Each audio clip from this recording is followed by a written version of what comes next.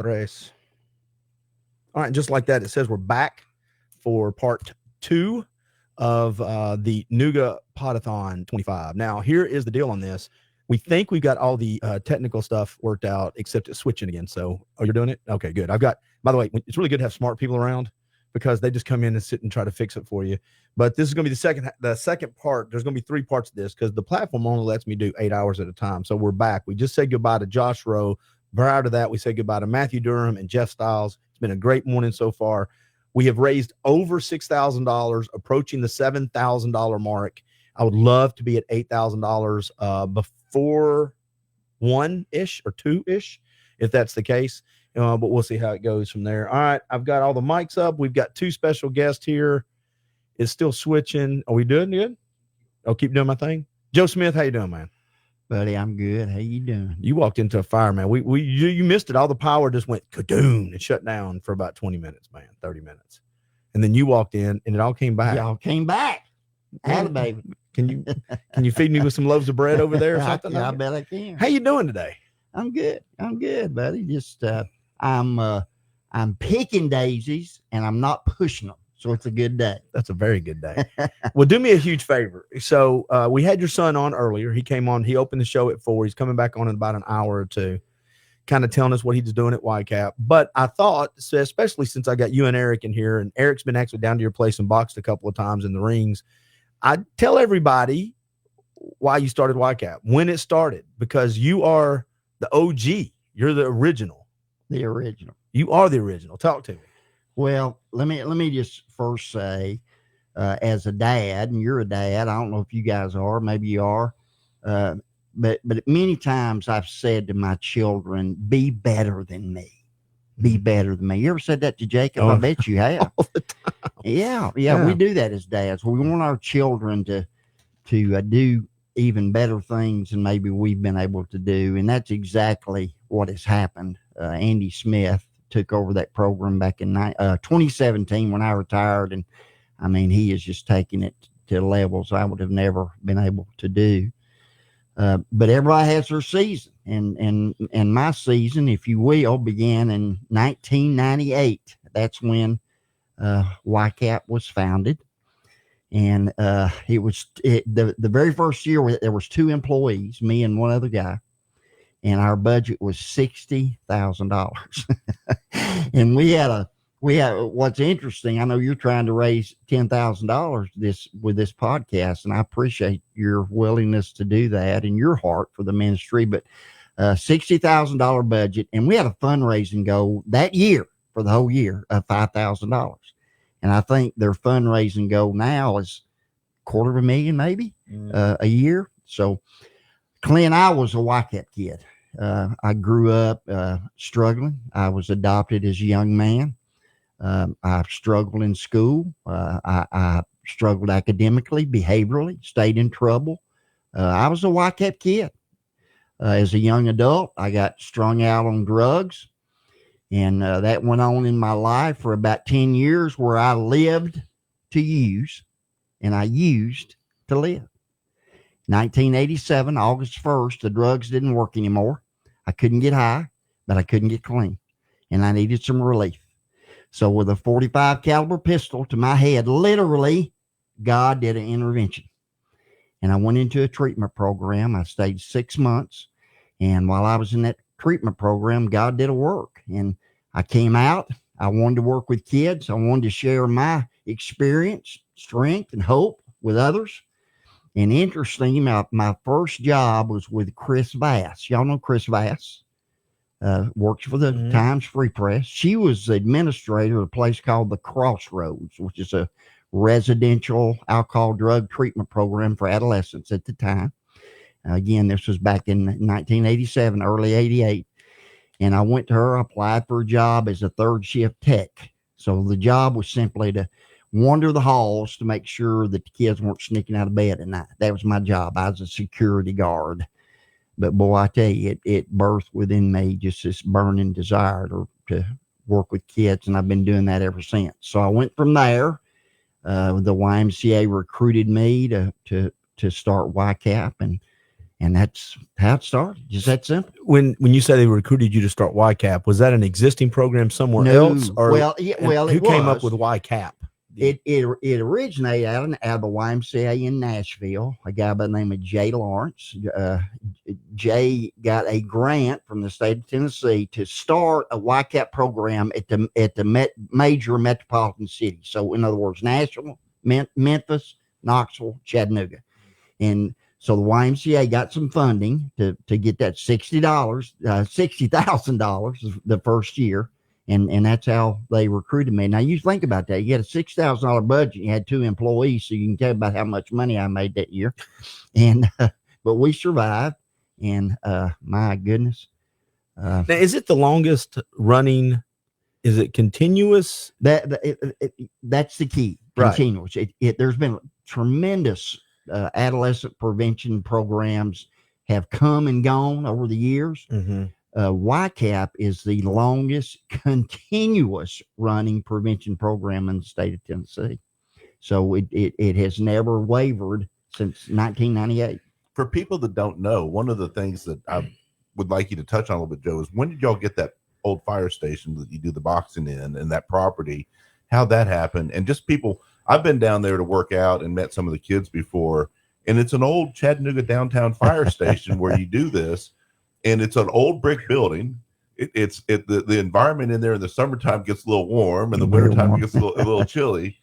Talk about that a little bit. How that setup It's happened. An amazing story. I was serving as a bivocational youth pastor at Lookout Valley Baptist Church, and we took that YCAP program. We were operating in North Chattanooga, and we took that program and moved it all the way to Lookout Valley Church. And we operate out of Lookout Valley Church. So we were picking kids up in the inner city, busing them around the river to Lookout Valley every day. Well, one day in the newspaper, this article, front page of the newspaper, showed up, "City to sell surplus property." That was the headline. And it had a picture of that fire hall. And I thought, oh, my goodness. Ron Littlefield was the mayor at that time. And I called Mayor Littlefield, and I said, Ron, I want that building down there. He said, Joe, you don't want that building? We're going to tear it down. I said, no, it's perfect. It's not on the east side. It's not on the west side. It's in a perfect location. It's on the bus line. I want that building. He said, let's go look at it. So we went down there. I'll never forget, we opened the door that day, and there was about 2 or 3 inches of water, one end of the building to the other. The sprinkler system, the fire system had froze and burst and flooded the building. And I mean, it was a mess. We looked around. I said, I want this building. He said, Joe, you're out of your mind. I said, I want this building. He said, okay. He said, you can have this building for $1 a year on a 20-year lease. But Joe, the city will not do anything to it. You know, if you want to lease it, okay. So that's what we did. Went to the city council, 20-year lease, $1 a year. Sometime later, a couple of years later, we had the volunteers come in, fix it up, and we started operating out there. Sometime later, roof leaking over here in the left-hand corner. We patch it. Roof leaking over in the right-hand corner. We patch it. Next thing you know, leaks everywhere on the roof. So I go to the mayor. I said, Mayor, look, we got to have a roof. And he said, Joe, remember, the city's not going to do anything to this building. I said, well, look, if you'll give us that building, I'll go raise money to get the roof fixed. So they ended up giving it to us. When I say us, giving it to the YMCA. That's who owns the building now. Gave it to the YMCA. So we started going out, asking people to help us repair that roof. Next thing you know, Lowe's come in and put a $50,000 roof on that building. And so now, you know, they fixed it up, and it's just amazing. And then they got a vision, as you know, to even you talking about what's about to happen. Yeah. I cannot wait till those plans are unveiled. That's going to be unbelievable. Yeah, that's going to be unbelievable. Right. Well, and to your point too, and I talked a little bit about this with Andy this morning. It is such a proof of concept when you have these big corporations coming in, and they're not just giving their money, they're giving their time, they're giving their resources. Like my cousin, little Tommy, his company redoing all that steel structure to hold all those bags. That's right. To them, that's what they're good at. That's nothing for them. They could have written a check. They could have, and it would have done a lot of good. But they actually saw, let's put some sweat equity. Let's do the one thing that we're good at, which I think is fantastic. You know, I've always said, when I've had people over the years would come to me and say, Joe, I can give you $50 a month, or I can give you 2 hours a month of my time. What would you rather have? I want your time, because if I get your time, you've been in that building. You come down there and spend a little time. Well, it's going to steal your heart, and you want to get involved. And that's what Tommy and them did. They saw something that was their passion, what they do. Hey, we can do this. So it's just amazing how all that works, Clint. And, even today, find out whatever your passion is, find a good nonprofit like YCAP and go get involved in Okay, well, let's be fair about this. This is my podcast. It's my idea. Yeah. You do something just like YCAP in another part of town. There's plenty of room for helping kids. Tell everybody about what you're doing and where it's at. Here's the thing. If they had paid me to do this, I wouldn't do this. This is my stuff. So I want everybody to know what you're doing too. Well, in 2017, decided that Andy was ready to take that program over, and it would never be his unless the old man got out of the way.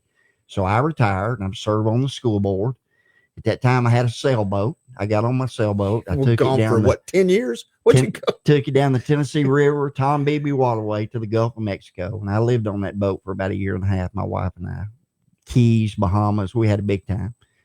And then we were coming back to Chattanooga the Friday after Thanksgiving. And I told my wife, we'd been on that boat for a year and a half.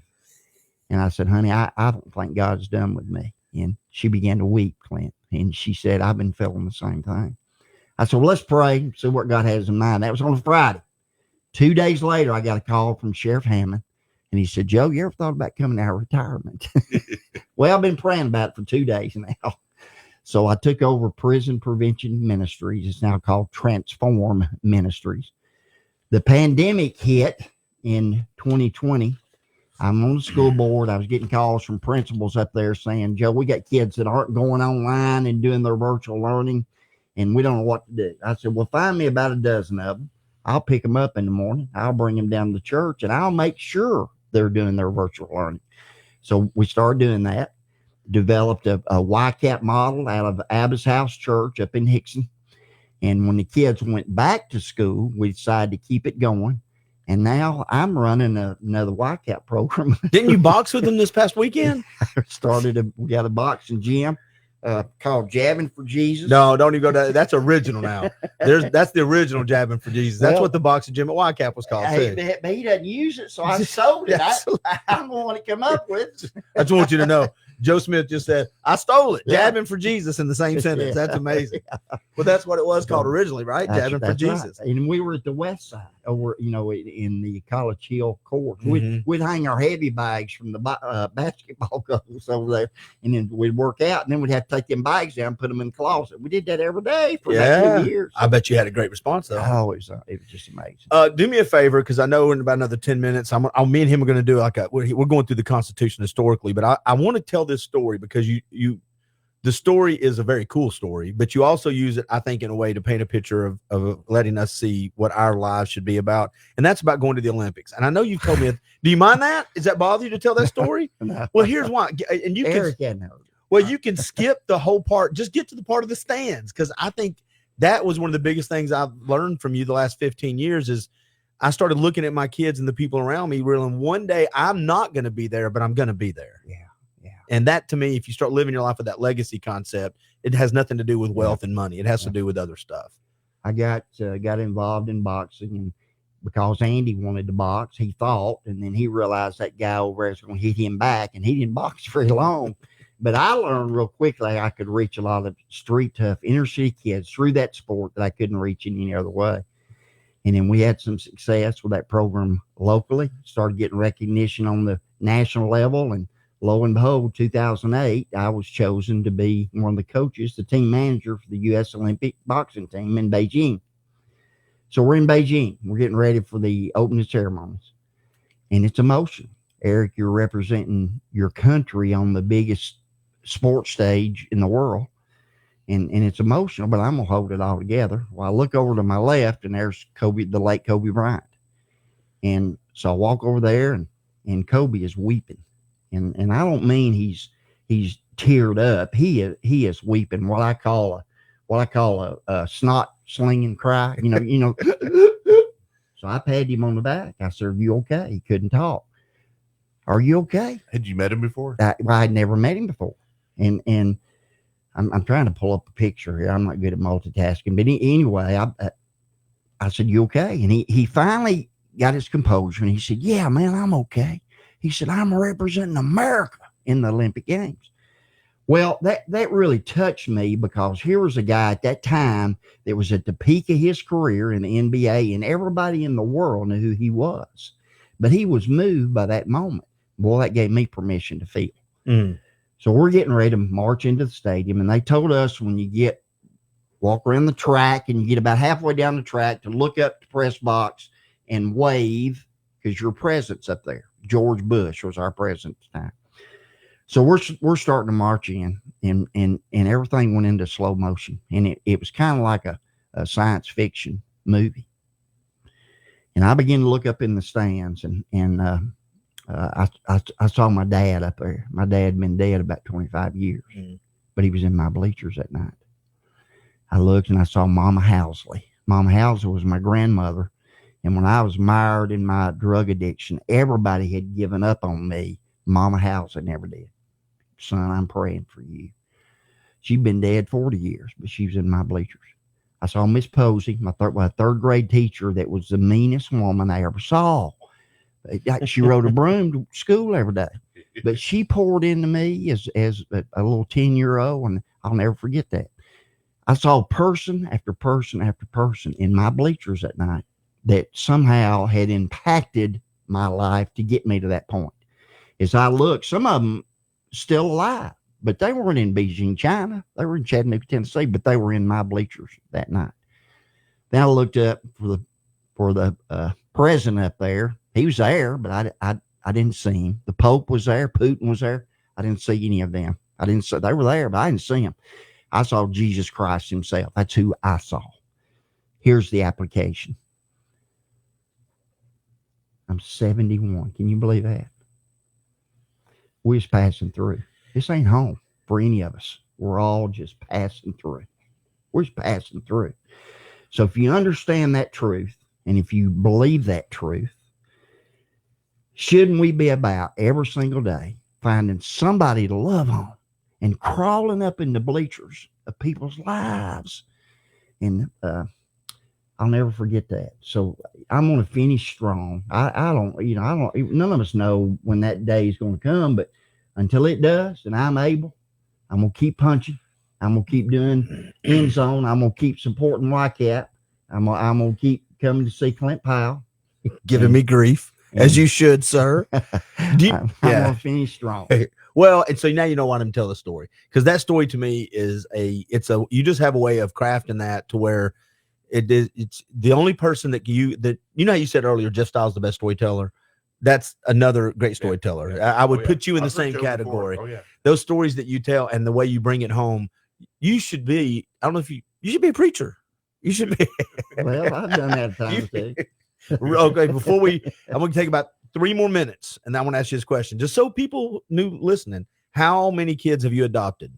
19. On purpose. You don't accidentally adopt 19 kids. You have intentionally reached out to 19 kids, pulled them into your house, and I love your Christmas photo albums.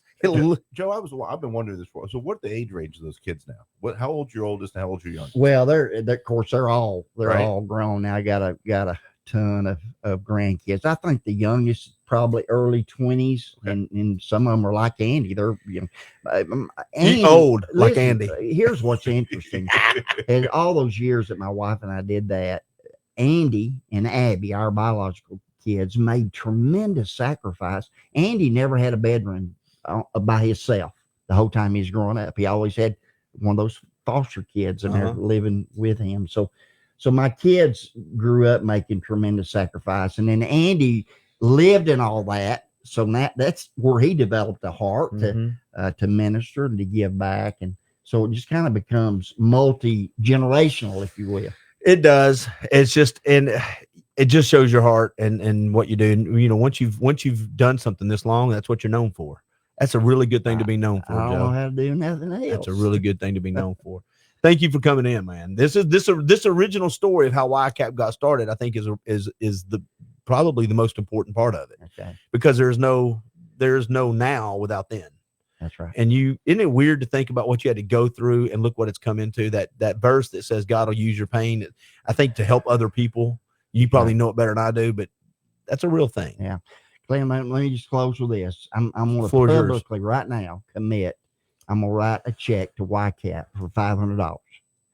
And I challenge anybody that's listening over the next 2 hours to match that $500 check. That's just silly. Okay. That's what I'm putting it down on my little journal here, man. Yeah. And I challenge anybody to match that. Charlie Hunt. I know you're listening right now. Charlie's got billboard money.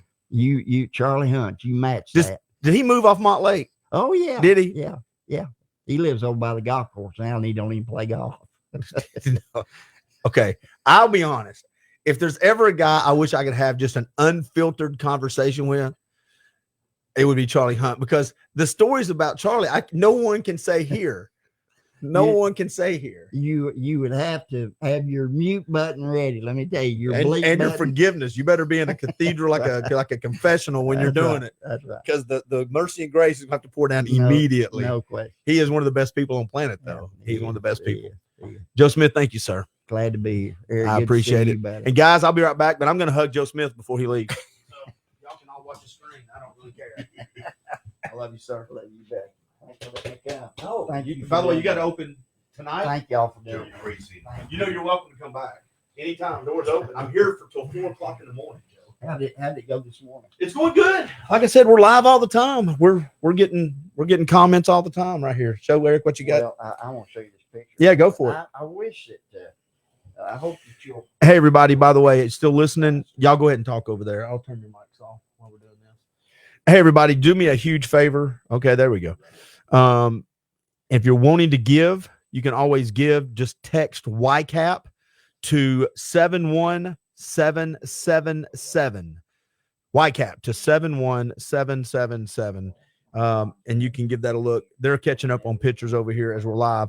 I want to do me a quick favor, though. I want to say thank you to my sponsors, Lori Monteith, Team Monteith with Keller Williams. Thank you, Joe Smith, Quality Tire, Dr. Jeremy Bruce, Whitfield Media Studios, First Lead You podcast, and Nutrition World. Now, I've given away a $300 Barn Nursery gift card. I've given away the Levi custom cheesecake gift certificate. The next one I'm giving away is, and then we're going to do our historical thing with Eric Buchanan. The next one I'm giving away, as I look for it real quick, we're going to be giving away 2 gift bags. I've got 4. I'm going to do 2 at a time. And one is from the Vascular Institute. It's got a $25 Amazon gift card and some other goodies. And the other one is from Alchemy Med Spa, which is a $50 gift certificate and a few other goodies. And there's some tallow in here that's made locally. So all you have to do is be the first person to comment and say Med Spa. If you say Med Spa in the comments, then we are going to give you that. I'll find a way of getting it to you. So hold on one second. I'm going to do a quick mute mic, and I'll be right.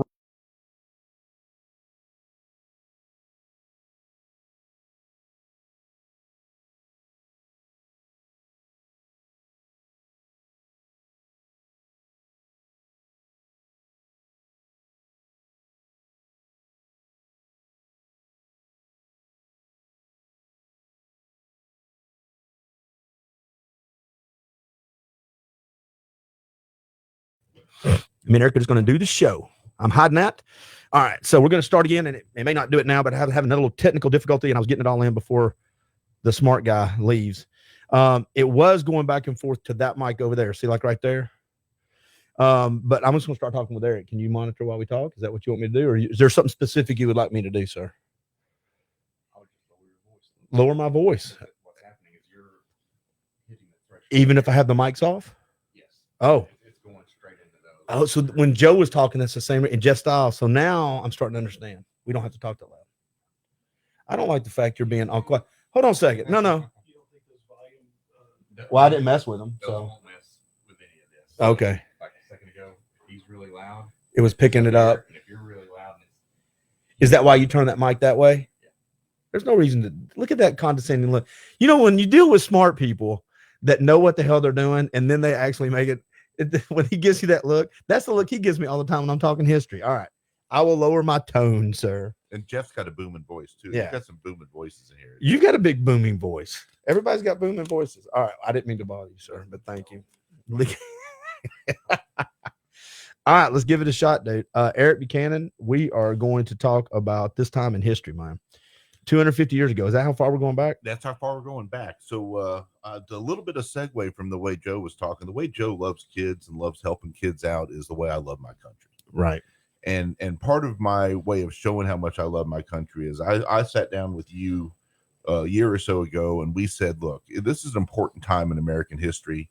There's a lot of current history going on, a lot of stuff we're talking about when we do our Of, By, and For the People with Matthew, and we talk about current issues. And then you and I have the other podcast where we're going line by line through the Constitution. We're about 110 episodes into that.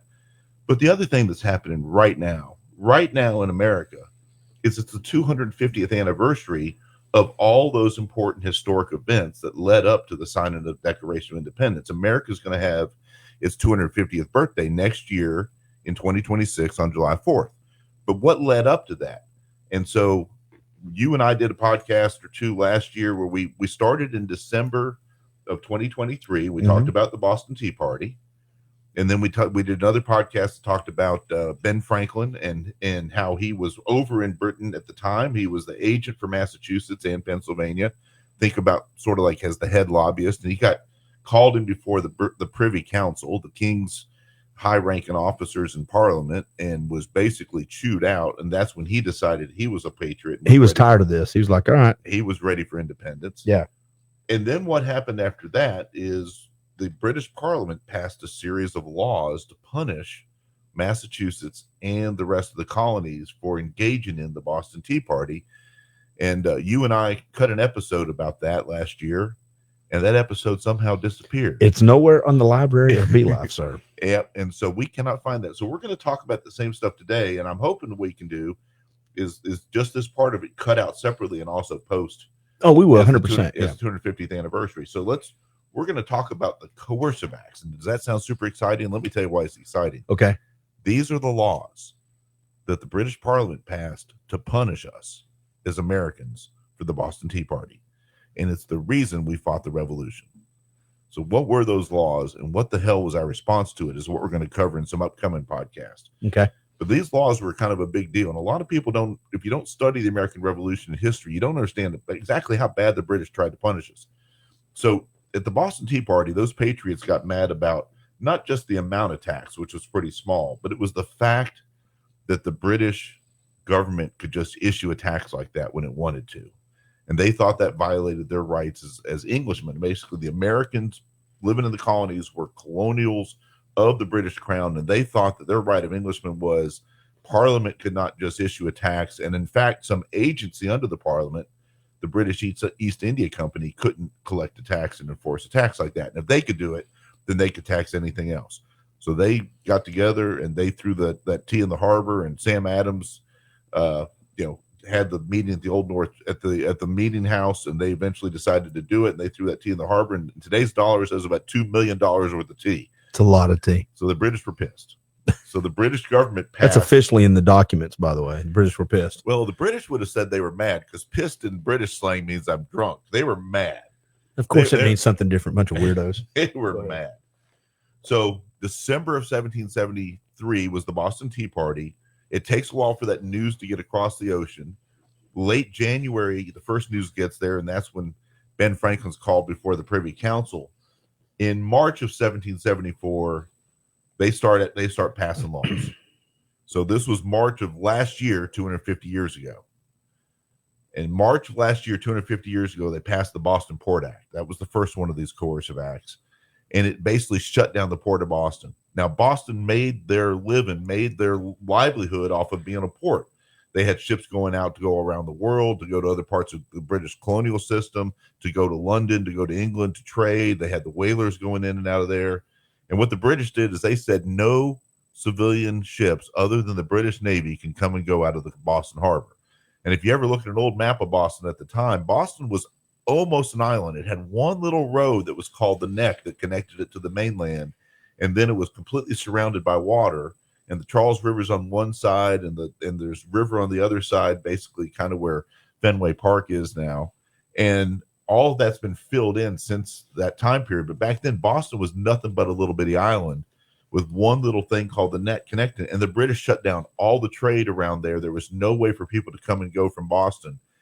And so the people of Boston, they had to go get permission from the British to go across the neck just to go buy food out in the countryside. But how are they making money to buy it? They've been shut down, and they're told, we are not, by the British, we are not going to reopen the port of Boston until the people of Boston pay back the $2 million or the 2 million pounds or pay back for all that stuff. So the port of Boston, the Boston Port Act, March of 1774. And what do the rest of the colonies think? What were the people in the rest of America starting to think? Well, if they can do that to Boston, they can do that to us. So this started the idea of the committees of correspondence, where they start writing letters back and forth to the different colonies, letting everybody know what's going on. Well, that's not enough for the British. They're still not getting Boston's attention, they figured. And fairly soon after that, in May of 1774, so 250 years ago last May, they passed the Massachusetts Government Act. And the Massachusetts Government Act totally takes away the right of the Massachusetts Bay Colony to govern itself. It becomes a crown colony. So the king has direct control over the whole colony of Massachusetts, what is now currently the state of Massachusetts and where the state of Maine is today. That was all the Massachusetts Bay Colony. So the Massachusetts Government Act revoked the colony's charter of 1691. So that's like an 80-year-old charter that they've been told you can govern yourself. So that goes away. The king gets to start appointing all the officers. The Massachusetts Council had been elected by the people of Massachusetts. Now it's all appointed by the governor of Massachusetts, who himself is now appointed by the king. So, yeah. And he's no longer a civilian. He is a military governor. It's General Thomas Gage is assigned to be the new governor of Massachusetts. So he's going to rule with pretty much an iron fist. You're not, it's all punishable by whatever he deems, and it's going to come down pretty hard. So Massachusetts just went from governing itself to now being a military. That's what I was going to say, yeah. Governed almost like martial law. In Boston, it really is martial law. So they got a general in charge that's been appointed by the king. They can't elect the state council anymore. And then on top of that, the General Gage, the governor, he gets to pick the judges and the sheriffs. Okay. So now the judges and sheriffs are all picked by the royal governor. The sheriffs are the ones who get to pick the jurors. So if you have a jury trial for a crime, the British accuse you of something, then you get to go in front of a jury only picked by the sheriff, who's put in place by the royal governor. The Government Act of Massachusetts of 1774 also said no more than once a year can you have a town meeting. Any meetings beyond that of more than a small group of people have to have permission of the governor. So no more chances to gather and complain about stuff. And then anything that's done to fight against that by disregarding an order of the sheriff or some other government official, then they allowed for not just punishment by jail, but also they had a treble damages clause where basically if you did anything to affect the British property or any private property that was under British protection, you would not only have to pay back to replace it, but you'd have to pay treble, 3 times the damages. So the next time they threw tea in the harbor, it would be $6 million they'd have to pay back, is what they were trying to say. All of that is just one other law that gets passed. And the rest of the colonies, what do you think they're saying, Clint? Well, okay, you said it once. If they're doing it, we're next. If they're doing it, yep. We better get in line because we're next. All right. Then the next law that was passed, also on May 20th, 1774, on the same day, was the Act for the Impartial Administration of Justice. Now, what that sounds a little complicated or a little technical, kind of legalese. What did it actually say? If a British official is accused of a crime of acting improperly when it's enforcing these rules in Boston or anywhere else in the colonies where where the British officer is doing his duty, he's entitled to have his trial in Great Britain. So any witnesses against him would have to travel all the way to get to Great Britain to pursue the case. The jury is going to be made up of people in London, not people in Massachusetts. And so it's going to be awfully hard to prosecute a British official for doing something bad. Yeah.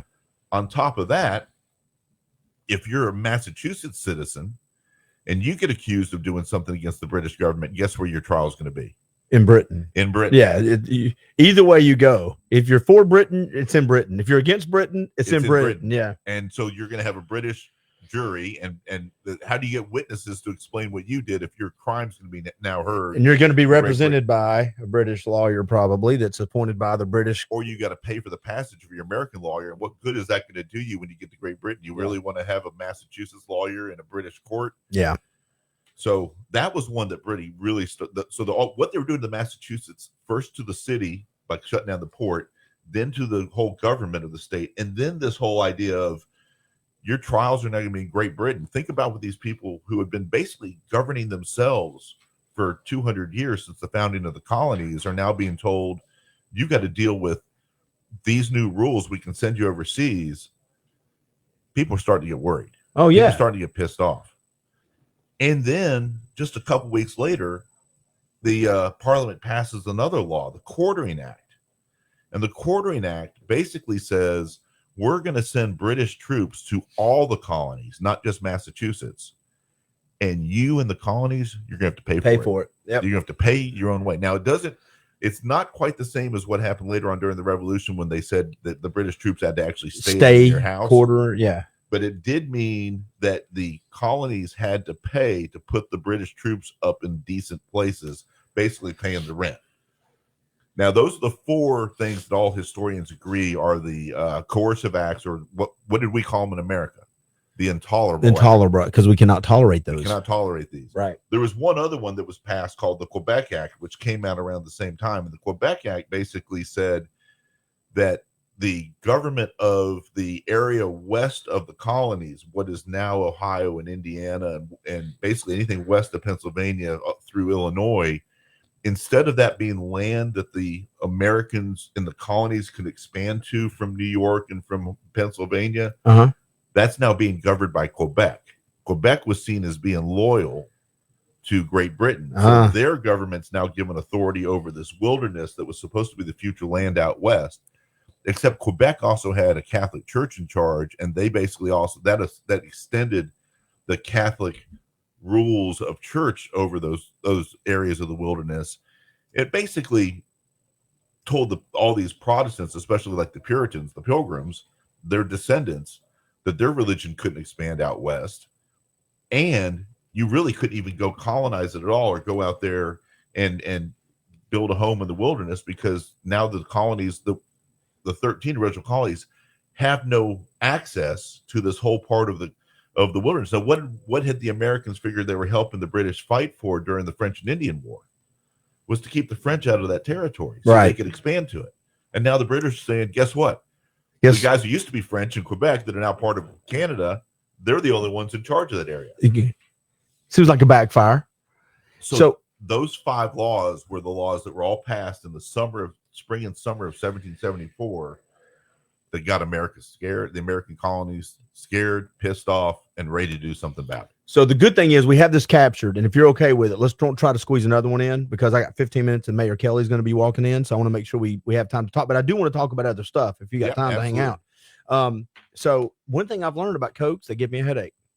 I haven't had one in so long. You drank a Coke? Oh my God! I thought you needed the caffeine. Oh, I do. No, I've got energy. I feel great. It's just so. But the good thing is, I brought so much ibuprofen. It's in that box in there. I'm going to go grab it. Real quick, let's revisit this. So that podcast, I'll put that out separate. It'll probably be Monday or Tuesday. I'm going to sleep tomorrow, for the most part. Yep. I don't blame you. Yeah. Well, and I combined that with the donut. I had 2 donuts too, so I'm just sugared up. But I do want to make sure that we talk about this. I want to say thank you to Grindhead Coffee. Where's my cup at? I've had 3 of these today. This is their mug. Check out that cool mug. Let's get to cracking. They are only been in town for about 5 months, and their coffees. I'm drinking the bourbon whiskey coffee in here.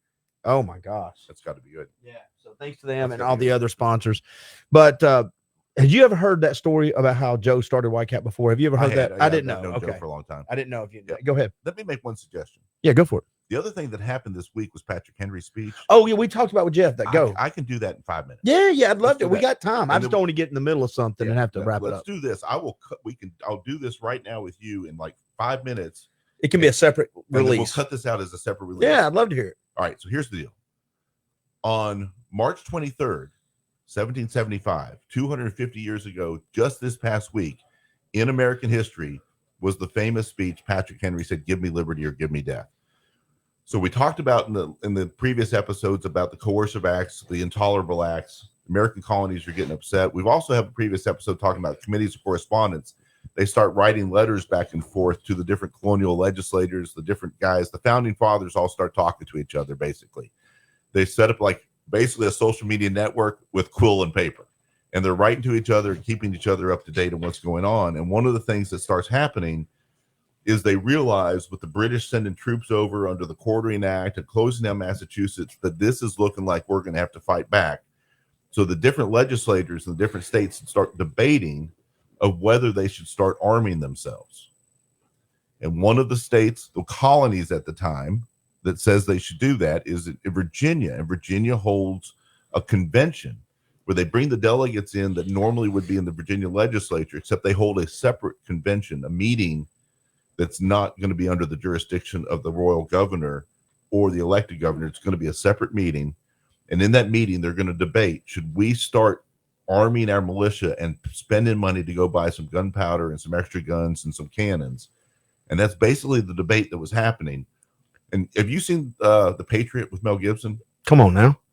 Yeah, I'm an American. I've seen that thing. Yeah, as much as you can imagine. So the next summer, the big debate is whether we're going to actually start fighting and have a war. And do you remember what Mel Gibson's position was when he goes and talks to the South Carolina legislature in that movie? Yeah, he was a delegator of some sort. And he was saying he's really in favor of peace. Yeah, because he had just fought in the French and Indian War. And so he's like, y'all don't understand what's about to happen. So if you can picture that there were honorable men in Virginia and South Carolina who stood up during these conventions in the summer of 1775 and 1776 and kept arguing, we don't need to do this. We need to have peace. War is a really bad thing. Well, in that summer of 1775, there were a bunch of Virginia delegates who wanted to not arm yet because they didn't think it had gotten to the level of that kind of a potential for war, and that peace was more important than getting a fight against the British Crown, to have liberty, to have our own country, to have freedom. And these delegates had good moral reasons for peace. Now, on the other side, there were delegates arguing, well, if we don't arm ourselves soon, the king's going to put in some new rules like they did in Massachusetts and restrict the import of arms. We won't be able to start stockpiling ammunition. We won't be able to stockpile stuff. And so the debate goes back and forth. And the side in favor of peace seemed to be sort of winning. Right. Then Patrick Henry stands up. No man thinks more highly than I do of the patriotism as well as abilities of those very worthy gentlemen who have just addressed this house in favor of peace. But different men often see the same subject in different lights, and therefore I hope it will not be thought disrespectful to those gentlemen if, entertaining as I do opinions of a character very opposite to theirs, I shall speak forth my sentiments freely and without reserve. This is no time for ceremony. Mr. President, it is natural to men to indulge in the illusion of hope. We are apt to shut our eyes against the painful truth and listen to the song of that siren till she transforms us into beast. Is this the part of wise men engaged in a great and arduous struggle for liberty? Footnote. He's talking about if you're going for the siren, it's the siren of peace. That you don't fall for the false call for peace. Are we disposed to be of the number of those who, having eyes, see not, having ears, hear not, and things which so nearly concern their temporal salvation? For my part, whatever anguish of spirit it may cost, I am willing to know the whole truth, to know the worst, and to provide for it. In vain after these things, we may indulge the fond hope of peace and reconciliation. There is no longer any room for hope. If we wish to be free, if we meant to preserve inviolate those inestimable privileges for which we have long been contending, if we mean not basely to abandon the noble struggle in which we have been so long engaged, we must fight. I repeat, sir, we must fight. An appeal to arms and to the God of hosts is all that is left to us. They tell us, sir, that we are weak, unable to cope with so formidable an adversary. But when shall we be stronger? Will it be next week or next year? Will it be when we are totally disarmed and when a British guard shall be stationed in every house? Shall we gather strength by irresolution and inaction? Shall we acquire the means of effectual resistance by lying supinely on our backs and hugging the elusive phantom of hope until our enemies shall abound us hands and foot? Sir, we are not weak if we make a proper use of those means which God of nature hath placed in our power. 3 millions of people armed in the holy cause of liberty, and in such a country as that which we possess, are invincible by any force which our enemy can send against us. Besides, sir, we shall not fight our battles alone. There is a just God who presides over the destinies of nations, who will rise up friends to fight our battles for us. The battle, sir, is not to the strong alone. It is to the vigilant, the active, and the brave. Besides, sir, we have no election. If we were base enough to desire it, it is now too late to retire from the contest. There is no retreat but submission and slavery. Our chains are forged. Their clanking may be heard on the plains of Boston. The war is inevitable, and let it come. I repeat it, sir, let it come. It is vain, sir, to extenuate the matter. Gentlemen may cry peace, peace, but there is no peace. The war has actually begun. The next gale that sweeps from the north will bring to our ears the clash of resounding arms. Our brethren are already in the field. Why stand we here idle? What is it the gentlemen wish? What would they have? Is life so dear or peace so sweet as to be purchased at the price of the chains of slavery? Forbid it, Almighty God. I know not what course others may take, but as for me, give me liberty or give me death. We don't write stuff like that anymore, man. We don't do stuff like that anymore. I mean, I know we do, but we don't really articulate ourselves in a manner that's that passionate. And I think what frustrates me a little bit, and I don't, of course, I've not experienced the military as a veteran like you, but that love of country, and I've said this a bunch in a clumsy way, and then we're going to go ahead and go to break so I can grab some aspirin before Tim gets there. My head is booming, man. I know it is. That sugar's got sugars on me, but I just want to say this. I say this all the time. I don't know how you raise a kid. I don't know how you're part of a church. I don't know how you're part of a company without wanting the company, the church, the organization, your child to have good self-esteem. Good self-esteem doesn't mean you accept all the bad stuff about you. It doesn't mean you applaud the evil. It doesn't mean that you relish the bad things that you do. It means that you empower them to push through the evils and still respect that you have a good enough heart to push through the bad, right? So I don't want my child to only sit around and talk about how bad he is. I want him to go, you're bad. Now you did something bad. Let's get better. Same with my church. Same with my company. It's supposed to be the same with a country. And with a country, you have this thing called patriotism. Patriotism doesn't mean we are you take a snapshot of us in time, and this is us. We're the best of all. We're perfect. Or we're the most evil thing of all time. We're a combination. And I think it's bad to raise the generation of adults and kids to where we're only the worst of us. And I don't understand that. So I am not as articulate, and I will never have anything that moves people like that speech. But when you hear it as an American, you resonate.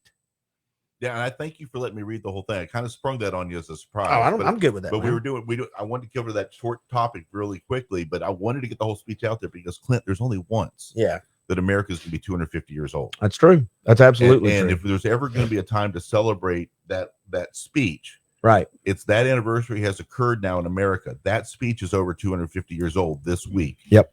And thank you very much for letting me give a chance to just read the whole thing so you can get the context of what Patrick Henry was talking about. No, you're good, but we are going to run to break if you're okay with that. I'm going to go ahead because we got Tim Kelly. Mayor Tim Kelly's about to be in here, so I'm going to bring these up. And what I'm going to do is mute the mics and give me about 5 minutes or less. He'll be walking in the door. I think they're just pulling in right now. And then when I come back, we'll have Tim Kelly. By the way, the Med Spa, if you type in Med Spa comment, you're going to get the gift package from Vascular Institute, which is a $25 gift card from Amazon, plus some other goodies, and a $50 gift card to Alchemy Med Spa. Just comment Med Spa. We've given away some others.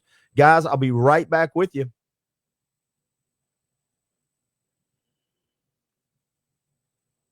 Or I'll sit here awkwardly till I turn it off.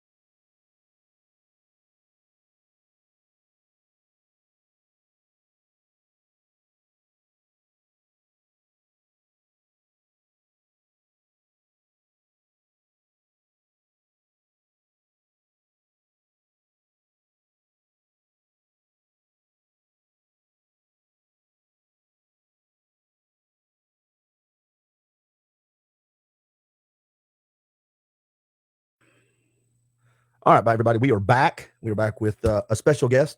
Oh, thanks. We got a bunch of comments, and every time I restart the thread, because every 8 hours I have to restart and resets it. So we now have the first comment. Real quick, we're giving away a package to Alchemy Med Spa, $50 coupon, and from the Vascular Institute, a $25 coupon. All you have to do is type in Med Spa. We've done the Barn Nursery, $300. We've done Levi cheesecake, custom cheesecake. That's awesome. And in a minute, I just got a text from Chattanooga Carriage. They want us to do a giveaway for their stuff too. So here's what we got though. Let me take the picture of the man off since everybody knows who he is. It's too late. Yeah, here we go. I'm just going to take that right off. Deep breath, because I'm now into hour 8. With a headache. Oh, was that Coke? I told him I love my buddy Eric, but he brought that Coke in, and that sugar's just sitting right there. I got it, brother. Eric had just left us. Mayor Tim Kelly, how you doing, sir? I'm great. Thanks for coming in. I always enjoy it. I Well, wouldn't miss the chance. I'm happy to help raise some money for a great cause. I know you're busy, and you used to go down. Didn't you? You've been down to YCAP. hell yeah. I worked out down there. For That's a while. what Andy says. Yeah, Now, yeah. when you go down to work out, are you hitting the bag and gloves? Or Oh, what? yeah. Yeah. I like that. Yeah. I didn't know that. That's good. Oh, I mean, I grew up boxing. So, yeah. Through the Golden Gloves, or what did you do? No, I went to this. I went to this now defunct camp. There's no telling how many lawsuits were filed. I don't know. I probably shouldn't say, but over in Western North Carolina, and there's all these memes out there about Gen X now. You and I are the same age, buddy. Let me tell you something. I mean, it's my kids couldn't even, nobody today would conceive of it. But I mean, you had mandatory boxing tournament, wrestling tournament. They'd get you up in the morning, some mornings, just by throwing a whole wad of firecrackers in your cabin and waking you up, and then get you out, make you run a mile. They would drag you behind an old El Camino through a field on a sled, like a Was it ski boot rope. camp? Did they Yes. send you to like the Merchant It was, Marines or some shit? basically. Pardon it was my run language. by an old Marine. It was run by this old Marine, and I mean, you talk about a hard ass. And of course, I didn't know any better. I mean, like every day, phys ed, like sit ups till you puked. I mean, it was that, right? So Yeah. it really was a good learning ground for politics. Well, among other things, Life, things. yeah, among other things. And riflery, that was fun. That's where I learned to shoot. I mean, it was the whole 9 yards. By the way, you should start a podcast, among other things. That's That's not a great bad topic. idea. I like that. And take off your mayor hat and just start another podcast. Well, That'd be good. we're in the second term now, so there all sorts of things are possible. Well, so let's do this. Last time you came on, we kind of had an update of how you like being mayor, the Mhm. challenges, the good stuff, the stuff that surprised you. Yeah. And we might get into some of that. I think Andy Smith may jump in here in just a minute. But one of the things I do want to do before we lose time together is we don't have to spend much. But there's a new designation about national parks. Yeah, National Park City. I don't know what that means. Okay, yeah. And people have asked me, and my friend Dawson has tried to Yeah. explain it. Yeah. And he does what you're doing. He talks now, Clint. This is what it means. Wow. So I need somebody to explain what that means and how is it good for Chattanooga. Okay. Well, again, part of the problem is, and it is a problem, it's a semantic problem because the whole concept started in London, England. And there, a national park city means something different. They're national parks. There are no state parks. It's just they're all national parks. And so it means something very specific there. I mean, we are only the third city in on this movement, but despite that, quite big. And the easiest way to understand it is, to think of ourselves as living in a big old park with some city in it rather than in a city with parks in it. Okay.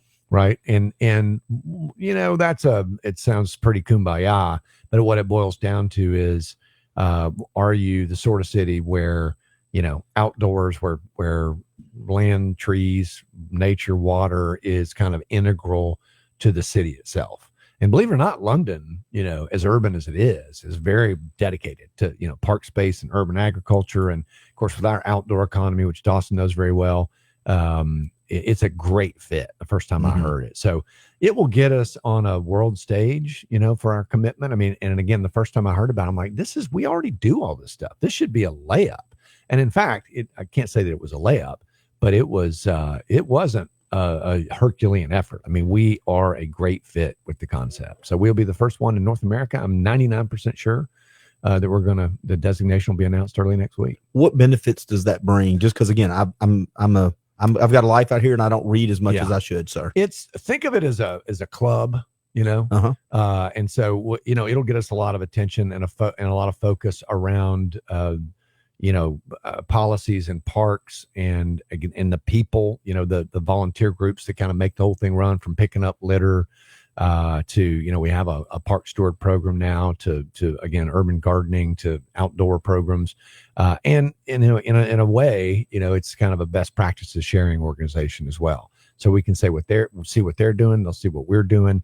And it hopefully in a sense, it's an organizing principle. It's a way, that we can think about ourselves. And I think, as cities go, I have the occasion to think a lot about the concept of, competitive advantage. It's a business school concept you learn, and it's true of any company. You should be able to ask yourself about this, about the podcast, about an organization, about a company, about a city.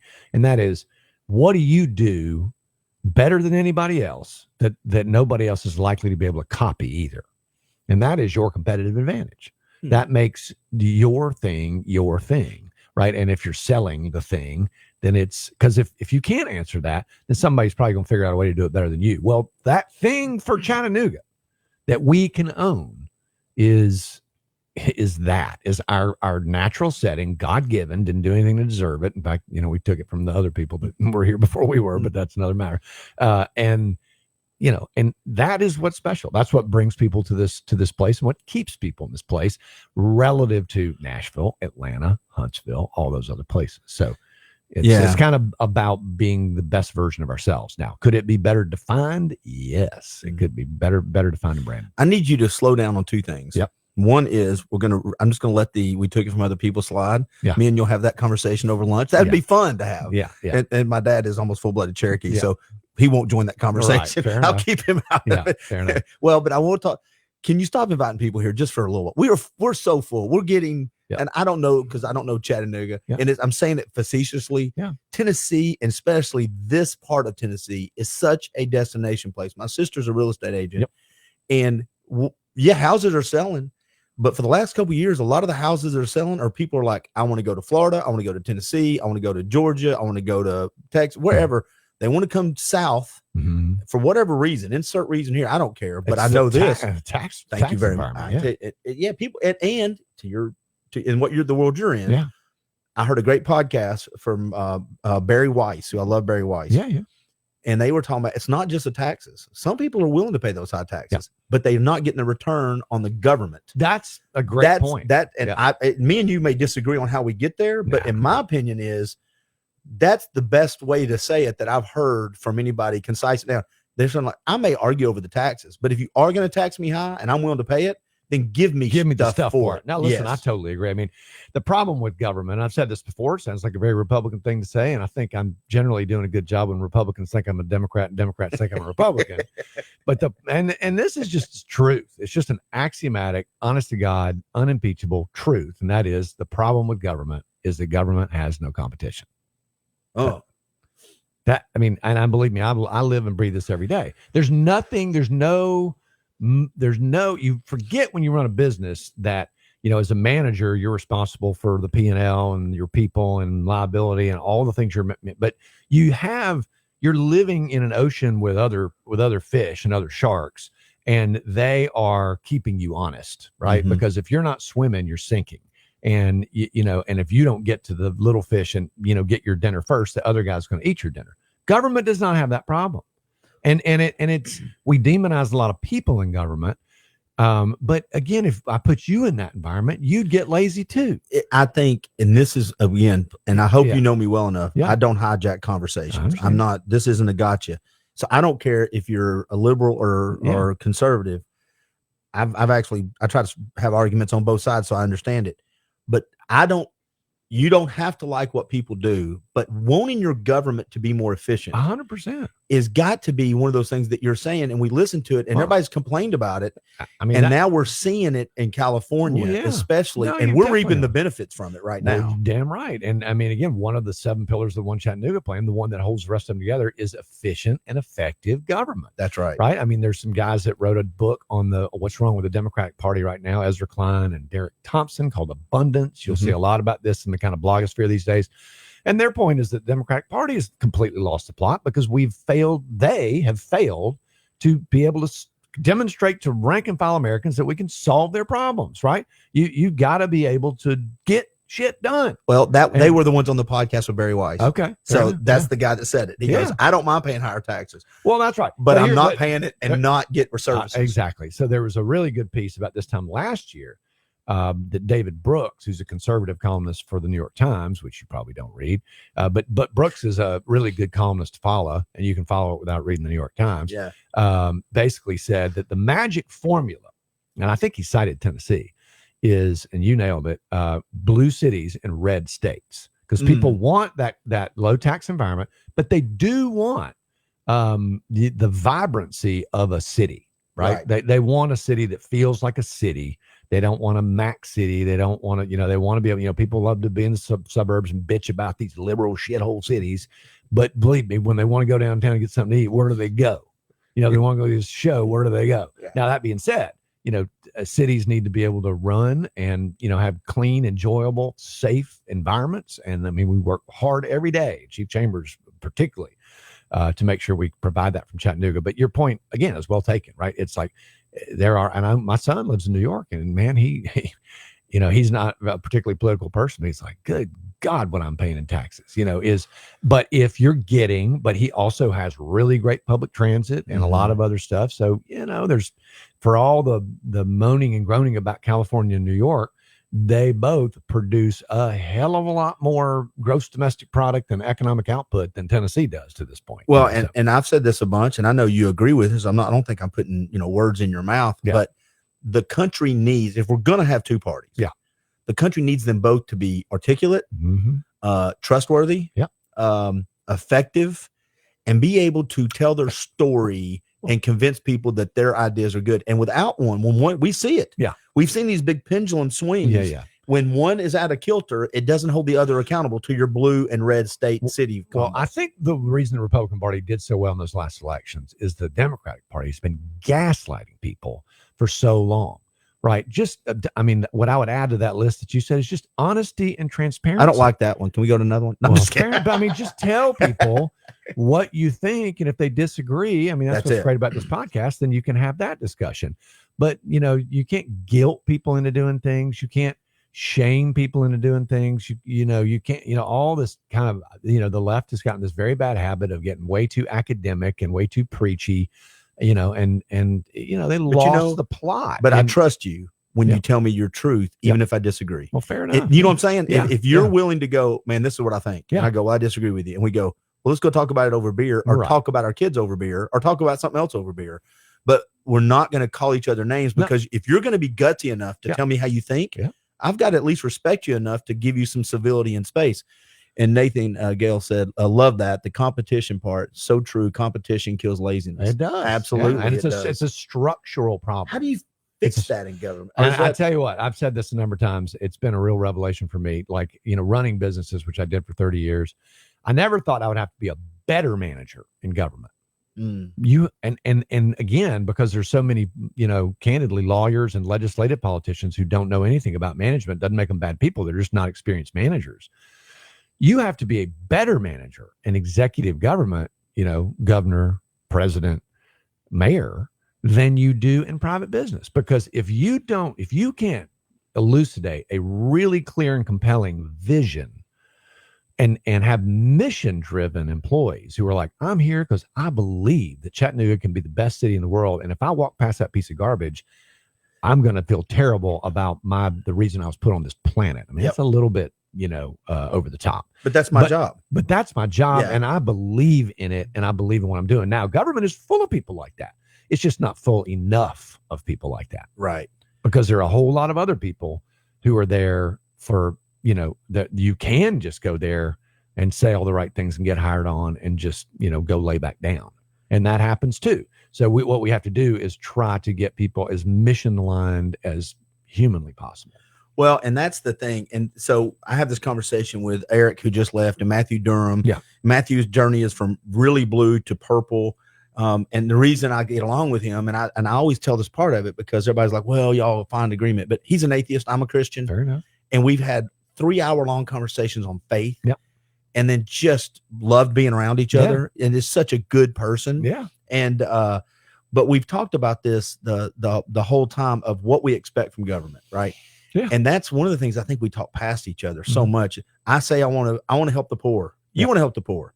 Now, how do we get there? That's the problem. I don't want to help the poor. I want to help the poor help themselves. That perfect Right. way to say it. Yeah. And we would all go yes. Right. And then the problem is now I don't trust your way to get there or my way to get. And that is so not American. That's not supposed to be the way it is. We're supposed to be able to go, here's your idea, here's mine. Let's take the best of both and go forward. That's that. I mean, look, our entire form of government was based on that. Yeah. I mean, go back and read the Constitution, go back and read the history of the founding fathers. It was, that's the way the whole thing's wired up. It was so obvious that I don't even think they didn't feel as though they needed to say it out loud. It's based on, the civic discourse. Read the Federalist Papers. Agree, yeah, right. Agree to, agree in good spirit. I mean, Adams and Jefferson hated each other, right? Yep. And they wound up becoming pen pals and late in life. And it's really an interesting story. But that's how you arrive, in a constitutional democracy at the right answer. Yeah. You have to making sausage is a messy business, but that's how you do it. I'm going to tell you something. We got a guest walking in too, but I'll say something to you real quick. Andy Smith, Hey, buddy. director of YCAP, the man himself. You just said something. And by the way, thank you for this conversation. This has been, I love these conversations because this is how you get stuff done. Right. And before we leave, I want to revisit the park on exactly when's it going to be implemented, what are the timelines. But I smiled when you said that's what the founding fathers would want with the Constitution. I watch these stupid videos, and I don't know why I watch them, but they're the man on the street that go up to college students and ask them questions. Oh, yeah. And they know nothing. No, They like sad. what state borders Canada, Asia? I mean, literally, that's one. But here's the problem. I look back to when I was 19. I'm not saying that I'm smarter than 19. I think I was. Yeah. But no, there wasn't a camera around to prove that I wasn't. Yeah. So I'm not really sure that if we did that with 40-year-olds right now, there would people that would. I don't know. I don't know, but it is shocking. I've seen all those. I'll tell you though. I mean, I went to college with a guy who's now quite famous, a comedy writer. I'm not going to out him on the podcast, but I'll never forget going back to visit his house in California when we were both in Columbia, Ivy League school. This guy I think he made a perfect score on his SAT. He couldn't point out Tennessee on the map. Because he came through the California school system. Yeah. I don't know what they were teaching, Foucault, I guess, but they damn sure weren't teaching geography. Didn't make him a dumb guy, but he didn't know stuff that he should have known. Okay, And so but you know what? Dumb is a relative term too, because my grandfather, Mississippi, illiterate. Right. He's the one that built the ridge cut. I say this He all could read blueprints. I say this all the time. We just like the Eskimos have like 17 words for snow. We need more words for smart. We really do. That's the truth, right? Smart and dumb, because I had a really interesting presentation from a guy the other day at Rotary Club who works in AI. This guy's truly brilliant, and he was saying, okay, the working definition of intelligence is actually the ability to rapidly process new information and arrive at the right answers. Essentially, it's not you can have a ton of knowledge in your head and not be smart, and conversely, you can be somebody who's uneducated and smart as a whip. Yeah. All right. Well, I was going to have another anecdotal story, but it'd be foolish to ask the guy to join us and then not let him talk. What's up, buddy? I'm here, man. I made it. I'm in the presence of greatness. Oh, come on now. Likewise. Both of you. Thank you. Yeah. You've changed clothes since this morning. Went to the gym, got a little workout in. Yeah. And, Did you miss working out with me this week, though? I did. Yesterday? I had to catch up on it today. Yeah. He holds the mitts for me. And I think I sparred a little bit a while back. We're going to get back to it, though. I think I'm ready. But what people don't know that our very own Mayor Kelly, that's where I met him, in our boxing gym. Oh, really? I'm gonna get back How in about there. that? I need to do, Guns and Hoses. I need to whip somebody's ass in there. That would be awesome. You talking about shutting it down? You talking about shutting it down? Well, I feel some Could be. challenges might be coming out Yeah, here in a could minute, be. baby. Yeah. Well, that would be shut. But I really enjoy it. I always have. Again, we never got to finish the story, but yeah, this camp that I went to, I had to box this same Venezuelan kid every year. I'll never forget his name, Dario Camusi. He had a shaved head. And and he and I wound up in the finals of our weight class every single year for like 6 years. And it went back and forth, you know. I mean, he was. Did you get the best of him a little bit? Though? Oh yeah. Yeah. No, I mean, I won as many as I lost. I shed a lot more blood than he did. I'll tell you that. He didn't. I couldn't make him bleed. I mean, but I didn't quit. That's for sure. They didn't stop the fight because you were bleeding back then either. No. And even an 11-year-old, they were just like, "Get it, boys." You know, it was that. Those were the days. You know? He was telling me about this camp from hell. Yeah. Camp Pendleton. Apparently, it was. It's called Deerwood. Yeah. Yeah. I'll have to do some Googling on Deerwood. I bet there's some documentaries. There probably are. There's probably some lawsuits and some documentaries. There's no telling. But it was a hell of a thing, let me tell you. All right. Well, Andy, so let's bring this in here real quick because you do have a good relationship with the police and the fire and the city. But just being new people tuning in, they see the mayor's face, they see your face, my face, whatever. They haven't listened. 30 seconds. What is YCAP? What do you do? And do we have any update on donations? I'm going to look at that in just a second. Oh, for the love of Pete. You've been buying me biscuits over here, man. YCAP Youth Community Action Project. My dad started in 1998. I'm talking fast, so everybody listen fast. Yeah, but we work with at-risk youth that are referred to us through the juvenile court system, principals, guidance counselors, teachers, but kids that are just beginning to act out. So in a sense, it's early intervention, prevention. And we have a variety of resources that we use to target those behaviors, but our staff is in the schools with them every day, sitting with them in class, networking with teachers, going to IEP meetings, all those things. And we have 3 locations. Most recently, downtown Central Avenue. We also have one in Cleveland. And then most recently, about 2.5 years ago, I guess coming up on 3 years now, through Mayor Kelly's initiative with the American Rescue Plan, we were able to open a 3rd site at the Chris Ramsey Center at the Brainerd. I call it the Brainerd Rec, but the Chris Ramsey Center. And that's targeting kids kind of in the Brainerd area. And, you know, the thing is, and our mayor can tell you this, but the needs everywhere, right? I mean, kids that are struggling, that come from difficult situations. And so for us, it's just trying to give them an opportunity to be the best version of themselves and sort of help them outgrow the adults in their life that's failed them. Yeah. Man, I'm a huge fan of this program. And you can thank Joe Biden for that one, by the way. I know that just kills you, Clint, but it wasn't for the ARP. We wouldn't have done that. Sorry, buddy. I got to give credit where credit's due. No, but I mean, again, full credit, you know, to Andy and the crew that did it. The money itself doesn't do anything, right, without people to put it to work. But man, you know, we talk a lot in our Office of Community Health about emotional health and mental health, particularly in disadvantaged communities, and that's where it starts, right? We're moving gun violence in the right direction, and people go, well, how do you get from here to there? This is how.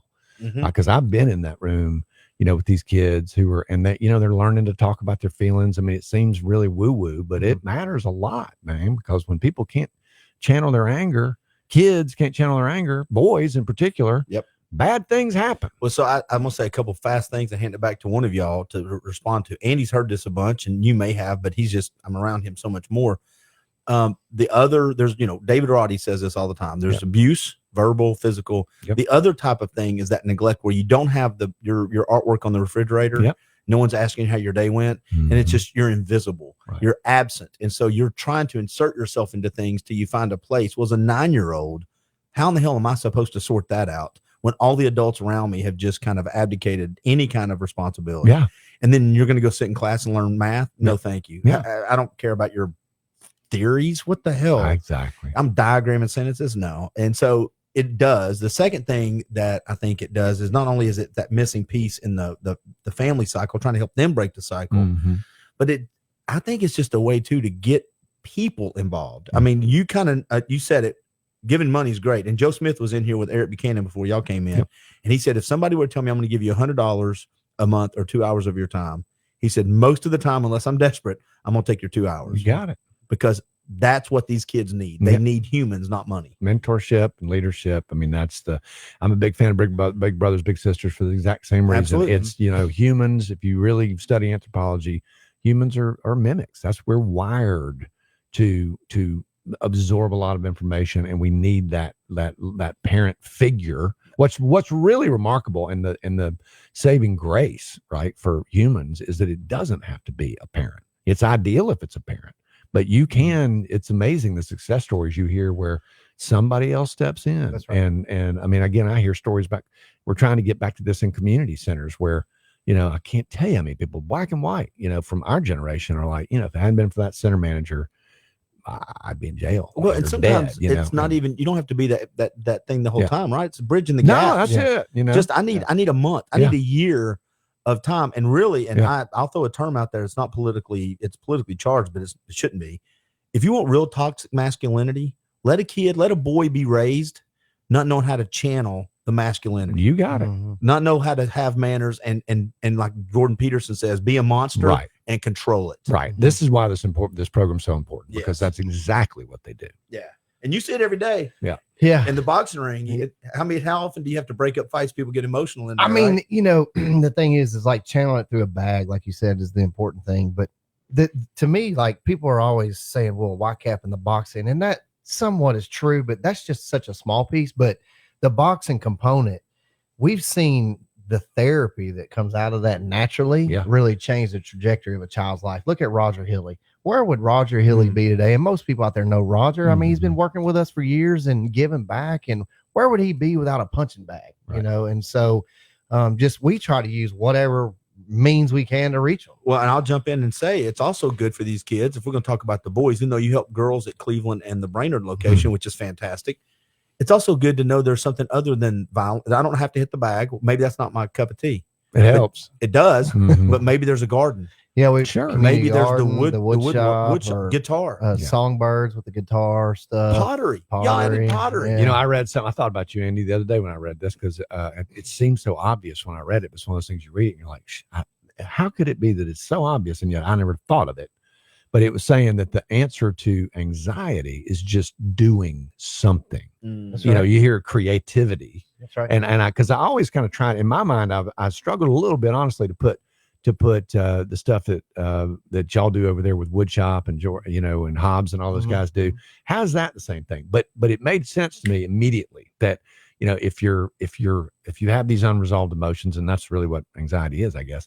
The best thing you do is just go do something. And when you say they're creative, they don't mean go paint a picture necessarily. It can be raking leaves, or carving wood. But there's something in the human brain that helps you process it that way. Well, and as a boy, again, I keep pulling it back to that Yeah. you're going to find something anyway. Yeah. Whether you do it intentionally, unless somebody like Andy or you grabs them and goes, "Come with me. Right. Let me show you. Let me give you options that you may fit into." Yeah. Your 10-year-old brain will go find ways to get Oh, active. if you've ever been around boys, that. Well, that's how you get kids who weren't going into be in trouble. Now all of a sudden they're in trouble. Well, and I say this all the time, and again, I think this is part of the reason we are where we are as a country politically, is that the pendulum swung too far back in the other direction.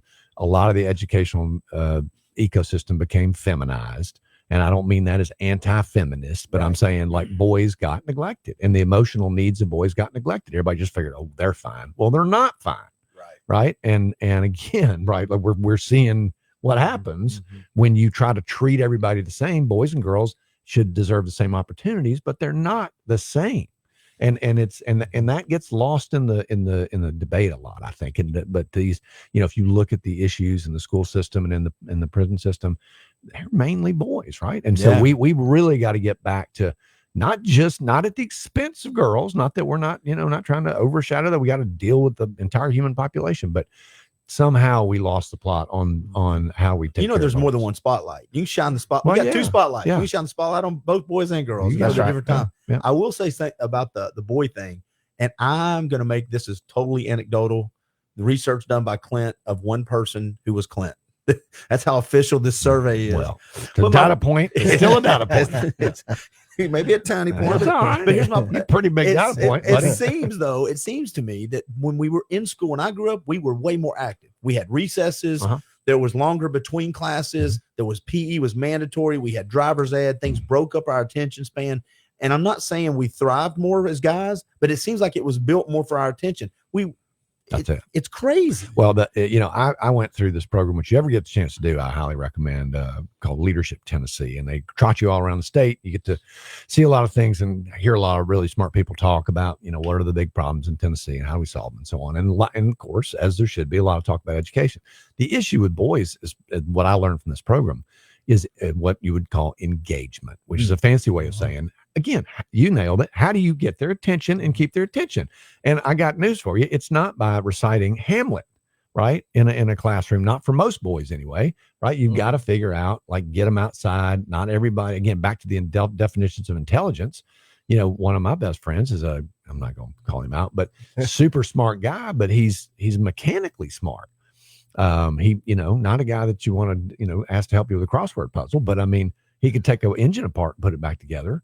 It's Yeah. a different form of intelligence, but we've got to be able to encompass all those, not just, every kid needs to be a Shakespeare scholar Well, and here's sit still that's it. while I talk at you. here's our template. Everybody go fit into it. And Right. that's not how that works. You got to see that too, man. Well, and Yeah. candidly, that happened, and I'm not the first person to say this because, a lot of men, for whatever reason, came out of the educational system, and again, nothing wrong with. I mean, again, some of my best friends are women in education, but I think the balance, the best way I've heard it put is, in the worst case scenario, we're treating boys like defective girls.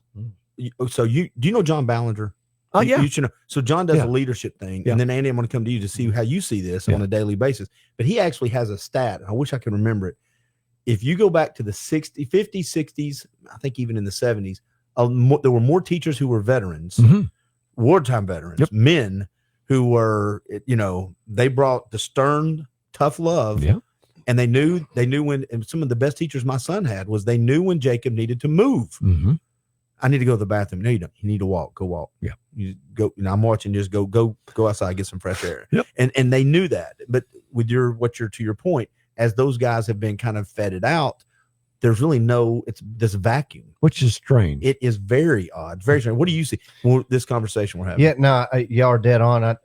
What Mayor Kelly's referring to, Tommy Hobbs and I both have done several studies and read a lot of research on boys' brains and girls' brains, and we all know how adults learn and all that, but obviously boys learn very differently. And to your point, Clint, about not moving your body and all that, to expect a boy to sit there 3-4 hours at a time to watch some teacher write on the whiteboard is probably not going to happen. Not for most of them. No. And then throw in, and I know this is crazy, but and some people's probably heard my dad say this before, but I love Podcast is that. a great place to say crazy. I love this. He says, in a world where we have never been more connected, Oh, right? We are more disconnected as a human race than anything ever. And so to me is like, you can walk down the street and see, and I'm guilty of it too. Yeah. Right. And so trying to manage all those things, especially with boys Yeah. these days, it's tough, man. Yeah, I sent my son to a school based off. Now my daughter followed him in suit, and my daughter they both adapt pretty well. But I sent him to a school based off how I watched when we did the tour. I watched how the boys acted, and I watched how they were talked to, and that was a big deal because every boy. I don't know how y'all were. I had ADHD, and my dad fixed it, but he fixed it. It wasn't medicine. It was something called the boot. And I'm not saying it was the right way all the time, I understand. but it was a way and it was effective. But the boys now have this, everybody seems to have ADHD. Yeah. And I think some of it is maybe chemical. I think some of it is the food we're giving them with all the sugars you and I were talking about. Yeah. I think some of it too is, damn it, they need recess, man. I'm I 10. think that's I right. need to go play pickup football and I don't need your rules. Well, Let us make our own rules up. yeah. Sorry. I know. Look, I'm No, on a tangent. no. Mayor Kelly's like, I'm not coming back on one of your stupid No, podcasts. look, you're right. You're exactly right. Again, it gets back to this idea I think that came up in the 70s, because I remember, we're the same age. And we remember when you were a girl, you could be like a nurse, a teacher, Yeah. and a secretary. That Yes. was it. Right. And it's good for sure. And so there was all this focus on girls need the same. Well, I think what was said was like, girls are the same as boys. They deserve the same opportunity as boys. They deserve the same opportunity as boys. They absolutely do. And we're there. Right. I mean, 100%. again, there are women that might come in here and argue that. I mean, there's still sort of a pay gap and glass ceiling. I mean, we not be entirely there, but as far as opportunity goes, I think we're pretty much there. But somehow, again, we got confused about equal opportunity being, treating them as though they are the same, and they're not the They're same. not the same. Estrogen and testosterone have completely different effects on people's brains. You know why I if you don't wanna trust think about people it that though? way. You know why I don't trust people that say this with kids? Why? If you've raised kids, Yeah. You know this. Yeah. Well, Christ. Yeah. That's Whenever I'm having this conversation, Yeah. I hear the opposite. I'm like, have you had a 13-year-old girl? Yeah. Have you had a 13-year-old boy? Okay, right. then shut up. yeah. Totally. Yeah, absolutely. Because they're different. You can train them how you want to. Yeah. But my son, I kid you not, my son, 10, 12 years old, I lost all our butter knives.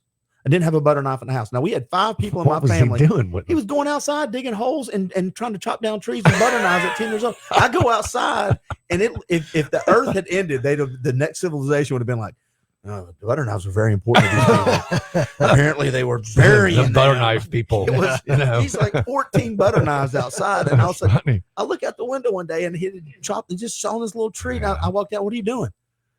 Why are all these damn knives in the yard? Well, that's a 12-year-old boy, Yeah. man. He's a 6th grader. He's out there having fun. Well, yeah, everybody's seen a 3-year-old boy pick up a stick and start trying to shoot stuff with it. He's never even seen, a gun. I got a challenge for you. Now, my daughter's a little different because Yeah. he's seen her. I take her into boxing. Yeah. She'll go Yeah. anytime. But I will say this: if you don't believe me, pick up 2 sticks with a 5-year-old boy, and you're immediately in a sword fight. Right. Yeah. 100% of the time. Right. Mhm. And that's kind of when I bring this up about all the stuff you're doing down at YCAP. This is what you're trying to bring out of them. You're just letting them know there's more than just what you're going home to Yep. to pull that out of you. Yep. You're just filling that vacuum. That's it. Just trying to give them opportunity to be the best version of themselves and use whatever resource that we have available to help them achieve those things. And I'll tell you, the thing that struck me about it is just, and it seems so obvious and simple. I guess we can thank Oprah for the concept of emotional intelligence these days. But I'm halfway joking. But when we were growing up, you just didn't talk about your feelings at all. But it's important to talk about them. And watching these kids they don't think they're in therapy, but just saying, well, how do you feel about that? And having permission to, it's not shut up, boy. That's huge. Yeah. Just the ability to talk about it and not be shamed. Well, for and talking about the way they feel about stuff. And it allows them, if I were to compare it to raising a daughter, just from my perspective, it also allows them to know they can set expectations and boundaries. Right. As a man. Yeah. Mm-hmm. When you get older, the reason I kind of referred to toxic masculinity earlier is because if I don't know, if I've never been around other men, iron sharpens iron, whether it's in YCAP or a family member or a coach, Yeah. if I don't know what that healthy looks like, then I am going to be an emotional responder to my wife or whoever I'm in a relationship with. That's right. I'm not going to be healthy. And then everything's personal. And then all of a sudden that's toxic. Right. And that's the bad element of masculinity we don't want. You got it. And that's why I know we keep going back to the boxing. It's not all that. I think everybody, even adults, and some adults, I'd like to do this with them. Put your foot in the tire. Have you ever seen the foot in the tire drill they do down there? Yeah. We shouldn't talk about that. Oh, no. Okay. I just sometimes get nervous. I mean, when you're dealing with 40 kids at a time and you're, that foot in the tire. That foot in the tire is a different beast, man. Yeah, It's a different totally beast. get it. Yeah. But really, real quick, I think what's really cool is to see those kids. They'll compete. They go out there and they box, their opponent. And at the end of it, one of those kids get their hands raised. And for that split second, that kid is like as high as he can go, and he feels like he's on top of the world. And to me, those are the memories and things that they'll remember. They'll be forever ingrained in their brain forever. Well, and the crazy thing is, if you've ever been in a boxing match, and everybody that's seen a boxing match knows this, 9 times out of 10, even if you got your ass whipped, you're hugging it out. That's right. The guy that lost somehow is relieved that he didn't die. Probably. Right. I don't know how. They're or why in the it corner works, but it playing does- together. but it does. after. Yeah. Oh, absolutely. Super cool. Well, and the flip side is there's so many opportunities from losing Yeah. that you then get to do as the mentor. You got But by it. the time I'm 20, losing my job, not a big deal. No, What I'm bankrupt. Well, we'll come back, sweetheart. We're good. That resiliency Bing, you starts touched- when you're 7. That's the word. That's it. 6. That's it. And over and over again, studies show that is, it's not intelligence. It's not even emotional intelligence. Resiliency is like the most important quality. There's a famous Chinese proverb: fall down 6 times, get up 7. Yeah. And that's that resiliency quality. It's the only thing you teach a kid, because again, you've heard the saying, if you're going to be dumb, you better be tough. That's okay. You'll Couple learn country songs eventually, about that, right? yeah. Just keep getting up. And, you may be a slow learner, but you will be a learner. You Either know? that or Yeah. other people have had their record with you. Hell yeah, I've true. had that. Yeah. Who do you want to fight? You. Wait a minute. Yeah. That's not funny at all. Yeah. You got a donation update for us? That's you, what I'm pulling you up don't, right man. now. You're, No, for a guy, it's- I've been hungry for this all day, man. And I know we're at least at 6,500. I think you're over that now. Okay, because I know we had 5 something. I'm gonna And, have to do some math in my head. We had a well, look, you went to Macaulay, dude. I'm public educated. Nobody's perfect. Oh, You know. for the I knew that was best. coming. I forgot. Yeah. I knew at some point Yeah. that was coming. That's the- there you go. You walked right into it. Yeah. This is It's okay. We got till sunset. Yeah, I think we're close to 7,000, best I can tell. Woo. I'm doing the Macaulay you want to math. hand it off to I'm good. I, Hand it over here to I was Baylor. not a math major either. Don't worry. I couldn't resist. I have to talk it out loud. Carry the one, divide it. It's- Yeah. You know what's really weird about this? This is a great conversation, and we'll wrap it in about 10 minutes. Are you I'm okay good. with that? I'm good. Yeah. Yeah, but I'm going to forecast. We got Marty Ray that's going to be coming in on video from Nashville. He is a singer and songwriter, and then Lisa McCluskey is going to be sitting in here with him on that one. Okay. You were just saying something, and I lost my train of thought because I'm an idiot and tried to do 2 things at once, and I lost it. But it was going to be really good. I can't remember what it was. What were we talking about? Well, I just want to say this because Oh, I don't Matt. get to I don't get to talk much to Mayor Kelly. He's busy and life's busy, but just very thankful. You know, being able to have a mayor that has a vision for city to work with nonprofits, because you don't see that a whole lot, you know, and it's just been a really cool opportunity working with his team over at the mayor's office and continuing to try to help that community in Brainerd. And so thank you for, Well, you're welcome. you know, helping us. Well, I mean, again, it's right there in the plan, in the One Shot Nooga plan, but we can't do it inside City Hall. Again, the other That's thing, the government a lot of times gets on a power trip and says, well, we're here to solve all your problems. Well, we can't solve all your problems. I mean, what we can do is be the convener and the problem solver of last resort, but we have That's to right. work with the community and nonprofits in the community to solve problems. Yeah. Right. So but my staff is not confused about that. Super I just cool. got a text from Dylan. Dylan Rivera. He said, "Hey, I'm going to come on with Tay Davis tonight." So you Yeah. and him, I guess, is Yeah. Dylan coming in with you? Well, Dylan? here we go. And that's Come going on. to be, you're going to be in right around, I got Chastity Snowden, CrossFit, world competitors coming in. That's awesome. Yeah, my girlfriend's going to be in tonight. We got the Okay. people from Our House Studios. Dawson is coming in.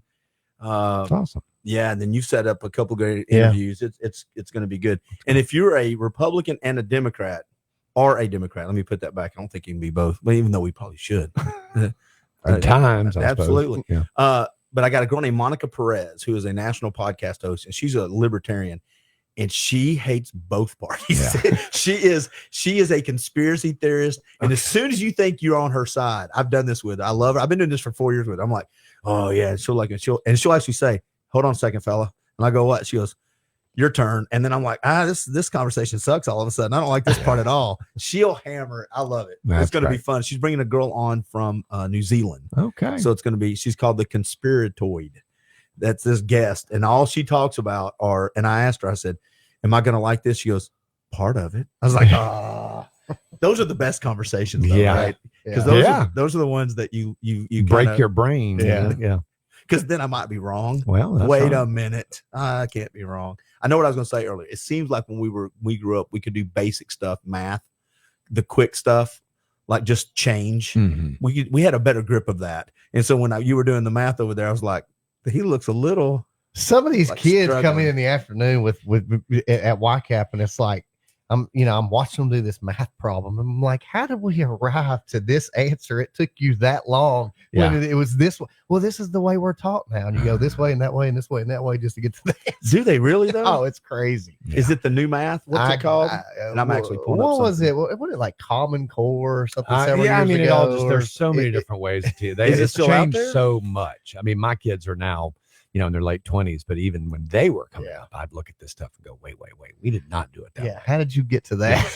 So Well, and just to be honest, even the stuff I kind of understood, I didn't understand. Yeah. I mean, like they would You be thought like, you understood. yeah. oh, thank God for YouTube and Google. I was a genius.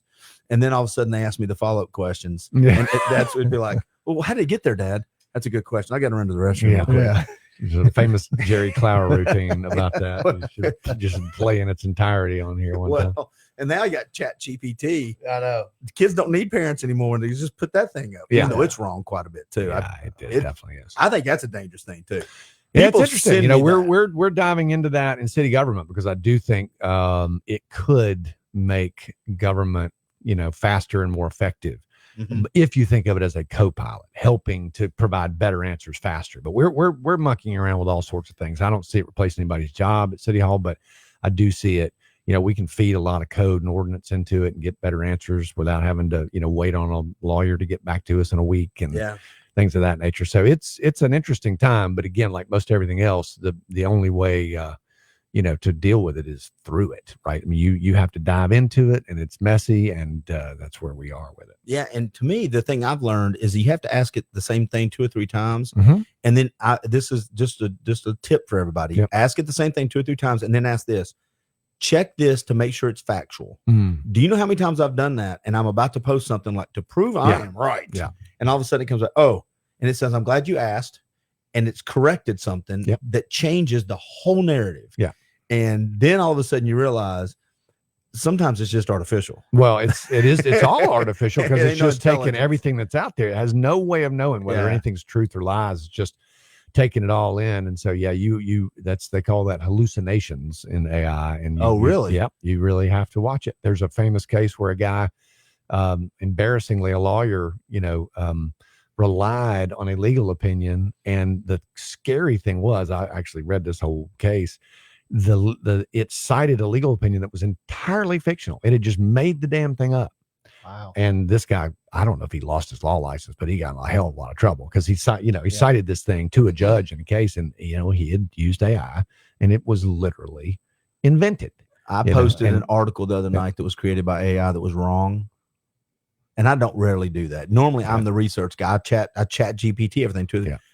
And 3 of my good friends, it pissed them off. And Yeah. not just, it wasn't a pissed off like I'm mad at you. It was a disappointment, like, because the article, and I just removed it, and I'm waiting till the weekend. And it wasn't a personal thing. It was just more of, What was it? I'm about, better. if you It was don't mind me Elon asking? Musk. It was Okay. Elon Musk. It was helping people. And I was Mhm. like, and because I did a whole thing about charity, and that's real. I looked Yeah. this stuff up. Yeah. So I just was, oh, that must be true too. Lazy brain, Yeah. oh, it's a self-echoing chamber. Right. And I read it, and then I went and looked at it when they started posting. How disappointed I'm like, oh wait, oh shit. Mhm. So, and I've done that twice in the Yeah. last 2 years. Gotta Mia watch it. Copas, it is, Gotta and watch it. guess what? Everybody's gonna do it. The thing is like what I'm seeing is if you're not using it now, you're already behind. You got to start trying. You got to start. It's just like when these phones came out, Yeah. these smartphones came out, you know, and I can tell you this, my wife's a nurse practitioner and she's been to a couple of the continuing ed stuff that she has to do every year, but the AI in the health field is becoming a real thing. The Oh, surgeries and, you know, treatment plans. Well, and all the that. good news there used to be this great thing that our my service manager posted on in the old mimeograph days. He'd have it up in the, you know, over the coffee pot. It's like every year, you know, General Motors produces, you know, 20 new models, and every year the mechanics have to go out there and learn every, you know, mechanic. And yet, you know, but the human body hasn't changed since God invented it, and yet doctors are making $500,000 a year, and we get paid $15 an hour, right? But relative to AI and healthcare, it's kind of true. Human body's a human body, hadn't changed, won't change. And so as far as what's out there, it's actually a pretty good target for AI because disease is disease, and dysfunction and you know, it's less scary in some ways. Go cure cancer. There's going to use it to try to find solutions to that stuff. That we're such idiots now, though. The problem is, are we going to trust it? You know, if Tim comes out with it, I trust it. If Andy comes out with it, I don't know about that, Andy. Well, the Look at that. combination of Where's that? AI and quantum computing, when you know we're starting to really get serious here with that, it's really gonna be something. You know, decoding proteins, and I mean, that is probably the most exciting thing about both of those Yeah. revolutions is that it will cure a ton of diseases. Listen, I'm all for this. The national. Say what it is one more time. The park. The National Park City movement. National Park Mhm. City. I'm all for it. I don't want to be a Terminator City. When you start combining quantum physics Yeah, or no, computing with AI, I don't want. I've seen the movies. Don't do that to me. it ain't gonna. It's not that. All I've We got's a don't have shotgun. like an accelerator, anything like that. I no. can't. shoot through titanium. And there's nothing. The National Park City thing is not. We don't have to do anything. We're not going to build anything Yeah. new that causes. It's just a way. It's an organizing principle, a way to think about ourselves that kind of informs, our commitment to parks and green spaces and green ways and things like that. and it's going forward. affirming a mindset we've had. That's it. I mean, it's not like if this goes away, we're not this. No, not at all. Yeah, more green the better downtown. 100%. Yeah. I would challenge some other stuff about. I love bike lanes. We just need to have both. We need to have cars and bikers learn how to drive them. Totally agree. Yes. And I mean, like I've said, we've had this opposition where it's one or the other, and I do not accept that. There's an absolute way to make it work to both parties' advantage and be, and work fine. Yeah. Will either party be entirely happy? No, but they can be made to get along. Fraser Avenue is a classic example of that, right? When we first did it, it was not working because they hadn't timed the traffic lights, despite the restrictions, which I learned much to my dismay. And that got fixed. And, we're going to continue to tweak it to work, but it absolutely can work and will work. And the first Just gotta iteration do of it correct. anything is this podcast had a 40-minute Yeah. screw up today. Guess what? Next time it'll be something else. Yeah. If you just quit every time something doesn't work the first time, we're still fires and building rocks and tires. All right, we got to roll. I got Marty Ray coming on along with Lisa McCluskey, and I don't know, maybe Rich Mazingo might be dropping in. It may be a full house here in just a minute. And am I going to get an update sometime this afternoon? Oh, absolutely.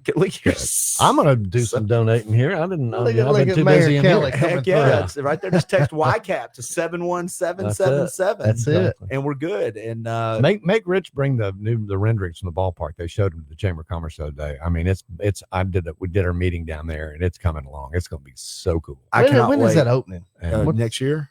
yeah, later this year. Yeah. Yeah, Wow. I mean the structure will be finished. Can we get they that won't play group- ball there till next No, year. but can we get that group to finish up 75 real quick? That's- Whoever's that's doing Speaking of call which- your state I know. representative. Mayor, That's if you- TDOT right Mayor, there, if buddy. you're going downtown, By the way, that response is a canned response. He's been answering that now. Shit. I drive that every day. But listen, if you're going downtown, don't go the interstate today. No, I'm not. It is dead standstill Brainerd from Road. Lookout Valley to Yeah. East Brainerd. All Yeah, right, well, I don't go anywhere without Google Maps or Waze anymore. this traffic is brought to you by Andy Smith and That's the good right. folks at YCAP. Mayor Kelly, I really appreciate the time. I'm always happy to come This back. is I a enjoy it. fun conveation. Great to see Andy, Andy. thank you, Yep. buddy. Absolutely. Thank you, Mayor. Yep. Appreciate Good to you, see sir. buddy. Yeah. All right, everybody, we're going to be right back. We're going to take a quick break. I'm going to do what I've got to do here and say hi to some new guests, and then we'll come back with Marty Ray and Lisa McCluskey.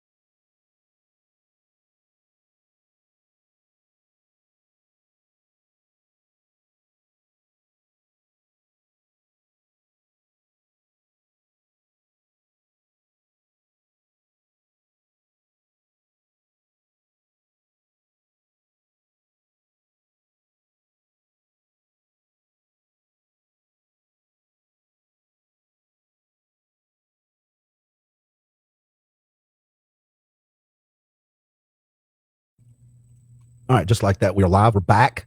Took a little break. And the great thing about podcasting, especially this kind of event, is you got to be flexible. We had a little technical hiccup earlier, 35-minute hiccup.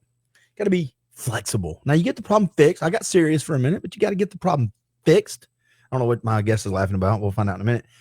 But I have a guest that may log in here momentarily. If he does, we'll bring him up, Marty Ray. I have another guest, Lisa McCluskey, that hopefully will be walking in here in a minute, the former CHI Memorial Hospital VP of Marketing and Advertising and Communications. But my current guest giggled when I said be flexible and stuff. The president of your Chattanooga Lookouts, Rich Mozindo. It's like old home week here, man. That's old school for me. How you doing, buddy? I'm awesome. How are you? Now, Fantastic. Here's why I laugh. When me and you are sitting around a table and we start talking about flexible, that just doesn't jive. Well, I don't There's just understand. What do you nothing mean? flexible about me or you. We're 58-year-old men. Mm-hmm. And number one, we're not flexible in our ways and our thoughts and our beings. And number two, we're not flexible in the ability to touch our toes. I can touch my toes. All right, there I you can go. touch my toes right now. My mea culpa right here. Yeah, Number one of the day. I'll go right now, baby. Now, I can touch them. Yeah. Now, what happens to my body coming after back that up. Yeah, come back up could be a may be problem. different. All right, let's just cover some basic stuff. I just had Andy Smith leave. I just had the Mayor Kelly leave. Mhm. He actually said you should ask Rich about the mock-up. Mhm. He goes, man, it's beautiful. Talk to me. Oh, it's spectacular. It's Yeah. absolutely spectacular. And we're going to get it out there, and we'll get it out there soon enough. But today's not the day. I've shown it to a handful of small groups. I showed it to the Chamber of Commerce the other day. That's what he was talking about, I think. It's a 6-7 minute basically computer mock-up of what the ballpark's going to be, and everyone that we've shown it to, Clint, says the same thing as the mayor. Man, it's unbelievable. It's spectacular. Well, I want to talk about that real quick, but we have a comment up there from the prettiest girl I know, and probably the one that's the most badass I know. Jennifer Sullivan says, "Hi, Rich." I love that girl. Yeah, I love her. yeah, that's hi. Yeah. By the Hey. way, those donuts Hi, are thanks darling. to her too. All right, so when's it going to be opening day? Not next year. 2026, April of 2026. We're probably What? like from today, we're probably 379 days away, something like that. Okay. So you're going to have to play part of the year next year. You'll have us. No, you'll be able to make it. You'll be able to make it. All year next year. Opening day next year will be in the new ballpark. Wow. Opening By day the will be- way, how'd your meeting go today? Just you don't have to. We don't have to give. All good. Ladies and gentlemen, meeting. just know he had a good business meeting We today. had, and we I'm had a proud great of him. meeting today. Had a super meeting today, and yeah, this is Clint's MO for me. He loves to ask me stuff on the air that I can't answer. He knows I can't answer it, and that's why he likes to do that to me. I say it all the time. He's used to hearing the story and he's tired of it, but nobody. So this is years ago at Marketing Mix Radio. They had someone that unfortunately had been hit with a foul ball. And so it came down. What are the solutions? How can we fix this? What's going on? How can we do? And so there was a solution y'all had talked about. And I said on the radio, I'm like, person got hit. Yeah, it was terrible. It was a tragedy. I said, is there a solution in place? You go, yeah, there are solutions. Do you want to talk to me about it? No, it's not. I don't. I just nodded. Yeah. It was just very. Oh, why would I talk to Yeah, you I'm not about gonna talk to you it? about it. You're not. I don't need you. You're not at Yeah. a board table. What the hell? You ain't signed a check for me yet. You're not the insurance company. You're not at a board table. Yeah, we're But not gonna have this Hey, discussion. but real quick though, seriously, how are you and the team handling the stress? And because I'm not trying to toot my horn, Mhm. but I have talked to your team a few times, and I wouldn't mind doing that for other teams out there, by the way. But how are they handling the stress of all the new stuff that is heading down their way, dude? They have been rock stars. It's not shocking to Good, anyone, but good. they are just absolutely phenomenal. You know, those guys. I tell people all the time we're 11 days away from opening day, and I'm sure everything's going to happen the right way. But I don't know. I mean, those guys are handling it. They're running the ship right this minute. So Good. I stick my head in. I'm involved in conversations, but man, Andrew Zito, Jennifer Crum, Dan Koff, all those guys are running this thing right now, and that's the way it should be. Yeah. You know, we've been together for a long time. We've trained together for a long time. It's not a, you know, we all knew it was coming, but this is what everyone's getting ready for. Yeah, that's good. I've enjoyed my time with them. Let me talk about that for a minute. And this is an unpaid solicitation. You know, we've got salespeople in our ballpark, and that's all they do all day, every day is they make sales calls. They invite people out to Lookouts baseball. And I've known Clint for, gosh, a couple of decades now, and I had the opportunity. I heard about his coaching, and I've seen him do it on a couple of different occasions. I said, man, why aren't we doing this? And I have brought him in.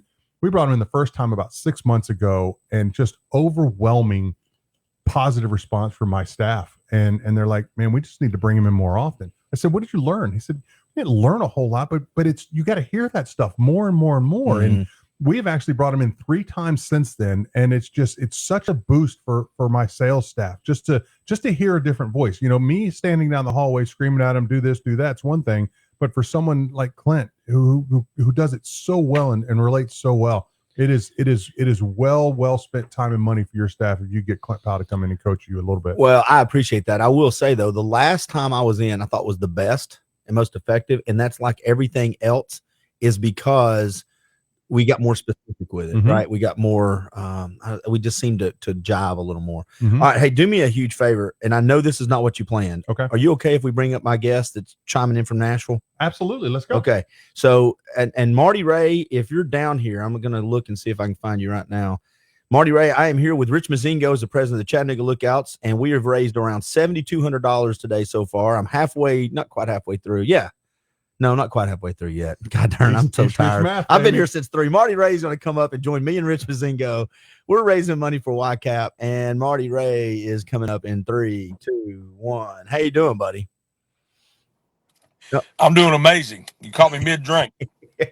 Man, listen, I cannot tell you how much I appreciate you jumping on. And I'm just going to say this out loud. This man right here has been very gracious and merciful with me. I'm not running anywhere. I owe this man some stuff. It's coming, but I will say until then, I'm going to keep promoting you and lifting you up, man, because you are the real deal. You don't owe me nothing. Dude. Maybe a Cybertruck or something. Nothing. That's my buddy Rich. He's the president of Lookouts. I'll have to get him on that, dude. I have to get him on that. Rich, How's life how in you doing, Nashville? Rich? I'm marvelous, man. How are you, Marty? I'm doing great now. Man, Now I'm here.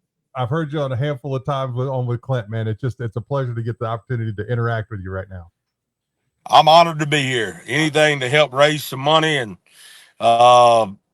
maybe we can do one of these to help raise money for me or something. I don't know. Man, I'm all in. You know what's really funny about that? I've had 2 people reach out to me all day, say, "Hey, would you raise money for our fundraiser?" I said, "I'm not doing 24. I'll do an hour and a half for There you, you though. go. I'll do 24 for other people." How's life in 24 Nashville, dude? hours. Yeah, I started at 4 this morning, and I'm going to end at 4 o'clock in the Saturday morning. Golly, man. Yeah. Wow. Yeah, you're my 14th guest today so far, 15th. You won't have a voice. And good thing is I have good guests, and they're bringing me food. The mayor just left. I've got I'm blessed to be to have people around me to jump on here with me, and they're taking good care of me. They'll come in and talk for me if I can't talk. That's how you get me to do something. You just keep feeding me. Exactly. Yeah. Hey, you think Yeah. I'm kidding? Look right there. I got a little Chick-fil-A. They brought me some Chick-fil-A, man. So Man, I love that. I love that. What's the fundraiser for again? So it's for YCAP. It's the longest continuous nonprofit in the state of Tennessee. They help at-risk youth. So you get a 9-year-old to 14-year-old. They're not really in trouble, but they're starting to go down the wrong way, or they don't have a good family life. The court system or the school system reaches out to YCAP. They have 3 locations in this region. They help 75 kids a day, and they step in. They get them to school. They do tutoring, boxing, woodworking, guitar lessons, pottery.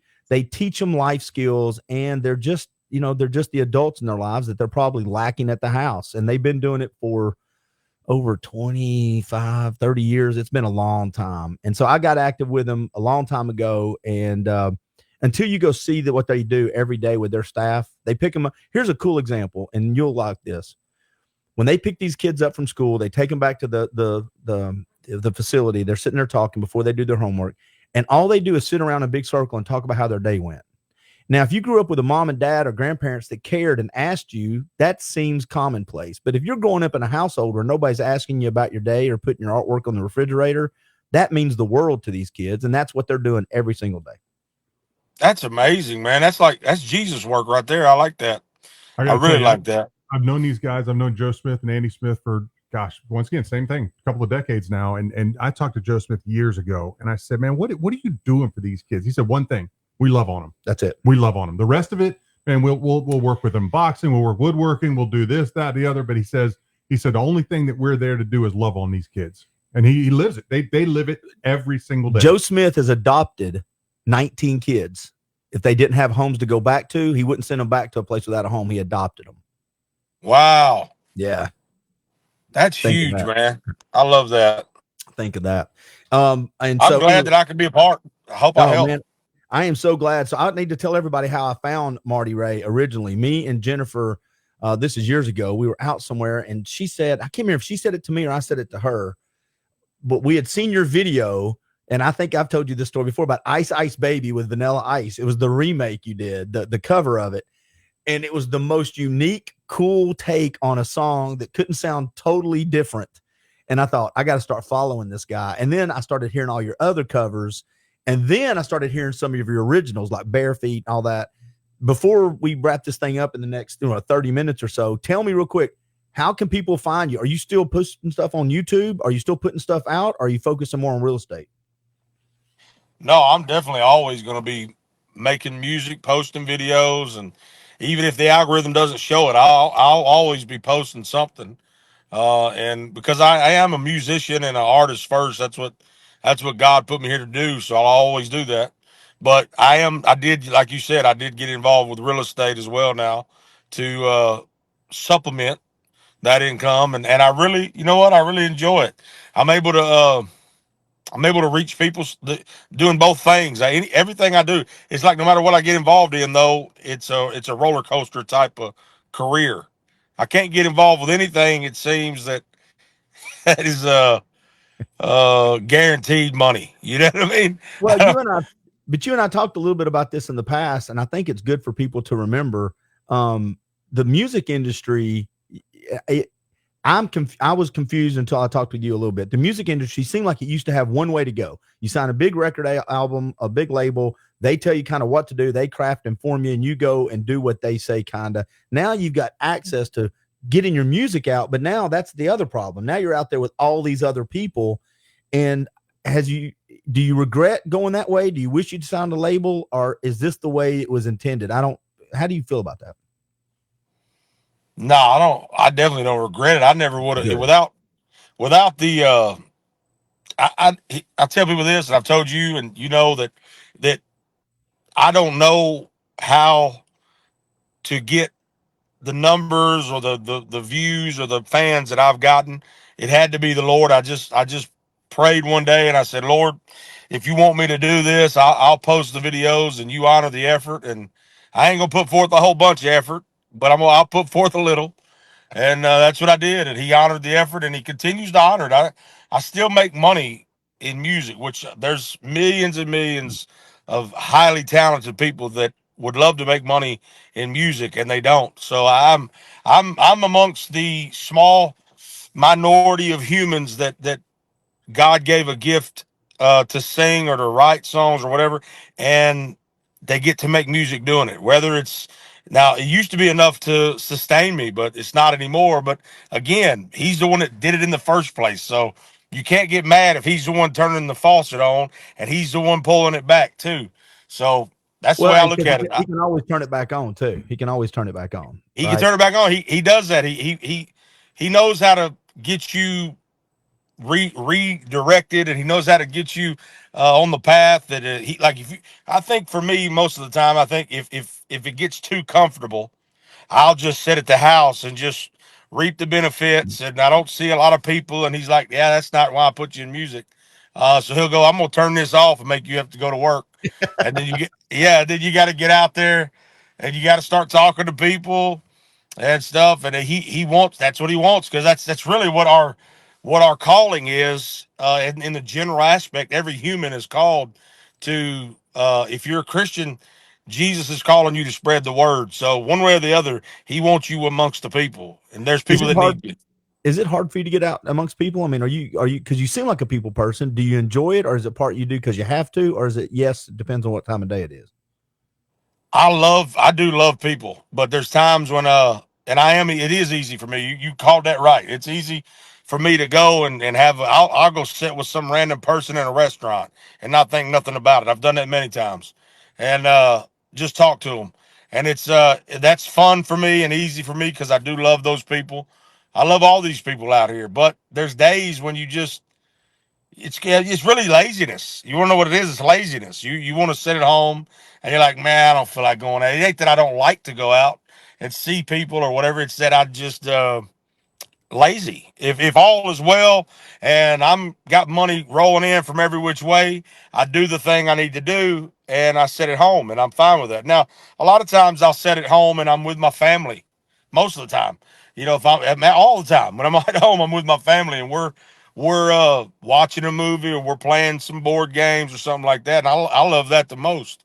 But I'm not if like I said, if money just comes, that's why he won't let me win the lottery. I keep saying, let me win the lottery, man. And he goes, yeah, you wouldn't ain't for you.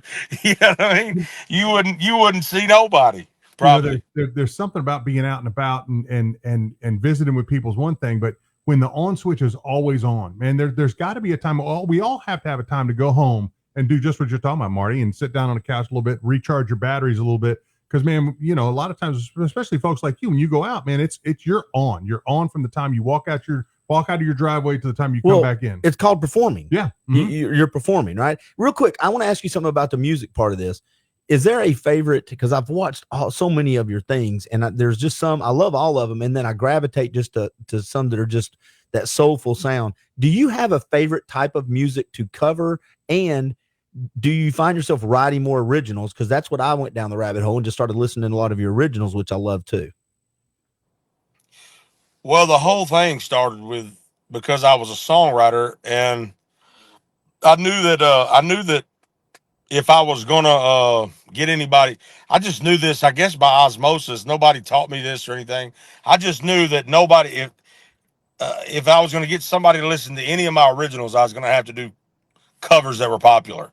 You know, things that people already knew to try to draw attention to it. I knew that, and didn't didn't expect for it to be so hard to get the majority of the people that hear the covers to go check out. You think that, hey, if they hear this cover and this goes viral, they're just going to naturally go and see my albums? Surely that don't happen. Hey, you'd be shocked. That does not happen. You know, real There's quick, people. that's the Go same ahead. way in podcast. I can have a guest like you, a great guest. I had Diamond Dallas Page on. You keep like, this is the one. They're going to go listen to all the others, and it's like, no, I like that one. And you're like, damn it.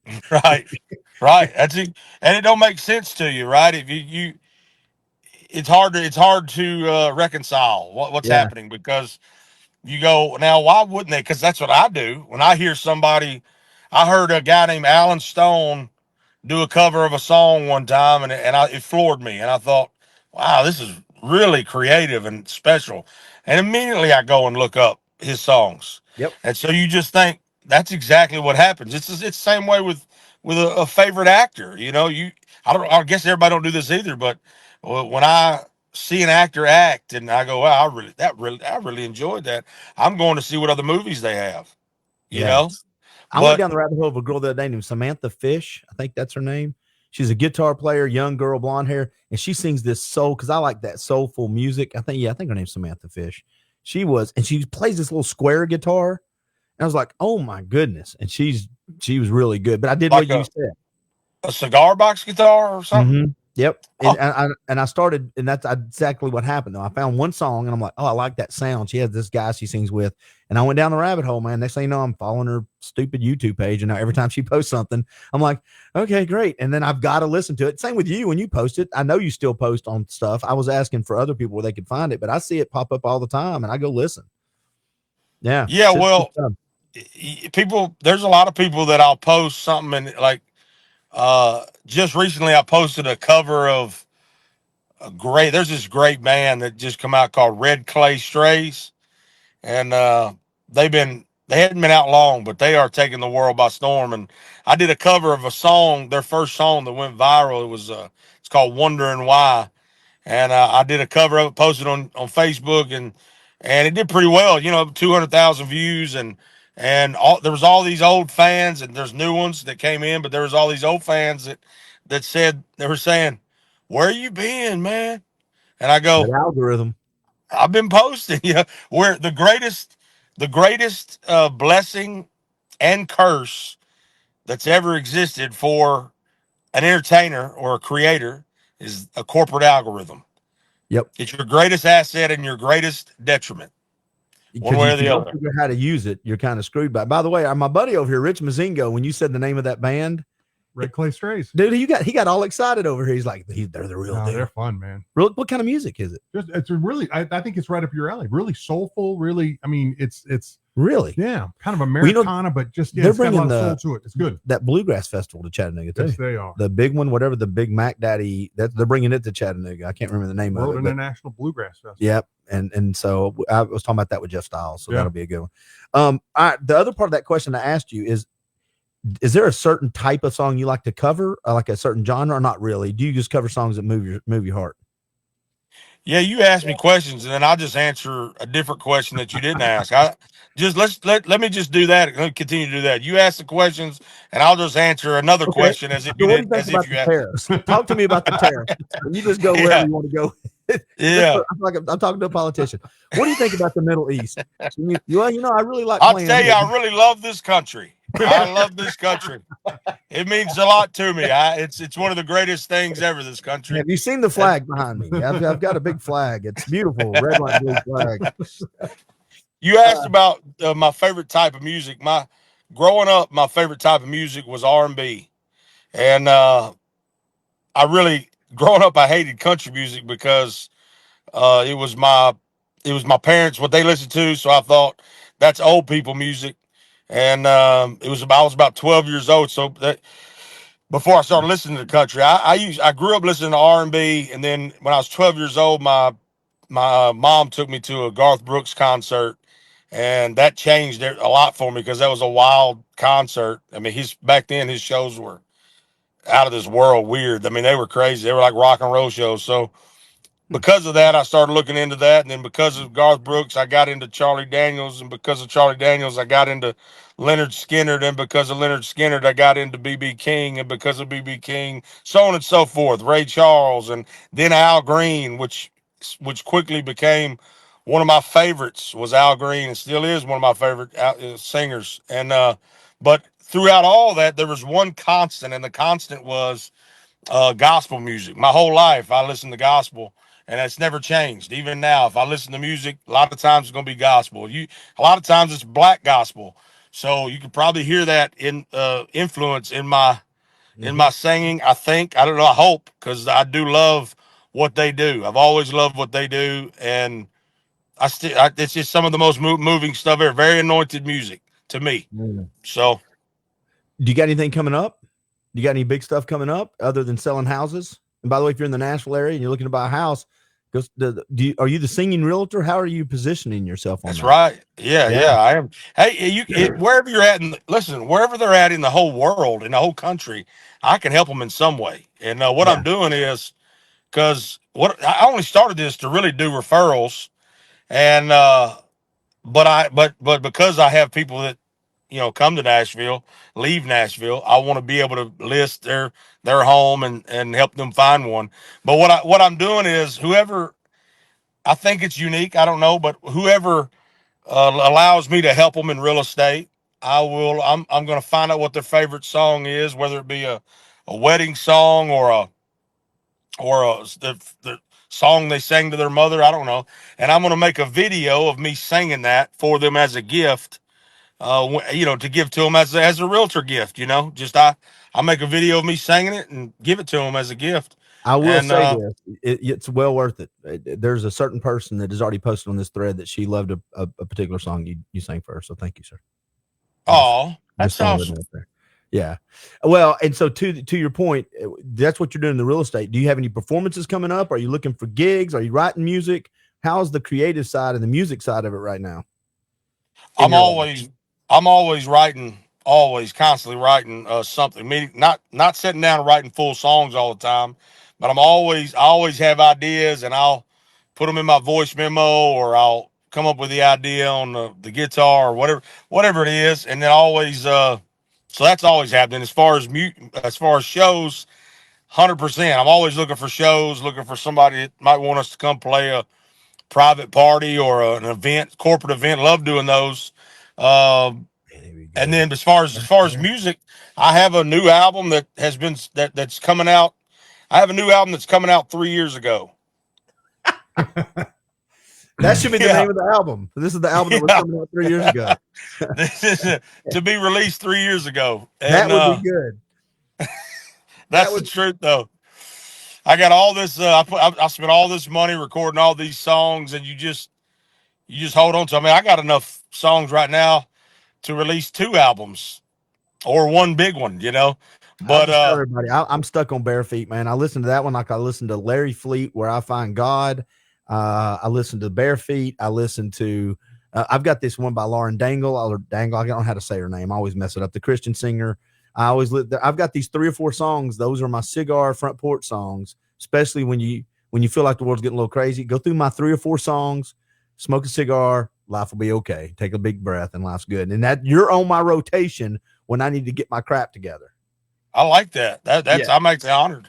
I'm honored to be the one you hear while you smoke a cigar. Yeah, absolutely. Well, and my buddy Gerald Riggs Sr., NFL, all pro running back, he was on with me recently, and we were talking about his winning Super Bowls. And of course, I'm trying to find a way to relate to that. Well, that one time when I played rugby, anyway, we were talking about smoking cigars, and I showed him the cigars I smoke, and he looked at me and he goes, "Man, we got to get you to the lounge. We can't. That's not a cigar." I was like, "Man, it's a cigar. Leave me alone. It's a cigar. That's fine cigar."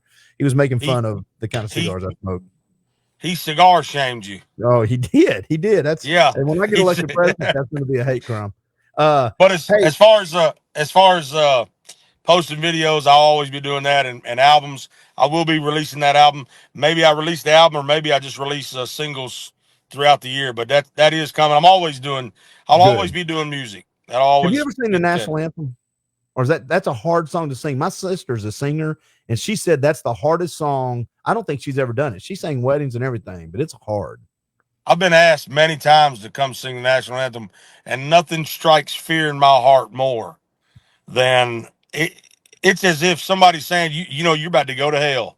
Then you got to go, oh, shoot. And you think, man, I should probably do that. That's a good opportunity, singing in front of thousands of people. But the problem is there's artists that are judged by just that one song that they sang and it went viral, and because they messed it up or because they killed it. You one or the other. You're gonna it seems like it's never right in the middle. It's always one or the other. So nobody talks about it, right? If it's okay, everybody goes, "Yeah, that's fine." It's when it's only really good. If you're Whitney Houston or if you're Roseanne Barr, one of the two, those what you're remembered by. The reason I was asking, Fergie is who I was thinking about, but that one was wild. But you know what the crazy part is? Oh, we lost him. There you go. Hold on a second. I can't hear you real quick. Let me refresh. You can't hear me? No, now I can. You're back. Go for it. You hear me? Sir. Yeah. Yeah. We're good. Okay. The crazy part about the Fergie thing is, like I said, she was judged as if she couldn't sing because of that. Yeah. She's an amazing singer, amazing, but had a bad day. The thing about the national anthem is if you come, because it's like, oh, say, can you see? And then if you come in there, that thing don't do nothing but climb. And then you go, oh, shoot. And you can't stop. You can't stop and say, hey, listen, everybody. I know you're getting very, very patriotic, but I got to restart because I got to come in. Oh, say, can you see? Yeah. Because I know at that C, I done messed up. I have messed up at that point. You ain't got the power to climb the mountain on that one. Yeah. Yeah. Well, I can, but it might sound a little crazy at the end. It's like Carl. Then you got to figure out. Then you got to figure out at the very end. This is always. You're just sitting as you sing it. You're just sitting there going, when it gets to the very end of this song, I got to make a decision. Am I going to belt this out? Am I going to belt out? Free? Am I going to belt out free, or am I going to go into falsetto? And if I go into falsetto, is it going to lose its power? You're as a singer. Yeah, right. You're right. You're just thinking.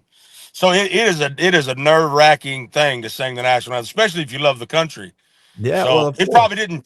It probably was not. There wasn't any nerves at all with Roseanne Barr when she did it. She I'm didn't sure care one bit. she didn't Neither care. did Carl Lewis. Messed it up pretty bad too. Well, my goal is I'm gonna get you to Chattanooga. I want to get you somewhere down here to perform so I can come watch you. I've got another friend that's in Atlanta. He and his wife perform a local little bar down there, but he is part of Arrested Development. He's the bass guitarist, JJ Boogie, and he performs. I'm going to go see him and his wife because they have a little band too. So I'm trying to find a way for these people that I've connected to go see or watch them, because I would love to go see or watch them. So my job's going to try to find you a gig here in Chattanooga where Please. selfishly I don't have to drive to Nashville. I hate Nashville traffic. Chattanooga traffic's bad enough, man. Well, I don't really play a lot in Nashville anyway. So that's a kind of a confusing thing, because the problem is I could play. I tell people this all the time. I could play like, I don't know, 10 shows a week probably if I wanted to. But they're not going to pay well, and I gotta try to. The only way I could ever make some money would be to get tips. Count on people to tip me, but then you only have so many notes to sing in a voice. Yeah. Your vocal cords ain't gonna last forever. So the more shows you do, the more time you're knocking off. It's like an athlete. They can't run. Their body can't run forever. So I just want to be able to do a show that people love us enough, where it means enough to them, to where they'll pay us enough to where we can come and give it all we got and not have to hold back because we got another show, or that's what I like to do. That's what I've been doing my whole career, but that kind of fell off, after COVID. Just and it could be just the fact that I'm not a good marketer. But I don't think that's it. At all. I'll tell you what I'm horrible at. I'm horrible at marketing my own music. I can market a cover, but marketing my own music, I think I've always had reservations about it, because you care more about that. If you put a cover up and nobody likes it, so what? Mm-hmm. But if you put one of your own songs up and people don't, just if they don't like it or they don't receive it well, or they say, hey, try again, and you go, shoot, I poured my heart into that thing. Yeah. That's always been a struggle for me. So yeah, that feedback loop would be kind of tough. And I've talked to other people about that too. Being able to take that and do you trust the person that's giving you the feedback, right? Is it a hater and somebody just being a jerk online, those keyboard warriors, or is it somebody you care about where you can actually trust that the feedback they're giving you comes from a good place? That's hard to take sometimes. Either way, but I don't pay attention to the haters too much, but I do try to listen to constructive feedback, constructive criticism. And I get plenty of it, by the way. Yeah, I couldn't imagine you getting any. You do really well, really good show. Well, I appreciate that, man. I have now. This is it. We're gonna have about 3 or 4 minutes, and then I'm gonna wrap it up with Rich, and then we got the county district attorney coming in, Cody Womp. And I hate to do this, but Lisa McCluskey had texted me yesterday that she was not going to be able to make it because I got so busy getting ready for today. And there's I think her mom had a fall or something. So I'm just going to send prayers and good vibes out to Lisa. So she's not going to join us today. I was expecting somebody else to come in. I'm just I wanted to let her know that I got it. And I should have responded to that yesterday. Now, I hate to put you on the spot, so I need you to know me well enough to say no if I ask you. But usually when we end this, you'll give me a little bar or something. And if you don't feel like giving me a little bar or something, you can pick. Now, I like Dock of the Bay. Do you have a request of anything? Sam Cooke, Bring It On Home to Me. Oh, I don't even know if he knows that. Oh, that's one of my favorite songs, man. Wow. Okay, so do about 30 seconds or 20 seconds, however long you want. And, man, that's going to be the end. When you're done, we're done, buddy. I'm logging you out. Yeah, I won't even say bye. No, man, but so before you start, thank you for doing this. I really do appreciate it. Thank you for having me. Yeah, y'all let me know if you need me. Here we go. Sam Cooke, the greatest. If you ever change your mind about leaving me behind, oh, won't you bring it to me? Bring your sweet loving, bring it on home to me. Yeah, Yeah, yeah. I didn't even say bye. He's gone, baby. He crushed it. He's gone. Crushed Well, it. here's That was what. fun. Yeah, here's what I want everybody to do. Go find Marty Ray, the Marty Ray Project on YouTube. And he is his originals are great. That bare feet one, I don't know if you've ever heard, it's really good. His covers are just fantastic. And I don't know how he says he's not doing a good job of marketing himself. He's got, I think the one with Vanilla Ice he did was like 6 million views. That's crazy, man. But That's I don't know how unbelievable. if you can't monetize that, how do you monetize anything? Well, there's so much out there, man. I mean, you live it every single day. There's so much out there and so many different ways for people to plug in. And Yeah. you know, you got, I mean, I tell the story all the time. I went to a Titans game. Gosh, it was 10 years ago. They were terrible. Tickets were almost nothing, but I went to 3 different bars in Nashville at like 10:30, 11, 11:30, and 3 of the best bands I've ever seen in my life. 3 bars in a row playing on Sunday morning at 10:30, 11, 11:30. Marty's amazing. Marty's good, amazing. man. But like he said, man, there's so many people out there with so much talent that are doing it. It's hard to get your foot in the door anywhere. When I'm texting him right now, I'm texting him how much that was, how much I enjoyed that. No, that was great. He was fantastic. Well, he sang a couple of different ones, but I'm if you really want to know how unique he is, go look up his Vanilla Ice, Mhm. the remake he did of that, and that's what actually got Vanilla Ice's attention. Oh, no kidding. And yeah, he showed up at a couple of his concerts Oh, and that's got on fantastic. stage with him, and they sat in the back green room and Uh-huh. played it together. That's amazing. Yeah, it's really That's good amazing. stuff. All right, I know you got to roll here in a minute. You got Yep. another 5 minutes or 10 I'm minutes all for me? good. Yeah. Okay. Yeah. I'm just looking at you, but I'm making sure we're We're fine. good. You're And good. then I'll You're do good. my You're good. little placard and Uh-huh. and delay until we get Cody Womp coming in here to talk. And I'm just gonna, I'm looking around here. Cody Womp. Then we got Karen McMahon. I think E. Foster's coming in for that one, and then John Ballinger coming in at 5. And then I keep looking at that, and then after that, I don't know. There's one after that. Oh my God! Dude, just FYI, there's 13 after that. You're looking at 13 you after did that. you did the math so fast. No one's gonna call me on it. No one's calling me on it. Well, okay. You are a college athlete though. I was a very poor college athlete, but yeah, I was for a minute. And we've done this 474,000 Mhm, times. mhm. You went to James Madison Absolutely. and you wrestled in the 168, 184. 167, 177. There you A go. few pounds ago. Yeah, A that's couple, okay. Couple. Did you start? Hmm? Did you start? Nope. I probably had 20 college matches in 2 years. That's good though. Yeah. That's Yeah. what was your record, What was my record? So 20 college matches. dude. Wrestled them So, all. so I'm okay. So I just don't know why you don't go into politics because I love my country. well, the reason I bring that up is, what was your record? And you did a technical, just Uh-huh. beautiful. What was my record? You asked it again. That gave your brain just a pause. And what's a creative, fun way to avoid this question to move on to the next question? Oh, yeah. That was really well played, Thank man. you. I'm Thank super you. proud I of appreciate you. it. I appreciate it very You've much. come so long. I feel like the baby bird flying. I feel like I've grown up under your wing.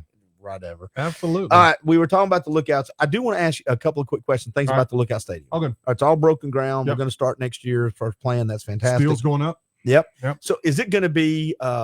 I don't want to use the word to make it seem bad, but it's like a little city. It's going to be there's going to be a community around it. When will all that start, or is this really just the first phase of like 10 phases? So there's 300 housing units that are going to go right over the left field wall. That should break ground in August or September of this year. There's an office space and retail space in center field that should break ground before the end of the year. The rest of it's to be determined. I mean, there's an awful lot of conversations. There's an awful lot of excitement around it. But as far as things that have written down, that are planned, that are going, that's it right now. But Clint, the thing that's interesting about it, we announced this thing about 29 months ago. There's been over $250 million worth of development in that south side since we talked about this thing. So the site itself is one animal, but the I sat down with Mayor Kelly on a bunch of these talking tours, and he said to me every single time, it's not about baseball, it's about development. And that's what's going to happen. So to your question, there's going to be things that are going to go in kind of as the stadium's coming up, but it's going to be a build out. It's going to be 3 or 4 or 5 years before there's density of any way, shape, or form down there. Well, and you and I again have talked about this. It's not only that, it's also going to be and I'm looking up something real quick. There we go. Mhm. Where it's also going to be the ancillary things that pop up that can't be tied directly. I know you were just alluding to that, Mhm. but it's the slight increase in property value. Yeah. It's the slight, excuse me, it's the slight, the commercial properties that's going to get developed, 10 blocks away. Mhm. And everybody may not be able to go, well, that's directly tied to this, when in reality, maybe not, Oh. but probably is. But tell me what's happened in the last 25 years between Main Street and St. Elmo. Tell me what's happened in the last 25 I mean, years. you've had this, And then what's happened in the last 27 months is pretty spectacular. we've had this conversation. The option was as is. Mhm. I say this all the time. If the option's as is, then I'm going to go with something different. Absolutely. I asked Matt Patty. I don't know if you knew Matt Patty is. He owns Chapel Barbershop, and he owned Chattanooga Beard Company. Okay. Sold I do it, know him. and now he started a new brand called Local Beard. Okay. Great guy. He started his own podcast. I'm helping him, called Out of the Chair, which is awesome. And this is just, I know the answer, and I'm going to ask you every time. Let's go. Yeah. Can we put a barber chair in there? No. Okay, cool. For all those around the country listening, that's a bullshit answer. Pardon my language on that. That's crap. That's bringing back a little bit of nostalgia. That is. Why can't we not? Because it's the stupid restrictions. Flora, yeah. It's dumb. Flora Gordon used to do it. Flora Yes. Gordon was the barber. That's at where I Ingle got Stadium. a haircut every now and then. My grandfather would take Yep. me right behind home plate, Mhm. and I got a little Absolutely. chili bold stupid haircut. It was great. Absolutely. Absolutely. You can't No, do the it. restrictions for that these days is unbelievable. That's I mean, dumb. to have a barber's license and to operate is unbelievable. You would make a mint, a little closed in, one chair, old school. The barber would make a mint. Me, not so much. I mean, that's just the facts. Barbers are renting their chairs in their places. Most of them are doing that, and they're getting a good portion of what they take in. Some of it's not That's about the why- money, Rich. That's why they're. It's about Shut up, community. man. The hell? It's about community, Rich. I wonder if a fight's going to sound good on a podcast. I wonder what it's going to. Oh no, sound we got like. video. Oh, nice, You don't even have to worry nice. about it. People will Hey, say, no shirts coming off. No shirts coming off. I'm shirts, your skins. That's it. If you go low, man, we're both in trouble because you're going to fall forward and we'll break my Yeah, hip. no doubt. No We're just doubt. two old dudes laying down and can't Oh, get I'm up. telling you. That'll be a bad deal. I am telling you. Yes, I wish we could do that. And the last thing is, I had a buddy of mine named Sam Hall, and then I'll put the placards up. We'll take a few minutes before I bring Cody in. But I have a friend of mine named Sam Hall, and he does he restores historical pictures of Chattanooga. Mhm. And he's got this great website with a really good Facebook following. And I was talking about pictures from the lookouts, and I just made the assumption that you guys have an archive of pictures. Do Mm-mm. y'all have an No. archive of pictures? I mean, we got some pictures. You know what? It's amazing to me, Clint, how many people walk in the door and give me stuff. That's what I This think. is an old jacket. This is an old hat. This is an old picture. Are y'all going to I've got a bunch of incorporate stuff some of that stuff in the new place? all over the I place. know I don't mean to. all over the place. No, it's really important for us not only to make sure that we give credit and kudos to lookouts of the past, but man, the site we're going on used to have 3,000 people go there every day. So we could have gone in and would have been way easier to go in, knock down all the buildings, start again. It's a pretty easy build at that point. We're going to have a building that every time you come to the baseball game, you're going to go into this building, built in 1882. We're going to have a building that was built in 1936 that's going to be part of what you do every single time you come to the game. So we're really, really trying to preserve what's happened on that site and make sure that people don't forget not only what happened on that site, but what happened with the old lookouts, what happened with the Negro Leagues, the black lookouts. And it was a that kind of steel stuff. factory there, right? It was a steel factory. Y'all got 1882 it started. Yeah, y'all got to call it something. You got to be something steel. You got to have something in there like a steel night. Huh? You don't think I'm we're gonna working you don't with think we're gonna use Yes. a corporate name, do you, or anything like that? You don't think we'll do that? So maybe just call it something fun. That's a good idea. Clint Powell for all your marketing needs, folks. Clint Powell. You know what? You don't have to get invited back to my stupid 24-hour podcast. This is dumb. Oh, this is dumb. This is stupid. This is Oh, a dumb interview. God, I can't tell you how many times my wife looked at me and said, God, this whole marriage thing is dumb. This This is dumb. This is how long are we into this? So what's the what 30 is? quick years and she still Yeah. looks at me. This is dumb. I'm so far in now. Dang it. So I will say the reason I brought Sam Hall up was I think Nathan Gall, awesome his history and look at you. I think if you ever, and y'all may have plenty of pictures, I bet Sam can help you find pictures of the No. lookouts. And all he does that's his passion. No, I would love to get hooked up with Sam to do that, but I would also love to get hooked up with Sam and see if he's got old pictures of the site. I have seen one picture of the site when it was a Civil War hospital. It was taken from Lookout Mountain down, and the whole site is just tents and people. I mean, it's just amazing, just Really? absolutely amazing stuff. Yeah. All right. So I am going to send you right now, if I've got it, I'm going to send you his number in That's real awesome. time if I have it. Yeah, I'll send it to you because I think he would be worth a contact because he's the kind of guy that doesn't, if he doesn't have or doesn't know, he will know. He'll go find it. Yeah. And he's on Facebook, which I know you're super big into. Oh, huge. You're a Love Facebook. massive Facebook fan. Yep. It's my gram. Is that what you call it? My talk. Face tick. Oh man, That's going to be mine. I'm starting. I love Face tick. I love it. Join the face I tick. feel like I'm part of that company already. I feel fine. All right, man. Let's do this. Let me do a little housekeeping while you're here. And that way I can get this set up for the next guest. And so there we go. Here we go, ladies and gentlemen. Thanks for coming in today, dude. Dude, I am so proud of what you're doing here, and I mean it sincerely. This is a heavy lift today. What you're doing for 24 straight hours, and man, I've just known you long enough. This is all out of the kindness of your heart, and the idea that you've raised $7,200 right now is amazing. And if you have it in you out there, folks, I mean, YCAP is so worthwhile and such an integral part of what we're doing in Chattanooga and trying to help these kids and the Smith family. They've just been amazing to, just helpers, givers in this community forever. So I appreciate what you've done. For me to come in for 45 minutes and laugh at you is totally worth it anytime I get that opportunity. But this is great. I cannot wait I'll probably be the first guy you invite to this when it opens up. Probably be like, hey, Clint, before anybody else comes in. Topping off ceremony's coming up soon, man. I need you out there for that. No, there's a ton of stuff. There's a ton of stuff, but you will be number one on the list, even before the mayor. Yeah, of course. Why wouldn't I've had such a big number one. Such a big influence on that. Yep. You know what's bad is I really had. I know what it is. You did such a good job of feeling that radio stuff. You filled that time beautifully, dude. I am so. It's good knowing I have people like you in the room. Like I got to do somebody. Clarence really need to praise you for a while.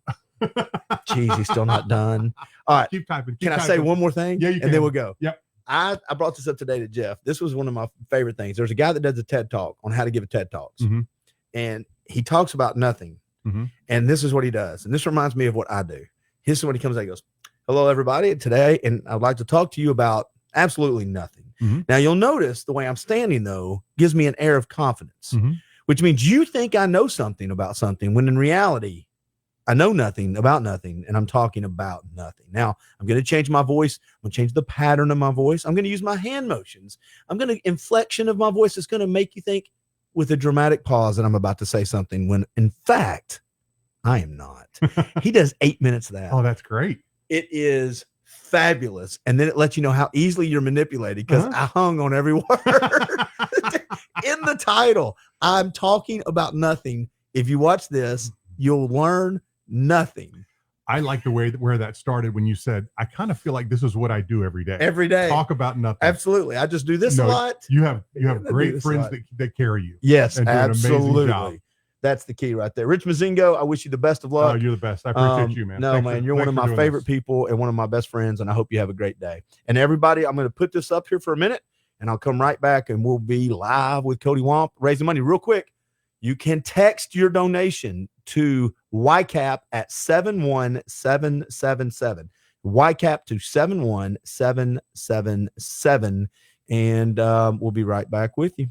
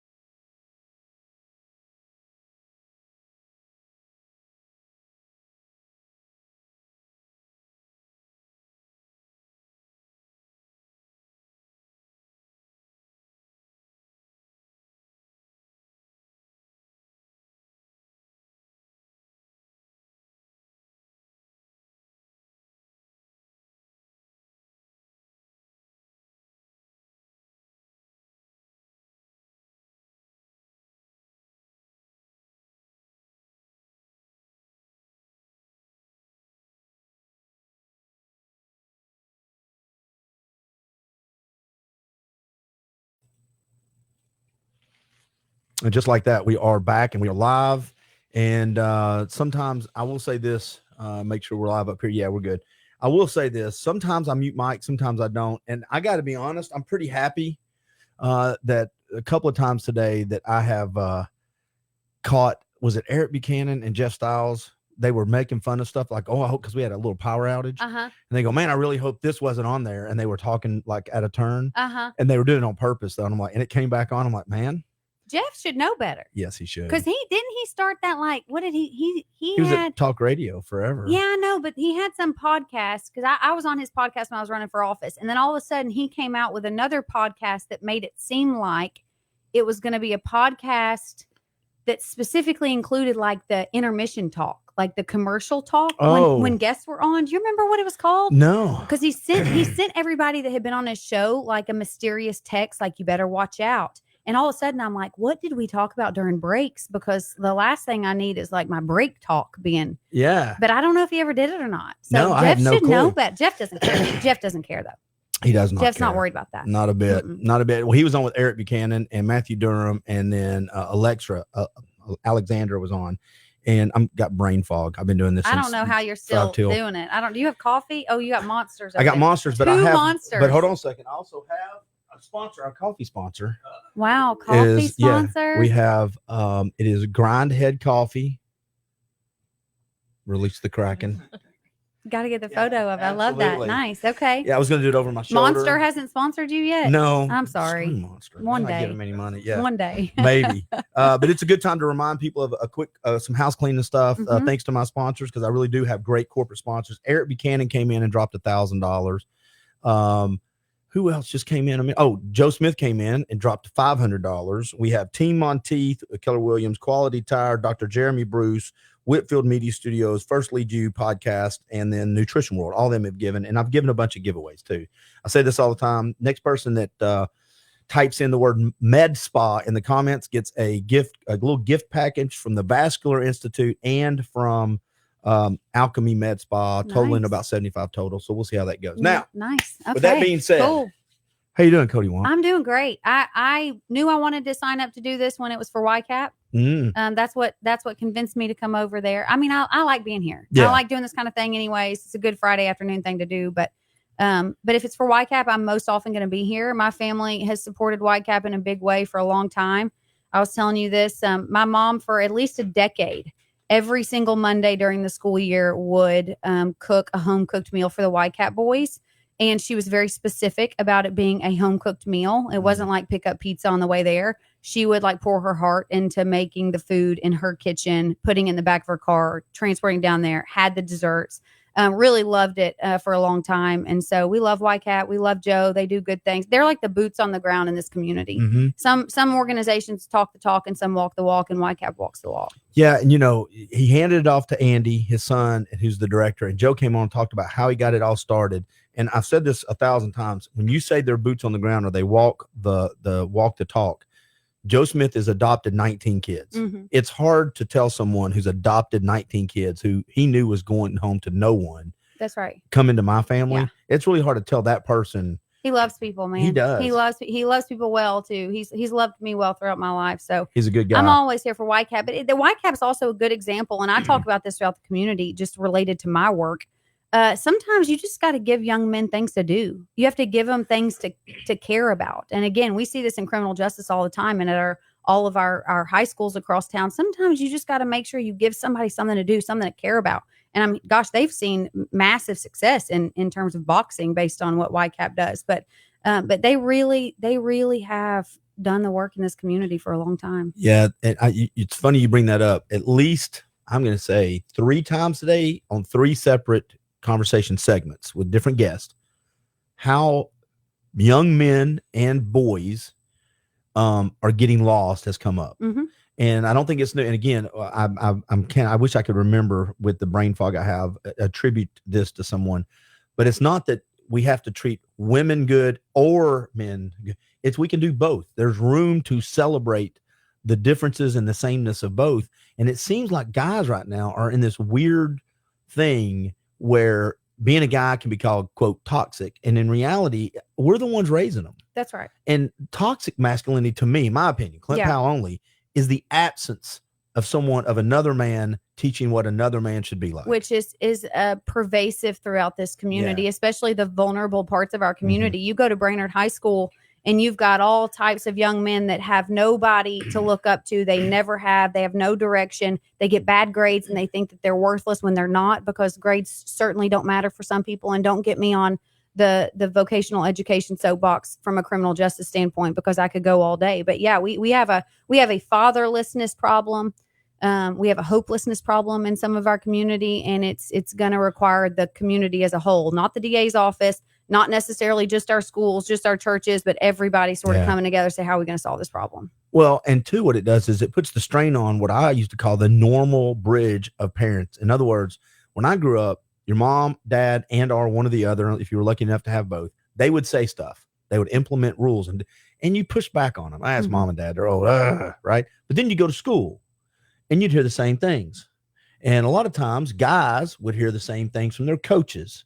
And so there was this echo of, well, I don't like my dad that much right now because I'm going through this hormone thing. I'm growing up. But I respect my coach. I do. Yeah. And all of a sudden right. they're bridging it. But what's happened when the absence of the real things there, now it puts a burden on these coaches to be the real thing, and they can't do it. Well, we're asking too much. That's exactly right. And we don't really pay coaches across the county like we should in our high schools. And Jay Price works for me. Jay Price was a standout Brainerd High School basketball player, standout UT basketball player. He'll never remember this, but he dunked over me so good on a pickup game. He will never remember it, but yeah. He works for me, and he will tell you how important coaches can be at these public high schools. When you're talking about a young man, just like the kids you're talking about, that needs somebody to love on them, but to teach them discipline, coaches can be so important. And we pay them some of them, I think, according to Weston, we pay them like $500 extra bucks a month or $500 a semester, something ridiculous, when these are the people that these kids are actually sort of learning how to be young men and young women from. I was lucky enough to get Coach Lerone Jennings in before he passed away last year. I don't know if you know who Coach Jennings is. I know who he is. And that guy is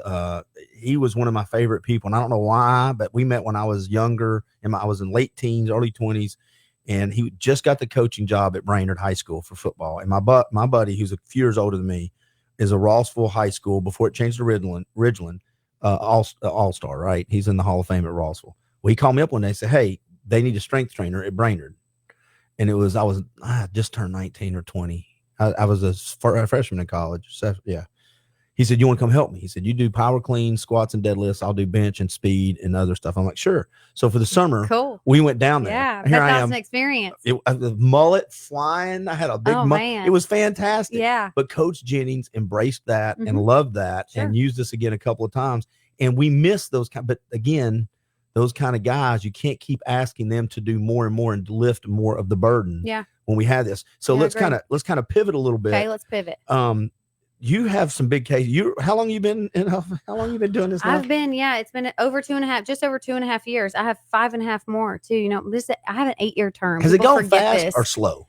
It goes fast. My administrative assistant is sitting here next to me, by the way, who runs the office basically. And so she started day one with me. So when you say, has it gone fast or slow? Should I ask her? Day by day. What do they say about being like a new parent? They say like the days are long, but the years are. It's the days are long and the years are short. That's how it feels in our office. Like, day by day, we're like, and then all of a sudden 2.5 years have gone by. But I have 8 full years, and they do that for a reason, because criminal justice is slow sometimes, unfortunately. So they give us 8 years to really try to affect the system. So I've got a while to go, but it's been over 2.5 years now. And yes, we have caught some major cases in the last 2.5 years. You think? Yeah. Things, Chattanooga's got a certain type of crime, that we're all sort of used to, and it's gang violence, and it's shootings, it's gun violence. But we've had some peculiar cases. We have peculiar cases that nobody ever even really hears about too. There's a great podcast you should bring those on, called Crimecast with me and David Roddy. I'm available. So here's the thing let's just talk about, and I'm just going to say this from and I don't want to, let me slow down. I don't want to come across callous. I don't want to come across that I'm using a tragedy to take some sort of give you a pat on the back about, right? Because the tragedy is tragedy. Sure. But when you came into the courtroom with the suitcase, listen, that was and here's why. The only reason I think that made me smile, it wasn't a happy moment. Sure. It's a tragic moment. Yeah. But it was what you did in that moment, to me, was like, okay, Yeah, the suitcase. we're getting this guy. That suitcase meant a lot to me in opening statement because that was really just summarized this entire case. And so it was important to me that the jury actually see a physical item to really make it real for them in that opening statement. But yeah, that case means a lot to me. I didn't know it would garner so much attention. That has shocked me. I knew it would be popular when it was being tried, but I had no idea on a nationwide level people would care about it. I did a Dateline interview last week. So I think that that's an episode that may be airing in April on Dateline that has to do with that chin trial. So it certainly got attention. And I love that for Jasmine Pace and her family because Jazzy is what they called her. And Jazzy was not forgotten and has not been forgotten. And she's not going to be. And so I appreciate the attention for that reason because she deserves it. Yeah. And I'll ask this knowing it's a rhetorical question because I have friends that are attorneys who've tried big cases like Lee Davis and you in the past. But there's a certain amount of detachment you have to have. I don't know if you get very emotional about any of this stuff you do, but I would think you have to kind of detach a little bit, or am I wrong on that? Yeah, you do. You do. No matter what, and as a prosecutor, you have to detach a little bit. I detach less than some others do. I take things personal and I take things home with me, and I get emotional. And even in just office meetings with my other prosecutors, when we're talking about certain things, I get fired up about it. I really care about this work. And I care about victims. And when I don't feel like we are serving the community in the best way we can, I get frustrated and I get upset about it. So it means a lot to me. And I told Dateline this. I take it very personal. I took the Jasmine Pace case very personal. And the day that I don't want to do this job anymore. And I don't care what anybody says about that. I take it personal that Jason Chin thought he could stab that sweet, beautiful girl in our community 60 times and get away with it and hide from it and be a coward. I take that personal and I'll continue to do that. So I detach a little bit so that I can live my normal life. But we have heinous thing. And I was going to talk about this today because I've been dealing with it lately. Child sex abuse in Hamilton County is out of control. Really? We have child predators that the community would just never even know about. It's so rampant. There's such hard cases to prove. There's a problem with sexual assaults in our Latino community, and that's just the bottom line. That's fact. That's not political. It's fact. But yeah, you see those kind of cases and you hear about them over and over again. And that makes you sort of a pessimist about the whole system, the whole community. I mean, that's hard. Well, it's really weird because if it was the Catholic Church, it would be everywhere. Right. And I remember this, the big scandal. Now that's right. And the Catholic Church didn't handle it well. You start just reassigning evil pieces of crap to other places doesn't really fix the problem. But it was in the news. It made the news every night and it was a big deal. And so some of these stories get swept over the rug. I'm still waiting on the Epstein files. I'm still waiting to see what P. Diddy had. I'm still waiting on the Epstein files. It's at some point in time. I don't care who's in office. I'm a conservative dude. Makes me nervous that we still don't have the Epstein list. Makes me nervous. Very. What could be the only reason I can say put your 10 foot. Look at that smile. Somebody's on it. You would think. Yeah. I mean, if there is an Epstein list, the only rational explanation for it not being made public is that there's a concern about some of those names on that list. Yes. But yeah, we could have those conspiracies all day long. Well, I like right? where you're smiling now. Now this is a good podcast. I just see government. I there's so many conspiracies these days that I don't really partake in a lot of them, but that's the fun part because the truth hurts more than the conspiracies. Truth scares me way more than the conspiracies. I read the truth sometimes. I'm like, can we just go back to the thing about Ken? I don't want to know everything. I don't want to know everything that the government hides and does. Do you think that's part of the problem though? Nowadays, we know everything, right? We're inundated with so much information. This is going to sound silly. To your point, I am not telling you I want to go back to just being obliviously naive. Yeah. But I want to go back to being obliviously naive. I don't really want to know. My husband is a Green Beret, and we talk about this a lot because he's been on a lot of deployments, and he'll talk about military stuff and what was it? Those drones that were flying that nobody could figure out what they were. And I'm like, I don't really care. I do. I do want to talk to him. You tell him to call me. I want to know. He'd be a good person to talk to, but I'm like, I don't really care. I'm like, I'm assuming that our government's doing like sneaky stuff, and they are. I just don't want to know about it. That's a terrible position, I guess. But so he wants to talk about it, and you don't. Yeah, well, he's a little bit of a conspiracy theorist, quite frankly, and I'm not. I'm just I don't want to hear about it. I don't want to theorize about what's going on in the American government. I've given up on national politics, quite frankly. It's just such a mess on a day-to-day basis. But yeah, I'm not the conspiracy theorist. My husband is, and he wants to I talk will about get it, and along. I'm like, I don't want to know what they're doing. Just give myself. We'll talk about them chemtrails. We'll talk about all of it. I want to know about the drones. To some extent, I'm a libertarian. Like, just stay out of my business, and then like, I don't care what y'all are doing. That's what Eric Buchanan is. He's a hardcore. Don't he's- raise my taxes. Leave me alone. Yeah. And then like, I won't worry about y'all. You don't worry about me. I said Don't somebody raise that- my taxes. I said something the other day, and we're going to go back to talking about some of these cases, but somebody was talking about, I can't remember. We had this, I talk to so many people every week, but my point was about the education system. Yeah. I really am. I could be a libertarian about that. Mhm. I don't care what you put in school. I don't care Mhm. until you tell me I have to send my children. Right. Once you mandate something at the point, and everybody thinks this is dramatic, but at the point of penalty or guns, Yeah. we will incarcerate you. Yep.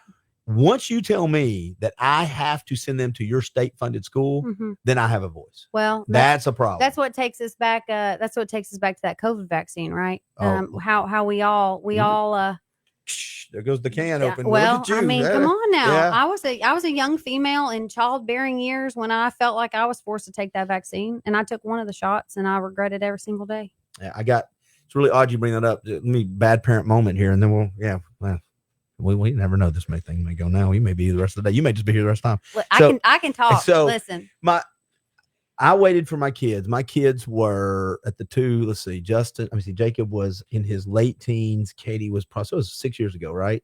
So 5 years ago. So Katie would have been 14. Yeah. So 14 and 19. Anyway, we waited because my ex-wife, who great lady, but she's a nurse. We waited. We both were like, they're healthy. They don't Mhm. need it. We waited a year. I waited a long time. And then the bed started filling up. And I did not do enough research to realize one of the reasons they were filling up is because there was a nursing shortage. So it wasn't that the hospitals were air quote full a lot of times. I'm not Mhm. saying there weren't some, but a lot of times they were full because they didn't have enough nurses. Plenty of rooms were available. They had a nursing shortage, which Mhm. created a full, anyway, Yeah. twist on headline. Yeah. But we Sure. both agreed, okay, it's time. And I was like, oh. And it to this day, Mm-hmm. it's the biggest regret I have as a Me parent. too. It's the And biggest it's- regret. I- It's the biggest regret I have in my adult years, really, because for me, it was travel. They said you can't travel. Yeah. And that's basically forcing you to take it, right? So because I had trips planned, I want to live my life, and so I had to get that first shot. And I remember when I was getting it, I was thinking, this doesn't feel It right. doesn't. This doesn't feel right, and maybe it doesn't cause any harm. I don't know. I don't like the way it all went down. I don't appreciate that. Was your husband in the military at the time? He was. Did he have to get it?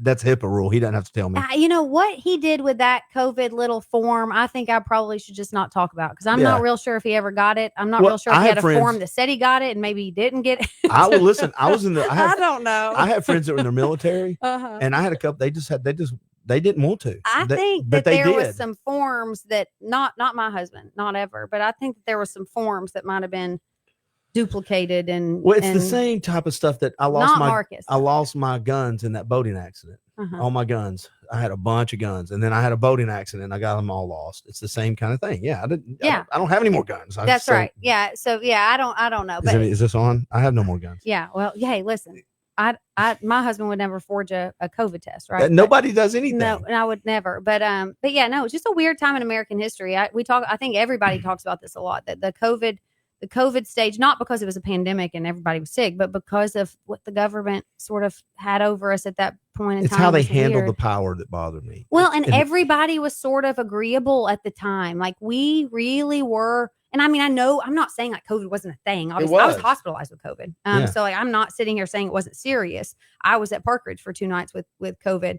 But the way that we all sort of just accepted what we were being told and accepted the vaccine, and like that's not even the American way. Like, hell, we can't agree on anything. Like Americans can't agree on anything. But during COVID, we were all like, yeah, this is the direction we need to move. Like, even if you didn't like the vaccine, you're like, I'm going to take it. And like, that's not even really the American spirit. So to look back and think like we all did that is just sort of, I don't know. I don't know Well- if it was propaganda or if it was just a real terrible pandemic and we all should have taken the vaccine. I don't know. I don't either, looking back on it, but I know this: if you ask questions, you got shut down. I got all kinds of stuff taken off Facebook simply by I asking don't- questions. Right. I couldn't. Me and Eric Buchanan, we couldn't have a podcast. He would be like, "Man, I don't know." So we started self-editing because we didn't want to have, And which that's is a problem. That's a terrible That's thing. terrible. That's a terrible. Yeah, I'm thing. telling you, just a weird time in American It history. I'll is. be interested to see like 30 years from now how history books I don't know if kids read history books anymore. Wikipedia. I'll be interested how Wikipedia categorizes COVID for our history's sake. Like, what's it going to look like as we look back? I don't know.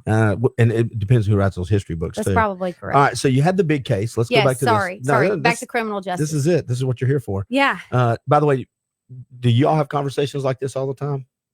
You and her, do y'all have? Look, you didn't want to be on. Are you not going to talk now? No, I will. Okay. Do y'all have conversations about all this stuff all the time? All the time. We talked about COVID like 2 days ago. Like Yeah. just like Do y'all this, share yeah. conspiracy theories? All Yes. the time.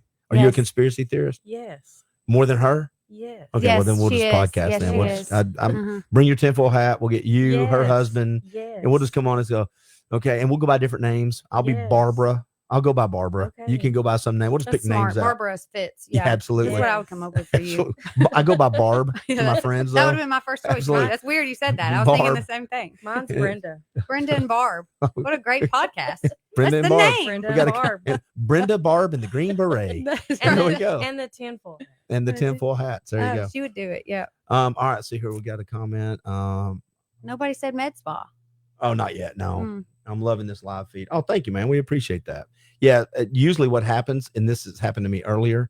I posted one for the barn nursery, and people watch this at their leisure. So they'll go back, and like an hour and 20 minutes later, I saw barn nursery. And I was like, well, it's a little late. That's but good. That's when they're watching it. Yeah. And they- Deborah, I think, was commenting on the COVID. I think we were scared. I think we were too. Yeah, I think we were all scared. absolutely. And for good reason. Lots of people died. Well, but- so really, I did a little episode on that about this during COVID. I said I was really upset with my friends for this reason. I don't care how you voted. Is you made half of y'all made your friends feel bad for taking a shot when they didn't know. Mhm. I'm being told this. It's going to kill my grandmother. 9 months in, whatever. You told me.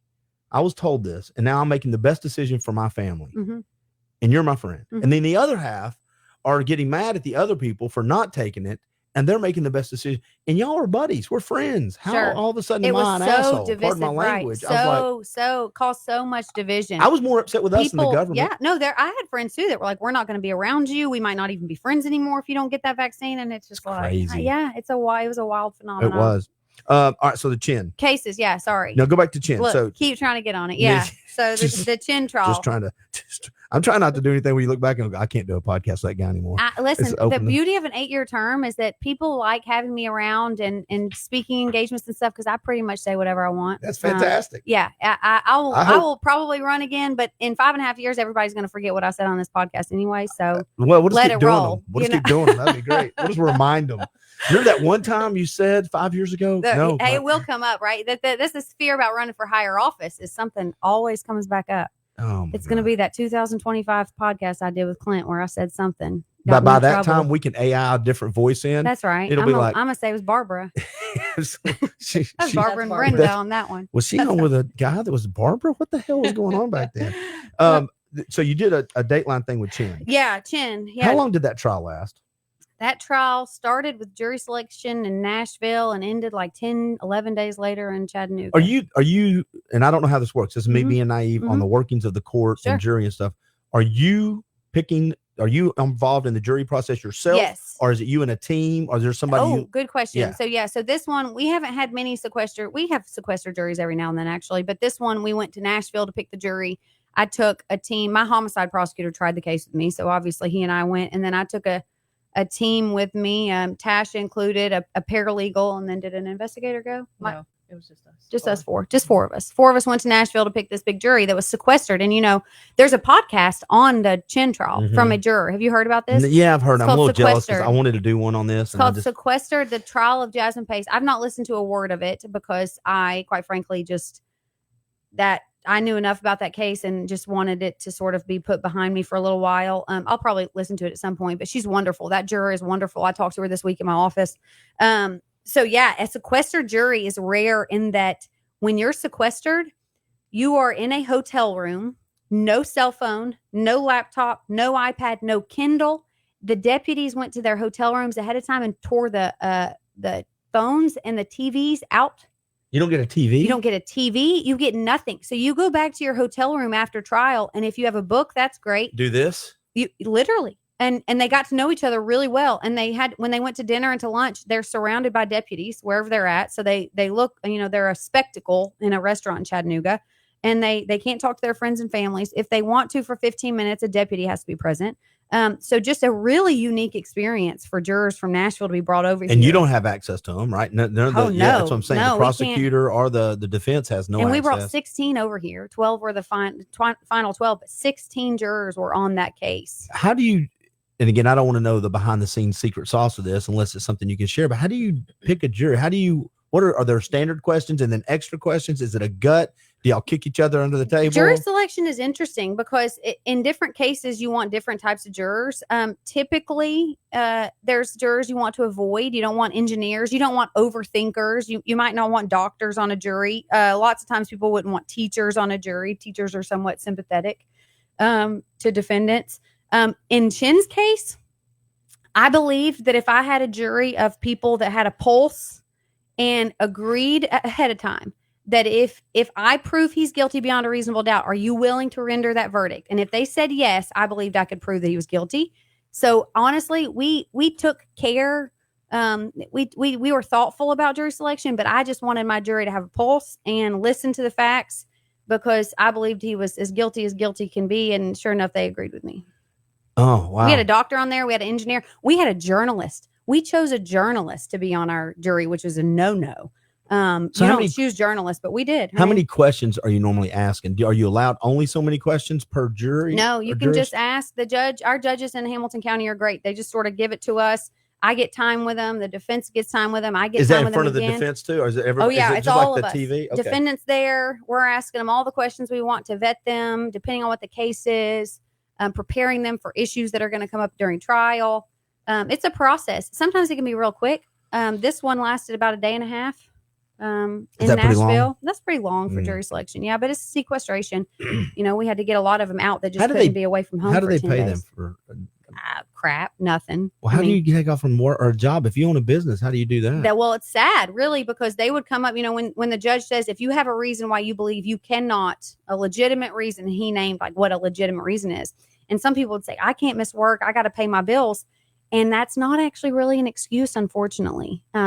Now, in some situation, if you're a single mom and you go through that story, I'm the only transportation for my kid. But even in some situations, and Tasha was there, the judge would be like hard on jurors because like it's a civil, it's a civic duty, and the court takes it real serious, and so do we. So we did our best to get a jury that it wasn't going to be like inconvenience doesn't matter. It's an inconvenience for everybody, right? So like. Some people are like, this is not convenient for me. It's like, well, no crap. It's not convenient for you. It's way to clean that up, by the way. Sequestration. Good job. You cleaned that up nicely. Thank you. I'm proud. No crap. It's inconvenient. You have to have a really, really, really, really good reason to get excused from jury service. Do they know what kind of trial they're signing up? I mean, in other words, or is it you could be anything and you just don't know? They have a brief version of the facts. So they knew it was sequestered. They didn't realize they weren't going to have phones and TVs and stuff, but they knew they were coming to Chattanooga. They knew it was a murder. They knew it involved some type of stabbing, but that's about it. And how long again was the whole trial from start to finish? From jury selection till the end, 11 days? Okay, that's not too bad. 11 days with you lost me at no TV or cell phone, and I don't even watch that much, but I kept thinking, what's that old meme? I went to the coffee shop today and some old dude was just sitting there with no phone or anything like a creep. That's what we used to do. Yeah, that's right. Now It's it's weird. Now it's what are they doing? I do it every now and then too. That's you try funny. that. I'll go into like Starbucks and I'll put I don't have anything and I meet people for coaching calls I do and I'll just sit. People are looking at you. They will. It is literally like, Let's see that. What is that guy? Do we need to call? Yeah. Why is he not scrolling? Put your face on the screen, man. Like the rest of us. That's sad, but these 16 jurors had nothing for, and they handled it really well. We had a great jury. It was a great trial. Was there any surprises for you in the trial? Not as far as the facts. Maybe it was how the defense came up. Is there an opening statement when they admitted that he did it? That was a surprise to us. We did not know that was going to happen. So he had not ever had a defense throughout the 2 years that we had been preparing for trial. There was no hey, he did it, but this and this and this, like in negotiation, which we didn't negotiate. We didn't offer him anything. They knew we weren't going to negotiate, but there wasn't any story that we had gotten until opening statement when it was, he killed her. And, the family's sitting in the audience. And for the first time ever, they're hearing that this guy's admitting to murdering their daughter. and our first witness was her mother. And so it sort of was jarring for the whole courtroom to hear this admission for the first time ever, but that it was provoked or whatever the story was. So my homicide prosecutor and I sort of looked at each other, and we had to sort of change as we were going our plan of attack. Making notes and we're just now we don't have to prove that it was him, which so much of our case was, fingerprint evidence and videos to prove that it was him. Yeah. Well, now we didn't have to prove it was him. Now we just had to focus on premeditation. Did that make it easier or more difficult? In other words, I don't know if that's the right way. It made it easier for us. All your energy goes. Then all went to premeditation, and based on the story that had been told, it made it even easier for us to prove premeditation. But yeah, it made it easier. All of a sudden, all the little things we were worried about didn't matter as much because the jury's already been told he did it. They're not going to find he didn't do it. Are they going to find it wasn't premeditated? Maybe, but now we know they're going to find that he did it. This is like a company. They don't need really go fingerprints. for it. Yeah, you can just really go for it. Yeah. If you were the defense attorney, would there have been a different tack that would have been any more effective though? Because you saw the evidence. If I'm the defense, that's a funny question. But is that weird? I've been a defense attorney. I would have just argued straight premeditation. I would have said the state has to prove this beyond a reasonable doubt. That's the highest standard in the system, and they are not going to be able to prove premeditation. Let the jury do what they're going to do. But I would have forced us to prove that it was him. I would have forced us to prove identity. I would have forced us to prove premeditation. But that's what I thought it was going to be, just a straight premeditation argument, because premeditation is a high standard. Yeah. It's difficult. It's actually, I don't love our statute on it. It's very confusing for juries. You think it's some kind of plan that you have to have, like prepare to kill this person, plan ahead. And that's not true. Premeditation can be formed in an instant, according to Tennessee state law. And so it's very confusing. And I would have just muddied the premeditation waters and said, do whatever you want, but it's not premeditated. Instead of telling this elaborate story about what happened, they told this elaborate, very detailed story about what happened. And we proved that those details were wrong. Trying to do the emotional tug, and this is a good reason. But if you're going to say that, you have to make sure that your facts that you're saying are not going to be disproven by the state of Tennessee. And we disproved every single one of their facts. And if they wouldn't have doubled down on those specific facts, where would we be? I'm not sure. I think you'd be in prison for life anyways. It's just a great case. It was, and you handled it very well. You and your team did a great job. We did a great job. I agree. Your team did a really good job. I agree with you though, is with all of my expertise in watching Law and Order and all the shows that, which Roddy loves that, by the way, when I say, I watched this police show one time, Roddy, and when you're going around the corner, why don't you just pick your head around real fast? You're an expert. Yeah, of course. I watch TV show. But it seems to me I would have made you work too. I'd like, well, because every time you're working, me prove identity. Well, and you can make a mistake too. You could say the one thing, and they go, thank goodness you said that. Like they did when they got up. And goes, he did it. Yeah. Okay, well, but as a defense, listen, the defense attorneys were great in this case. I have a lot of respect for them. It's hard to be a defense attorney. I have been, and it's difficult in a case like this to know what to do when the facts are just so against you. So no. But aren't the best? Real quick, they tried a good case. Aren't the best prosecutors and on the other side the best defense attorneys usually been on both sides? In my opinion, yes. Yeah, Lee Davis to me. People like this that have been on both sides. I would rather have somebody like that representing me or going against me, because they're gonna know. You know the weight of a case. You understand. I've tried to hire defense attorneys in my office because it really does make you a better prosecutor, and vice versa. Yeah. That's exactly right. But Josh Weiss is a great attorney. He really is, and he did his best for Jason Shin. He did a good job, honestly. Not a bad idea to go ahead. He built credibility with the jury when he admitted, hey, he did it. We're not going to try. But then it just didn't pan out the way that it was supposed to. But he knew it was going to be a tough case. You're starting a new case here too. Now this one I don't know if we can talk about because it's. Yeah, I can't talk as much in detail about it, but it's already been, a lot of the evidence has already been disclosed in court. The case of Chris Wright is being tried next week, which a lot of people don't know. Chris Wright was the young dad who was shot and killed in front of Patton Tower in 2023, and trial starts Tuesday. Daryl Roberts is accused of shooting him. We've had hearings already. The video of the shooting was played in court. It's going to be played again. A terrible case, and one of those that I think really shocked our community just because of the brazenness of it. I mean, there was no confrontation or anything like that, was there? I don't. I mean, it was just kind of out of nowhere. Chris Wright was walking past Patton Tower and talked to these two guys on the stoop, and we'll let the evidence play out in court this week. But yeah, he talked to the wrong guy. And And when does that start? it starts Tuesday. So I think, I hope the community pays attention to that too, because Chris Wright, just like Jasmine Pace, deserves a voice and deserves to be protected. And hopefully my office can serve as this voice next week. But Are you on that one too? Or I'm you not. No, my homicide prosecutor and my executive assistant district attorney are trying that together, a good trial team.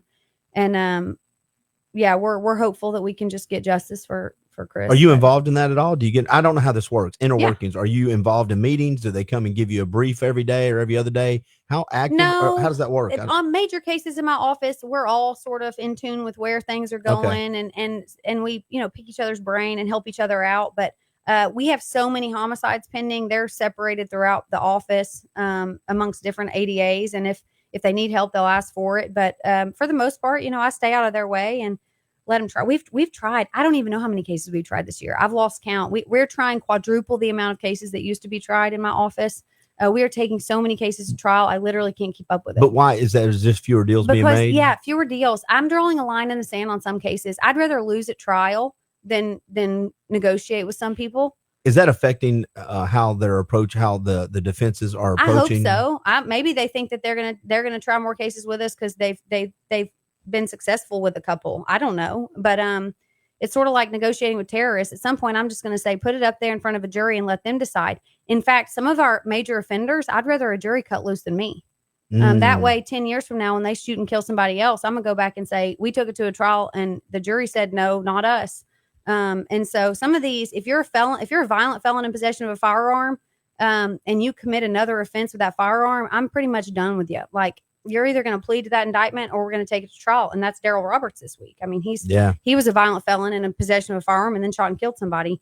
But we're laying the law down. Our child sex prosecution rate is it's tripled, or I don't even know. It's 100 and something percent above what it was a few years ago. Is that intentional? Like you came in? Absolutely. Yeah. I have a child sex abuse prosecutor. I was with her earlier, and she is feisty, and she only handles those cases. And if you prey on a kid in this county and you have to see Stephanie Brown in court, I feel sorry for you, because Stephanie, even though she is petite and beautiful and young, she's going to come after you. And what we've been doing as an office is prioritizing these cases with not only just child victims, but also sexual assault victims that are adults, because we believe them, and we've seen that juries believe them too. And there's some people that think, it's hard to prove a case when you just have a victim. It's one word, it's somebody's word against another. Yeah. And it is very hard to prove. And that's why sexual assault cases so often, can't be prosecuted, or we don't secure convictions. But here's what I think. If a victim is willing to be brave enough to get on that witness stand, we're going to stand right next to them. We're going to support them. And what we've seen is that juries believe them. Juries still are willing to convict based on a young girl getting up on the stand and telling the worst story of her life. They've done that this year in a couple different situations. And I'm very proud of our Hamilton County juries for that, because it's a hard decision to make. But we believe victims, and we believe that they can stand up there on their own and speak their story, and a jury will say, we agree, and this guy's going to prison. And we've seen success with that. And so I'm very proud of that. Do you ever have, and this is me, the headlines we get, we're fed headlines, right? Do you ever get people that make false claims?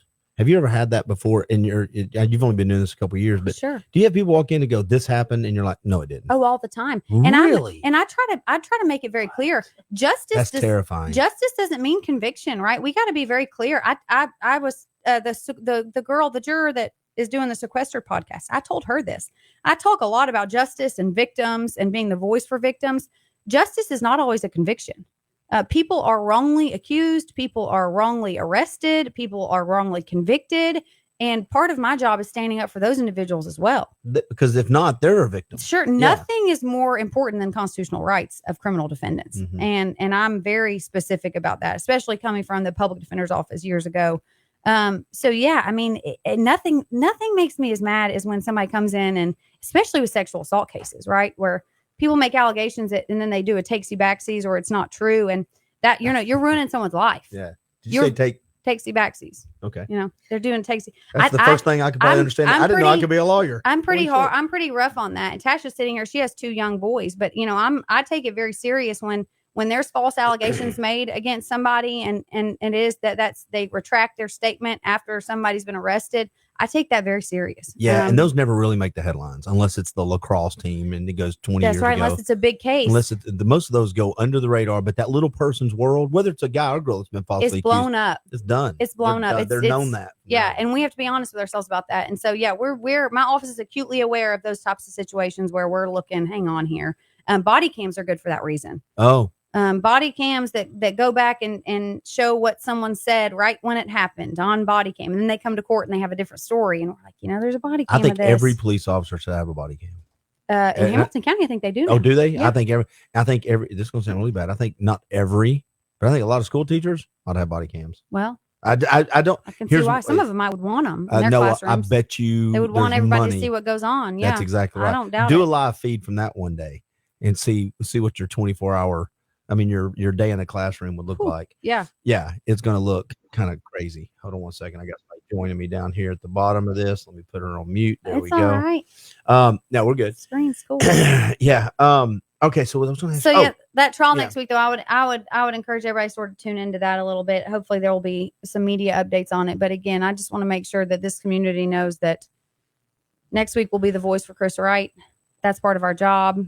We're very excited to do it, but I want to make sure that everybody knows it's not the trial of Daryl Roberts. It's the trial for Chris Wright, and that's next week. That's a good way to put it. I like It that is, because yeah. So how many cases do you guys get? And I don't know. How do you get handed off or take If you're arrested in Hamilton County from Birchwood to St. Elmo for a public intoxication all the way to a murder, it's my office's case. So how many do you get in a month? Give me a month. Yeah, I have no idea. Vince Dean would have to tell you how many cases come through. Vince Dean? Thousands. He's the clerk, the criminal court I know clerk. Vince. Yeah, Vince would have to tell you. Vince is still in He politics. keeps track of that. He's the record keeper. OD Thousands of cases a month. Wow. Yeah, that we have to figure out what to do with it. Criminal courts are, it's our trial court level. We have thousands of cases. How many in criminal court. on your team? How many attorneys do you have? I have 32 attorneys in my office. And do y'all meet regularly as a group Yes. Every other week, every 3 weeks, we all meet and bring updates and just to talk about, this is a unique thing I did when I got into office. We call them Friday meetings, and it's actually office wide. It supports staff too. I want to meet and gather, and if we have anything we need to talk about, we clear the air, whatever. I have a very healthy office, and I take that serious. I've been in offices that are not healthy before, with just an atmosphere that's gossipy or petty. And my office is the hell, and I believe everybody would say this. It's not just my perspective. It's very, very healthy. We all have good camaraderie, and I think part of it's because we're transparent, we're open, we're going to say it like it is. We support each other. But yeah, I've got over 50 employees, and we touch base regularly. We're all in the office together too. So do you all like hang it? out. Do you like doing this? Because I know you like being the attorney part of it. Is the job what you thought it would be? People say that. People are like, I bet you didn't know what you were getting yourself into. I did. I knew exactly because I had been an assistant district attorney, and I had sort of monitored what was going on down here in Hamilton County for a while. I knew what I was getting myself into, and it's just a privilege every single day to do this job.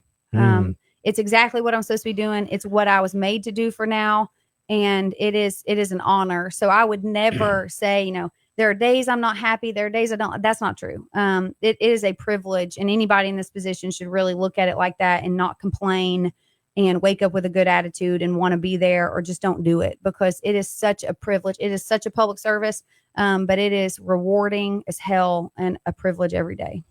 Last question I have for you, and we'll wrap it up. If No, that's we're okay. wrapping it up already? We got about another 5 minutes. That was quick. Yeah, well, we've been doing it in 45 minutes. I didn't get Yeah. to sing or rap we're or not anything. done yet. Oh, okay. Now you said that. Yeah, see?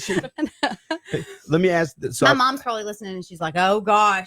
is somebody calling you? Is that at work? No, it's all right. You want to put them on the mic? That would be funny actually, but no, we won't. That's Too late? another district attorney. We'll let him come another time. Okay. Well, as I say, you can come back tonight if you want. Jennifer will be coming in. She's gonna come and hang out with me. Are you fully booked tonight? You could. All the you way to got 4 in the morning. Yeah, you're fully booked all night. Fully booked. I've got, after you, I got Karen McMahon coming up. I've got John Ballinger coming up. Dawson Wheeler used on Rock Creek Outfitters and started it. He's coming up. Do I need to be worried about you like doing meth at some point tonight? Absolutely. My heart is Should I gonna be worried explode. about it? Should I? Brittany, Do we need a canine in this office to make sure that easy with, listen, being worried and having me arrested is two different things. What are you bringing I'm canines trying to in? figure out how you're going to stay up all night. I'm I worried got about what you're going to do. Brittany Shaw. I've got all kinds of You got people. good guest list. I got great. This was a cool event. Well, I appreciate. I got 2 people from California coming in. One's at midnight. One's at 11. Tay Davis, an NFL player, went to YCAP or helped to YCAP. Then at midnight, the first female pro boxing referee that's in California, she's coming on. She's refereed a couple of world championship belts. Yeah. Wow. And then this is a cool story, and I try to share it as much as I can. My buddy, I played rugby for a number of years, so he calls me up. He goes, "Hey man, I saw this big event, blah blah blah. Man, you got everybody filled up?" I said, "Yeah." He goes, "What are the times that nobody's taking, man?" And I said, "Man, that 4 a.m. in the morning." And a friend of mine stepped in, and I said, "And then the 2 to 4 o'clock in Saturday morning." He goes, "That's where I'm coming." That's cool. He said, "I'm That's bringing coffee." That's a good buddy. That's rugby. Rugby, it's called with you. Whenever you're playing rugby, the balls will always thrown backwards, Uh-huh. and you're always communicating with the guy with you. You say, "I'm with you. I'm with you. I'm here," which means use me. Give me the ball. I'll take the That's hit. super cool. And that's what he said. "I'm with you. I Did got you you." do that for me? Aw. 2 to 4 a.m. podcast? Yes. Man. Okay, well, see you at 2 o'clock. No, I'm That's just a like, good wait a friend. minute. No, I said for her. Oh. Not You for don't you, know- Barb. You don't, Not for- you don't know me well enough. You Barb, I'm you don't- Barbara. You don't have my tinfoil I'm yet, Barbara. Barb. Well, okay. So one of my questions I was going to ask you: what's your favorite conspiracy theory? Oh, Oh gosh, I don't know. You got one? Are you No, I chemtrail? don't. We got. we I talk don't about know. them. We We talk talk about them about- all the I time. don't Or you know. don't want to put that out there? Look at her. She's like, "I work for the can. I'm not She putting that talks to stuff me out." about conspiracy theories like the ice wall. You talked to me about the ice Yeah, wall in we talk- Antarctica recently, how the world might end at an ice wall. Yes, it Might be might. some I ice don't wall? know. There's I the don't ice know. wall. There's chemtrails. I don't keep know. bringing up There's so chemtrails. many. Yeah. Well, the problem with it, my buddy Eric says this, and he's a really smart constitutional attorney. You would love Eric. Do you know Eric Buchanan? Mhm. He's a great dude. Mhm. He says this all the time. He says the only difference between conspiracy theory and fact is about 6 months. In today's world, give it about 6 months, and then That's stuff funny. will start coming That's out. funny. And the other thing he says, I love. He goes, "I don't believe it until somebody pulls it off YouTube. If it gets banned from YouTube." Then it might be true. He goes, "Then that's the worst thing you do for a critical thinker, because as soon as you say you can't say that," Eric goes, "then that's probably true." Yeah. And I'm going to keep saying that. to Yeah, him. it's not a bad point. I'm glad you like what you do, and I'm glad you got this other case coming up. One of the things I was going to ask though is what it looked like leading up to it. If you'll come, I want that to be the last question On for the us, chin trial? on any of them. Oh, When on you're any heading trial, into these yeah. big trials, Mhm. are you practicing opening statements? You know, we always see this. Are you practicing? Are you going through it? Is there a role play there? What does it look like leading up to that? It's a big task. I think trials are different. Trial by Do you have trial mock is trials? different. No, Okay, I don't know. I just said. no. I mean, the prosecutors that have tried at least a handful of cases, you get more and more comfortable with it as you go. But yeah, there's a lot of preparation. There's a lot of hours in the office. For me, I go over sort of what an opening statement's going to be, and then closing argument. By the time you get to closing argument, you're just ready to wrap it up, and you know the case so well that you could just get up and talk about it for 3 hours, really. But there's a lot of preparation, for me, a lot of just sort of thinking about big picture, what I want this to look like for the community, what I want this to look like for the victim, what I want the jury to take away from this, regardless of whether they find somebody guilty or not. But yeah, it's a major undertaking to try these kinds of cases. It's amazing in America that we get any convictions, because to convince a jury of 12 Yeah. of something so serious and have them all agree. Again, Americans don't agree on anything. Right. We're trying to get 12 people to agree on taking someone's life That don't know each and other. liberty, that don't know each other, all Mhm. have different philosophies on life. It's amazing that we ever convict anybody. So anytime we do, it's a task. I'm very grateful for my prosecutors. I would put my office up against any office in the state of Tennessee. One of the things you've said many, many times, and I know it's intentional, so I'm not saying you're saying it by accident, but Mhm. I like it. Yeah. Is you don't talk about the criminal. I like how you talk about the victim. I think you. that is to me is a reflection of a good place to start those Yeah, things. we obsess over defendants, and like some of them do this kind of stuff so that the community and the nation obsesses over them. And I don't it's really just- care why they did it. As a civilian, I hear that you're defending me with the prosecution part of it. I don't really, if you did it, well, the why is a great podcast, but at the end of the day, Sure. I don't care why Chin decided to do what he did. Yeah, he I did just it. don't want him out here with my kids. Yeah, And by the way, yeah, I don't want him yeah. anywhere. get your cameras off. That kind of man, when that guy came out and said he did it, I'm Lots a of people different on dad. Facebook were like, "I'm done. Like Well, I'm he's just- done." If I'm a dad in the room, we'd have had a YouTube moment. Clint, don't get me started on that because some of these sexual assault cases, I'm like, man, if we had a parent that went rogue, I'd have to be like, they Listen, were asking for that I one. would those videos where they come across the gate going. I get it, I always want to be the bigger person, Clint. but I don't. But know I if get could. it. I know, right? I got a good dad. Yeah, I know. Listen, yeah. But hey, YCAP, that's why I came. Yep. You're doing a good thing, Thank and you. I'll shoot you a couple $100. You got to tell me how to do it. It's you text YCAP to perfect. All right, I'm going to donate a couple $77777. $100 to YCAP. That'll put us right at 7,800 or 8,000 of our 10,000 we're wanting to raise. I'll do it. That's beautiful. We'll do it. Yeah. Thank you very much. Thanks for having us on. No worries. I'll come back Thank soon. I would love to talk conspiracy. We'll put a mask on or something so nobody knows who you are. Barb, Brenda, and the Green Beret. You tell me, Barb, have my tinfoil hat, and I'm here. I'm all in. Okay. All right. Thank you guys. Let me Thank you. do a little housekeeping here as I wrap this up, and we'll be good to go.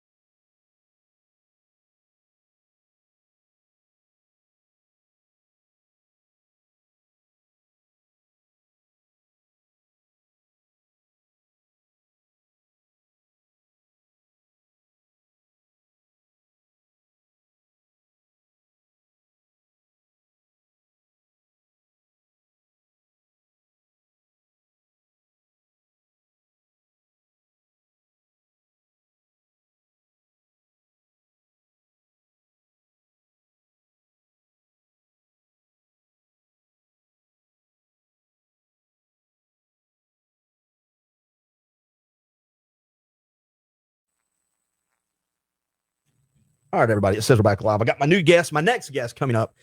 I'm running pretty good on schedule, and I'm apologizing to her right now. She's been down here for 15 minutes and asked everybody to check in early, and she did her job.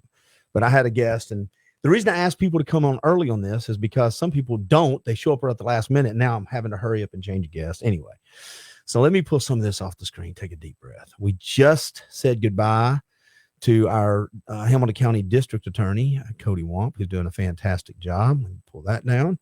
And now I am going to be bringing up one of my good friends. Now, I'm not going to lie to you before I bring you up, Karen McMahon. This is a 24-hour marathon. So there is a good chance in 30 or 40 minutes, somebody might just walk into the studio. That's the way this works. It's supposed to be fun. If that's the case, we take things very flexible here. It'll be fine.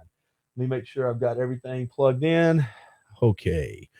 Uno, dos, tres. Karen McMahon, how you doing today? Oh, I can't hear you. Let's try it now. You there?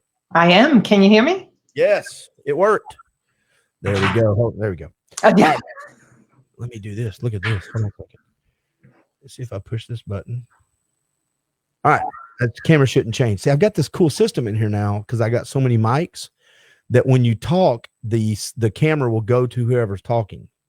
Oh, how cool. I know, but when you're by yourself with just one guest and I'm really a loud voice, all the microphones pick it up. And so it switches to a ghost sitting in the chair that's not there. So, all right, Karen McMahon, thank you, first of all, for being part of this. What a great event. I'm so excited to be a part of it. And thank you for doing it. It's been brought up several times today. You know, you don't know really what you're good at in life. Apparently, I'm good at collecting contacts and friends, which is a fantastic thing because I think we're going to have 34 or 35 people roll through in a 24-hour period and representing all different things from Slovakia to New York to California to good old Chattanooga or Eastridge. Brad says you're doing a mighty good job. Thank you very much. I appreciate that. It's been we'll see how it goes. I got about another 12 hours left. We'll see how this bad boy goes. I will say this real quick though, and I want to make sure I'm doing this consistently, and then we're going to jump into what we're going to talk about. I do want to make sure I'm thanking my sponsors, which are Team Monteith, Lori Monteith with Keller Williams, Quality Tire, Dr. Jeremy Bruce, Whitfield Media Studios, First Lead You, and Nutrition World. Now, we've got these gifts over here from Alchemy Med Spa and the Vascular Institute. All you have to do is comment the word Med Spa, and you're going to get those. And then, listen to this. This is how cool people are in Chattanooga. I just get this text from the young lady, Megan, who owns Chattanooga Carriages. And let me see here. Let me pull this back up. Chattanooga Carriages. This is the beauty of this. So it is a gift certificate for a carriage ride downtown. Enters you to one 20-minute carriage ride for two people. It's a $50 value. So I've got that to give away. If anybody wants just to type in the word carriage, just type in carriage, you'll get so you can type in Med Spa to win those or carriage to win this. And then later on, we're going to do some more from Grindhead Coffee. Now, Karen McMahon, you are the owner, podcast host, and relationship coach extraordinaire at Journey Beyond Divorce. Do me a favor, explain to everybody what you do and really why you got into it. You don't spend that much time on that, but tell everybody what got you into this. Yeah. So when men or women are facing divorce, and we specialize in high conflict divorce, what I do is support them in getting out of the emotional storm and chaos, understanding the foreign land of divorce, and help them strategically do the most important things first, keep an eye on their own emotional regulation, and navigate it with as much grace and dignity while growing through the difficulty of it so that they can be a better person and parent on the other side. And I'm assuming there was something that got you into this. I went through a 3.5-year, very high conflict divorce. My children were 4 and 6 when I sat them down to say I was leaving daddy. And the next 3.5 years was particularly hard for all 4 of us. And when I emerged, I felt like I was quite a different person, a better version of myself. And I was selling commercial printing, which was a dying industry and fell rather flat after the big transition I did went not know through. you had done custom or commercial printing. Yeah. Yeah. Really? Well, what got you into that? Was that just you had to have a job, or is that something you'd already done? Or Actually, my ex-husband was a print broker, and I was selling real estate when we got married. I didn't want to do that. And so he was like, oh my God, you could sell anything, sell printing. And he practically landed the job for me. And I did it for, I think, 15 or more years. all right, I got to give a shout out to Brad. Bradley has been tuning in all day. He just won the carriage thing. Thank you very much for watching. Be sure to share this with your friends. Everybody can donate at YCAP. Just text the word YCAP to 71777. I ran into Karen McMahon when I was going through my divorce, and because it's a live event and people are watching, everybody's watching. My son's watching on this. Me and you've done podcasts, and so I'm not going to share anything that I haven't shared in the past. But I'm going to be very careful about some of this because I found you within about 10 days of going through my divorce. I was searching for all the things that we all do, right? I'm going to get in the best shape ever. I'm going to save all my money. The world is never I'm going to conquer the world, and I'm going to get healthy. My goal was to get my brain straight so I could be the best dad.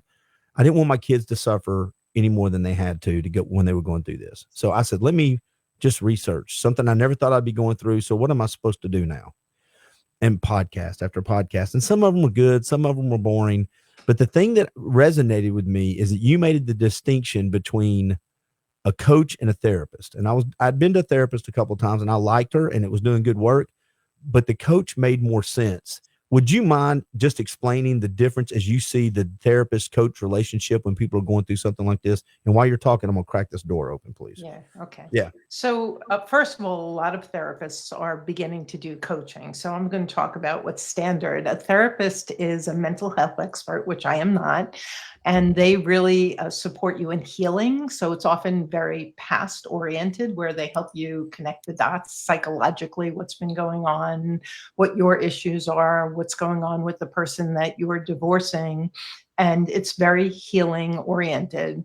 And coaching, on the other hand, is also equally as emotionally oriented, but we deal more in the day-to-day emotional turmoil that's coming up. It's a more interactive conversation.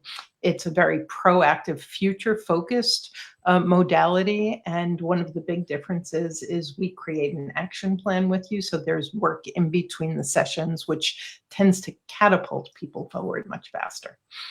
Yeah, that's the thing that resonated with me the most was here's some tangibles, because again, I'm loving therapy. When I went to it a couple of times, I was reading the books, I was doing the things, but when I was getting done with the calls, it was a little, I was getting done with the visits, it was good, but I was left actually with a few more questions than answers, which is probably I should have been addressing earlier in life, right? But I'm in the middle of the boat sinking, and I needed help on how to plug the holes. And you were saying things, okay, try this, this, and this, do this, this, and this. Or you would say these things, and then I would try my best to remember them when I was going through the wave of emotions. Yeah. And I think most people who come to me who love their therapists and have gotten so much value have actually made the decision. If they were the decider, they still say, no matter how great the session is, I then walk in the door, we have this conflict, this explosion. And so I still don't know what to do with my day-to-day, with my emotions and with my interactions with my spouse or my soon-to-be ex. And so that's really very tangible, very in the moment. And that's where we can come in with skills and tools and strategies. Yeah. And that, again, I hate to kind of repeat myself, but when I saw that difference, that was what resonated. That's why I scheduled several appointments with you at a time where I couldn't really afford the appointments because I saw it was an investment. It wasn't a cost. You know, there were things I were doing that cost me money, and then there were things I did as an investment in my future. And that's what I saw. And it really helped, even though sounds weird. We can talk about this too. Every divorce is high conflict. What the hell does Karen McMahon mean saying her divorce is high conflict and mine's not? My wife is leaving me, or I am leaving my wife. That's a pretty daggum high conflict to me, but there is differences. And I realized real quick, the 90-day window, the going to the parenting together, those type things are I was very blessed that me and her could work on that together. Yeah. That's not the Yeah, case all the time. No, with high conflict, there's very little collaboration, cooperation, communication, compromise. These are things that don't exist in high conflict. And so I had even a judge say to me once, I don't understand why they just don't let it go. And I'm like, well, somebody's dealing with their children and they have concerns and the other person isn't collaborative at all. You don't just let your children go. Like there are certain things that you have to go to task for. And with my clients, usually the lesser powered in the power imbalance, they've been avoiding for years. And now is a time where they really do need to advocate for themselves and their children. And yet they're a hot mess. And then the high conflict person is their own hot mess. And so you have this hot mess soup. And that's the world that I live in. So, and I always talk to you about how people come to you in their state. How do you manage that? I mean, you went through this high conflict divorce. You have a lot of emotion attached to it. You went through the ups and downs. You got all the scars, the battle scars, right? You've been through it. And now you're dealing with these people on a daily basis that are saying things that you probably said. Maybe it's worse than you even had it. And how do you regulate your emotions and how do you clean the slate off at the end of the night? Yeah, it's a good question. People ask me that all the time. I mean, I'm very good. Like I am 100% in it. And if you have a court date coming up, if something's about to happen, I open up my calendar and I drop it on. And the minute I hang up the phone with you, I'm done. Like your problems aren't my problems. I do pray every morning. And so there are clients every single morning where I'm praying for them. I'm praying for their kids. So it's on my mind, but it is not hooking my emotions. And I think that's the key. And there are times where I just like 2 weeks ago, and I've been doing this 15 years, I was like, this is one of the most heartbreaking stories. This man's story of his marriage was one of the most heartbreaking. And I said that to my business partner and she's like, really? After 15 years? And I was like, isn't that amazing? And I could tell you stories. I mean, write books about like the crazy stories and the things that people have gone through. We live in a broken world. Yeah, we do. And before we leave, I'm going to get you to do what I always do. And then we're not leaving yet, of course. But before we go today, absolutely. Thanks, Karen. Bye. That's great. I just want to know why your life sucks so bad. That's it. Bye. Wait a minute. There's a good side to this, Clint. I want to talk about the other stuff. But I want to make sure I'm just planting in your brain a couple of those things that you can give to people who may be going through this right now. One of the reasons I like doing this podcast or any podcast really is because in real time, we can impart one or two things or three, whatever it is, just that seems so common sense to us now that we're at least I'm out of the troughs of the waves of emotion. Yeah. Looking back on it, though, I had to hear it at a certain time. And so my theory on this is when we say it, it's hitting somebody at the right time. 100%. And that's why it's easy for me and you to go, oh, I'll just do this and do this and do that. In reality, somebody that's just swim. Well, I'm drowning. If I could just swim, I wouldn't be drowning, damn it, So we're going to give some of that out too. But do you like doing what you do? I learned this past year about the 4 zones that we live in: zone of incompetence, zone of competence, zone of excellence, and zone of genius.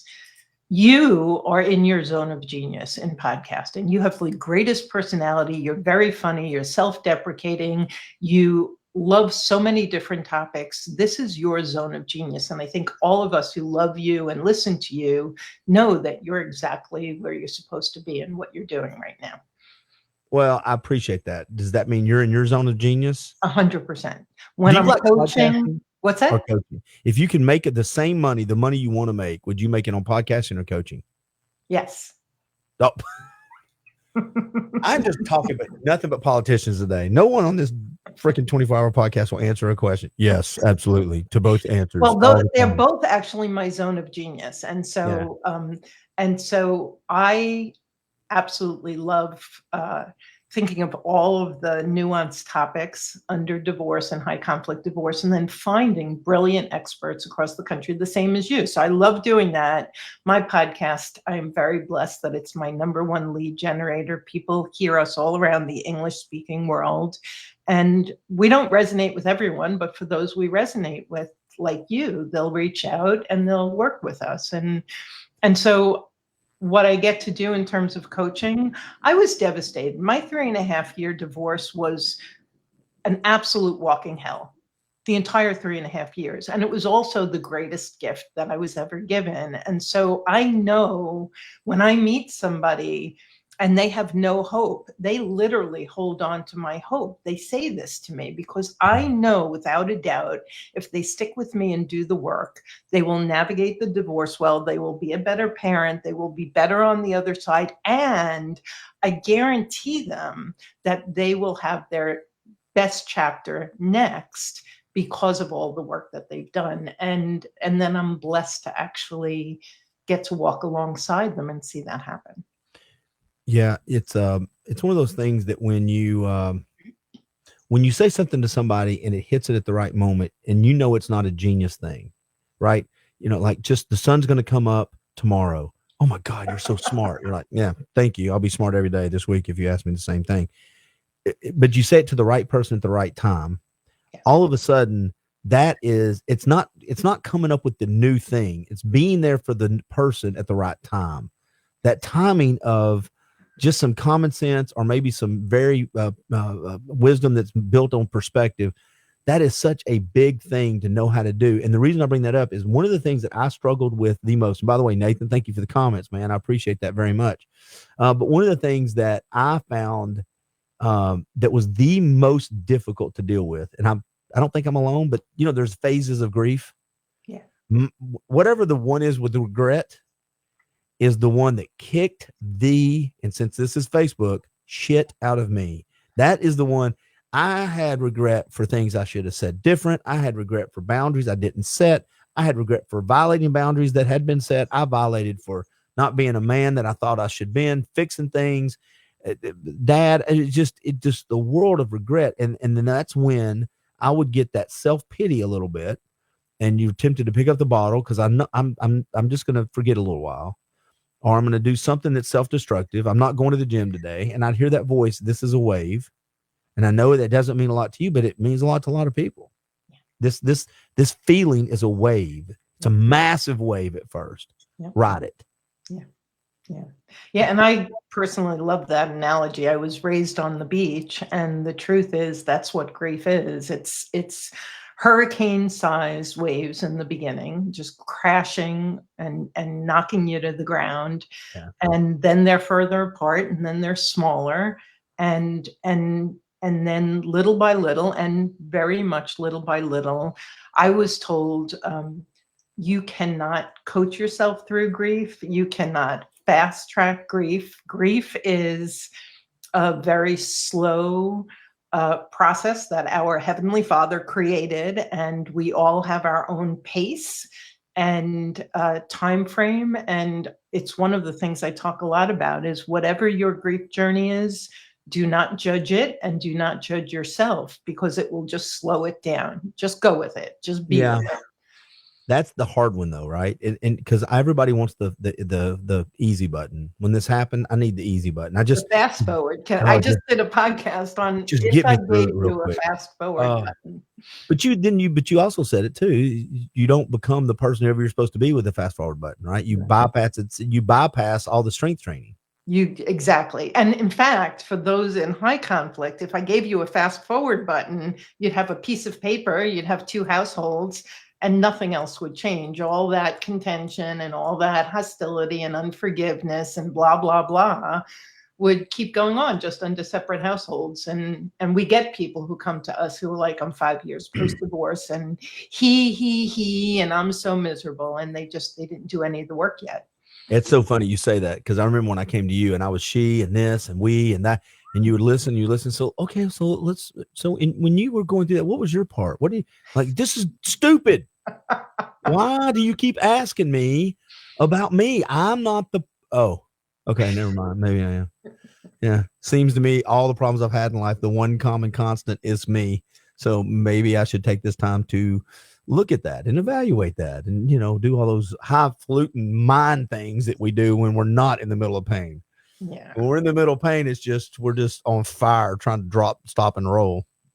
Yeah. And I think that no matter what the crisis is, I mean, obviously my focus is on the crisis of a marriage falling apart. But one of the things I thought would be fun to talk about today is that no matter what the crisis is, there's voices in our head that are not for us. And then there is a voice that is for us, but it's much quieter. And so if I could, in each person's mind is a judge of self. We all know that, the inner critic. I'm so stupid. What did I do? I shouldn't have, the judge of others, my spouse. Oh my God, I could sing on about what's wrong with my spouse. And the judge of circumstances, the damn divorce, the court system, the whole bit. And so whatever your crisis is, you will immediately notice yourself judging yourself, others, and the circumstances. And that never leads to anything positive. It feels good for a minute or two. It's when you can just assign your blame to somebody else or something else for about 30 seconds, you're like, I knew it wasn't my fault. And then all of a sudden, it's totally my fault. Well, you own what you have to, right? Yeah. And then the flip side of it is that so quiet voice, right? Our inner wisdom. I like to think it's the Holy Spirit for me. In positive intelligent realms, you've got judges and then you have a sage. And so that positive voice, or that voice of possibility, when we can tap into that and focus on that, we actually help to build a super highway in our minds toward positivity. So we all have the friend who's like Eeyore, right? Woe is me, something's always wrong. Even when everything's right, there's something wrong with what's right. They have built such a super highway to negativity that no matter what happens in their life, it's like having a car that's out of alignment. It's like negative.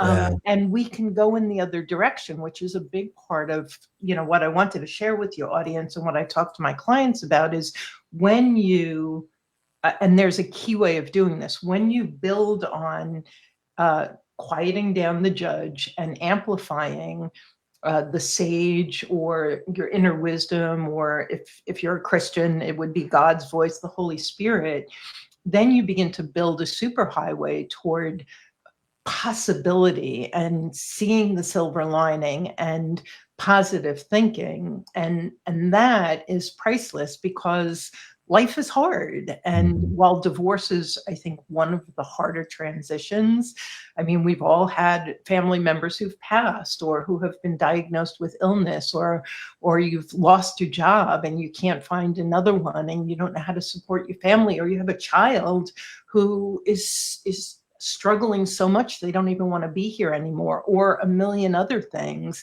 So we hit crisis. What happens between our ears is way more than 50% of how we end up dealing with that crisis. Yeah, but yes. But saying that outside of the pain, you've got this perspective now that's so easy, and I have that's so easy. How are you communicating that to somebody in the real time? Because if somebody's listening to this and goes, I feel this, it's in my brain. How are you communicating these things to somebody that's calling you up in pain? Well, I mean, obviously, when I first speak to somebody, I spend a lot of time really just acknowledging what they're facing. And so you acknowledge and validate it. But then if you're going to stay in it, if you want to live on your pity pot, I'm not your girl. That's what I was going to ask. And so the reason I was asking that is, once you've helped, have you actually said, hey, we've hit the end of our journey? I have fired 2 clients in 15 years. That's actually really good. I thought it'd been way more than that. You must have a really good track record of. No, I actually had one fella that I talked to so many years ago. He was so mad at me. His wife was just really off the rails and a big problem. And he worked full time and he took care of the 3 little kids and he did everything and blah, blah, blah. And I really did. I was like, God, that's so hard. And then I said to him, Clint. So, what do you think your part in this is? And he got so mad. And I said, well, what is everyone saying to you? Well, they're telling me how terrible she is and how wrong she is. And I was like, but you're not 10. I mean, you're a grown man. So you came to the table with something. He ended up getting so mad, hanging up the phone. He called me a week later and he said, I cannot stop thinking about our conversation. And I think you're the person I need to work with, because everybody is just telling me what I want to hear. And the truth is, it's not making me feel any better. Well, and I don't want to hijack because I want you to go through what you were wanting to talk about. But to me, one of the things you said to me, or we agreed on, is your friends have your best interest at heart, but they're not always the best therapists or coaches, right? You don't need somebody agreeing with you on every single thing. They're the worst. It's you know what I'm saying? You can develop some pretty bad mindsets without having friends they have good intentions. Best intentions. Yes. Yeah. But not always the best time. No. And we have something like, I have a team of coaches coast to coast. And I had a couple of coaches who came on early on when I was first learning how to build a team. And they had what I would call grandmotherly compassion. Okay. And so, I like air quotes. and so they would they would sit and they would kind of hold the hand of the client and coddle the client. And I'm like, there's no progress. Like they don't need to hire us. Like, let them go to their friends for that. We're the ones who are supposed to be a stand for, why did you come to me? I'm miserable. I want to get out of this. And then when they get clear on what they want, I'm supposed to be a stand for helping you to get there, not just, giving you hugs and telling you it sucks. It's like, yeah, I'll give you a hug and it sucks. And now can we roll up our sleeves and get to work? Let's do something now. Yeah. Do you have people calling you? I know this was the case a while back and maybe it's changed. Maybe it never picked up, but calling you before the actual divorce, or do you have people calling you like, listen, I'm close, I'm thinking about it? Or is that something that you don't 100%. Do as much? And, there's statistics out there. I don't know about the male statistics, and I do work with both men and women, of course, but women tend to take a long time in making the decision. I did.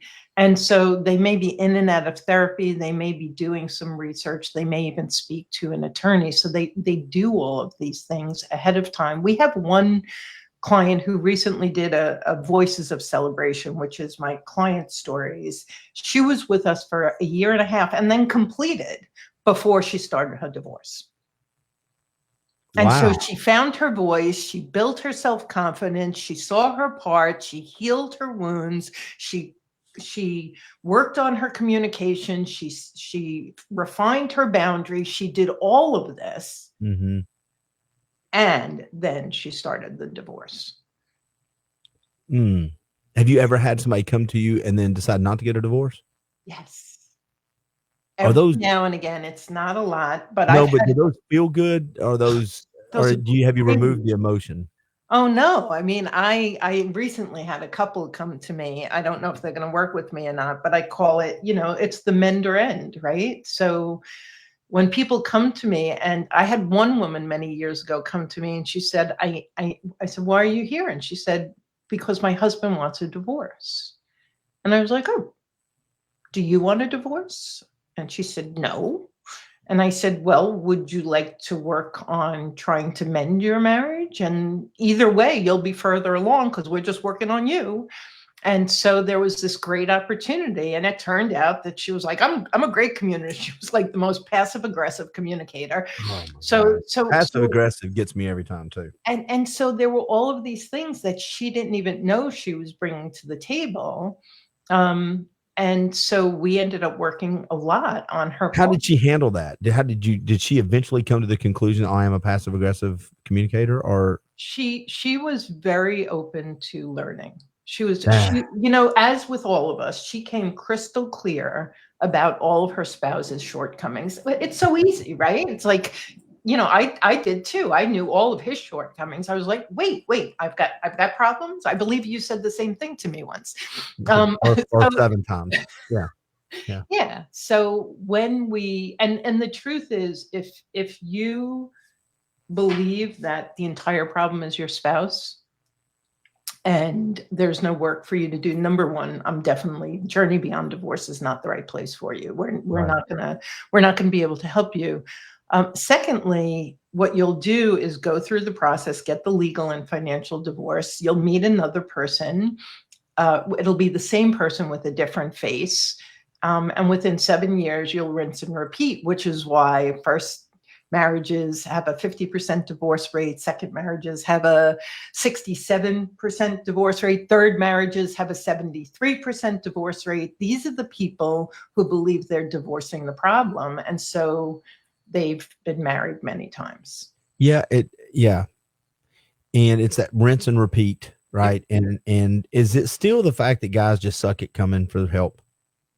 That's not a very clinical way to put it, but are you getting better? A solid 30% of my clients are men. I love my men. But really quick, isn't that a lot higher than it used to be? Or is it about the same? It might be a little bit higher. I mean, it's a solid number now, though. And the funny thing is, I've spoken to business consultants that I've hired, and I'm like, is it because I'm a woman? Is my message too feminine? And they say there are more male business owners than female, and we have a 70-30%. I've had 3 different ones say we have about the same split, 70 women, 30 men, even in business where there's so many more men who own businesses. So I think that, and I don't want to bash men. I'm not going to do that. Well, tell me what you want to say. I'll say it. I'll bash us. I don't care. I think that men, people say women are, it's so terrible for women that we're raised in a patriarchal society. It's equally as terrible for men. Like, you can't cry, and you can't be a wuss, and you can't talk to other men about your feelings, and and whatever you do, don't go and hire someone and talk to them about your feelings. That would be.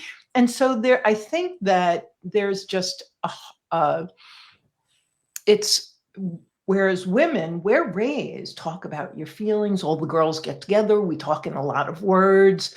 Support groups are like something we're all really comfortable with. And men, much less so. I think much more now than 20, 30 years ago. But it's harder for them.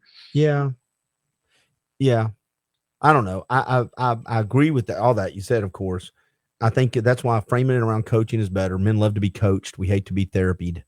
Right. Well, it's thoughts versus feelings too. I will have to say, men love coaching because they're coaching. Like, oh my God, you're giving me an action plan and you're not going to ask me about my feelings. I can talk about my thoughts. I'm good. Yeah. Then, hey, guess what comes? Here's where your thoughts come from. But anyway, we won't address that, men. But the flip side of it too is, and you had mentioned earlier that it's a double-edged sword. Because we've also raised women not to respect men that are showing their emotions, right? Like, and I've told this to people before. I don't mind showing my emotions to my girlfriend, but that's the only person I feel comfortable doing that with. And if I show and I'm not talking about sitting around crying at McDonald's commercials or whatever. I'm saying, if you show that you have a vulnerable side and that's not respected, then who am I supposed to show that to? I don't mind being the monster to the rest of the world. I don't mind being the whatever I need to be to the rest of the world, but we're supposed to have a safe place where I can go, man, that hurt, or I could do better, a little regret, a little emotion. And I think women a lot of times are kind of one of the issues too is it's I have been raised that's a weak man. And so, you know what I'm saying? I've used that terminology. Because my son said that to me about a year ago, and he's very emotionally intelligent, and he's really great at emotions. And he said, women don't want that, Mom. They don't. And I said, actually, you've been dating very unhealthy women, and healthy women want that. And unhealthy women are going to do the same thing as unhealthy men. They're just going to shut that shit down. Okay. Oh, well, look at you getting real. That's a coach coming out, right? That's the Karen I remember. Just very thoughtful Karen's there, but I also got what are you talking about? But so to your point though, that's the other side of it. So I think as men, we have to own this too. My significant other being open to me being vulnerable and showing emotion, that does not mean that's not the floodgate to lose self-control and be an emotional idiot. I know dudes that take that as permission to be her best, we'll just surround and be that's emotional. That's not what that is either. There's a fine line between, and this is going to get me so canceled, and it's okay. There's a fine line between being masculinely emotional with people and being too emotional. Women are emotional in a feminine way, I think, and they express them in certain ways. I think men do it in a different way. Men, though, if we don't have that place where I can show you that I'm in pain, I hurt, I got feelings, I'm scared. If we don't have that other partner that I can just say it to like that and not be called weak and a coward, then we'll just shut the hell. That's when you get toxic masculinity. Exactly. And that is why, I mean, Clint, I've known you for so long. I see all of the people who support you. Do you have a circle of men where you guys are real with each other? Yeah. Yeah, I'm pretty lucky. Lucky. And that it's unique, and it makes a world of difference when men can talk to other men and just be real and honest, and instead of having all those masks on and all that shoulding going on, and it's just too much pressure. Life is too hard. We all need a release valve, and men need other men. There's a time in life to grab your gun. There's a time in life to grab your boxing gloves. There's a time in life to grab your Bible, and there's a time in life to grab your friends. And if you don't know as a man sometimes there's a time to stand up and time to hit your knees. That's just the way life is. And I have zero problems crying in front of my certain buddies. I have zero problems telling them I screwed up. I have zero problems telling them I'm scared. If they don't like it, they're not my friend. They can kiss my ass and take a hike. And they feel the same about me.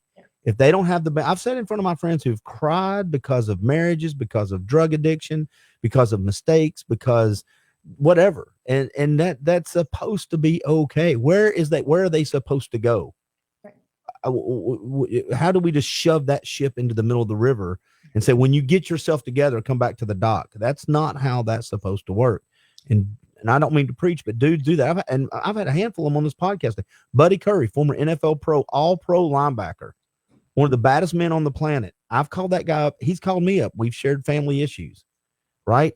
My buddy coming on tonight, Dan Manager. I've got him, David. I've got people in my circle, and I don't understand why guys fight that so much. The most manly thing to do is to have a group of dudes around you that you can be badass. We'll storm the castle, and then we'll talk about your boo-boos later. That's okay. It's all right to do that kind of stuff. Yeah. I don't get it.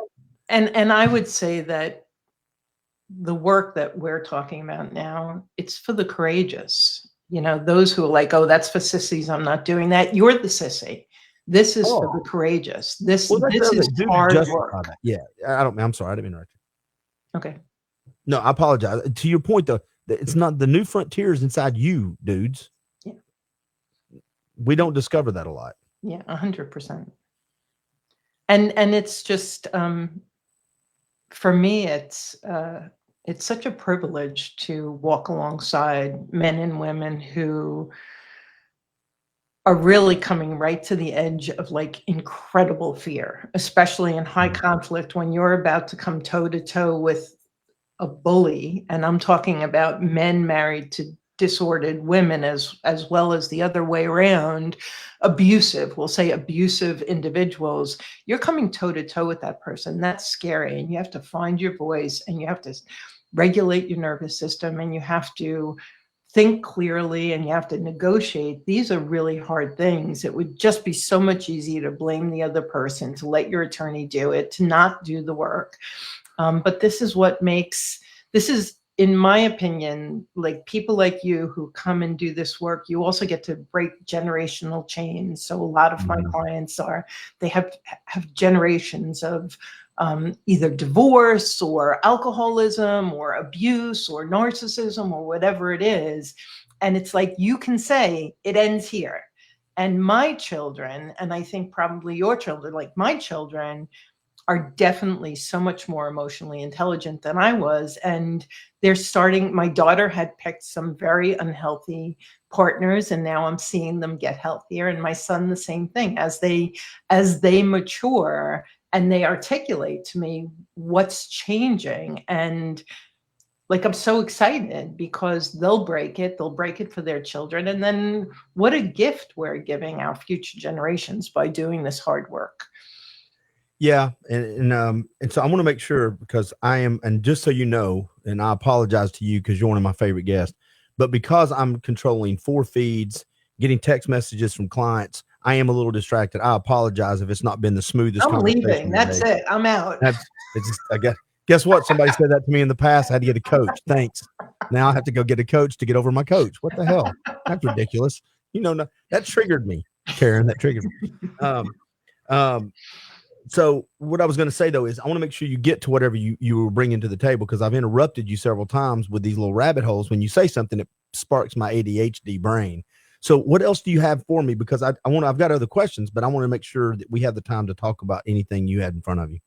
Yeah, no, I'm open to whatever. I wanted to just mention the emotional intelligence and positive intelligence, those two things, positive intelligence being the 3 judges and the sage. And I have some suggestions for how people can shift their mindset to find silver linings, to catch the judge and find silver linings and find possibility more regularly and more often, which is what positive intelligence is all about. It's like emotional intelligence on steroids. So are these things that you've discovered and they've been there, like they're new modalities to deal with stuff, new perspectives, or they're things you've developed out of just years of experience? No, I'm not nearly that wise. I'm trying to give you a heads up. Yeah, I'm trying to help you out.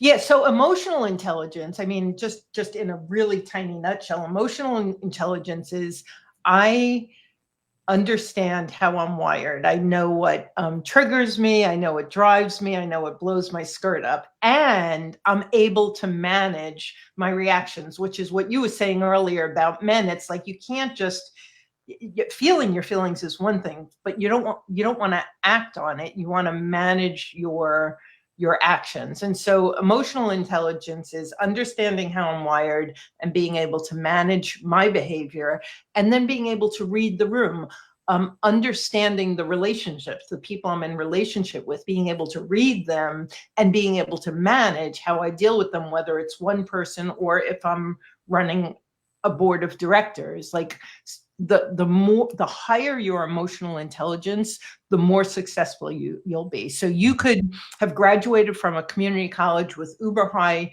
emotional intelligence, and you could be up against someone who graduated from Harvard who doesn't have a whole lot of emotional intelligence. You're going to kick their butt. You're going to be significantly, unless you're like if you're dealing with people, you're going to be significantly better. What are I'm assuming there's ways to practice to get better at this, to have better emotional intelligence. I'm assuming you're putting people through that.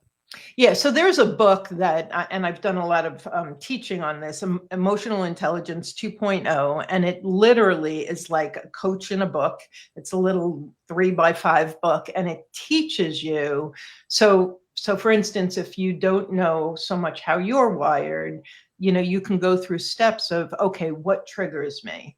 Well, how do I know when I'm triggered? Like for me, when I get triggered, it's my neck and my shoulders. For somebody else, they lock their jaw. For somebody else, they get butterflies in their stomach, or they get a pain in their chest. So part of it, so that's just one little example of know thyself is, what drives me? What am I passionate about?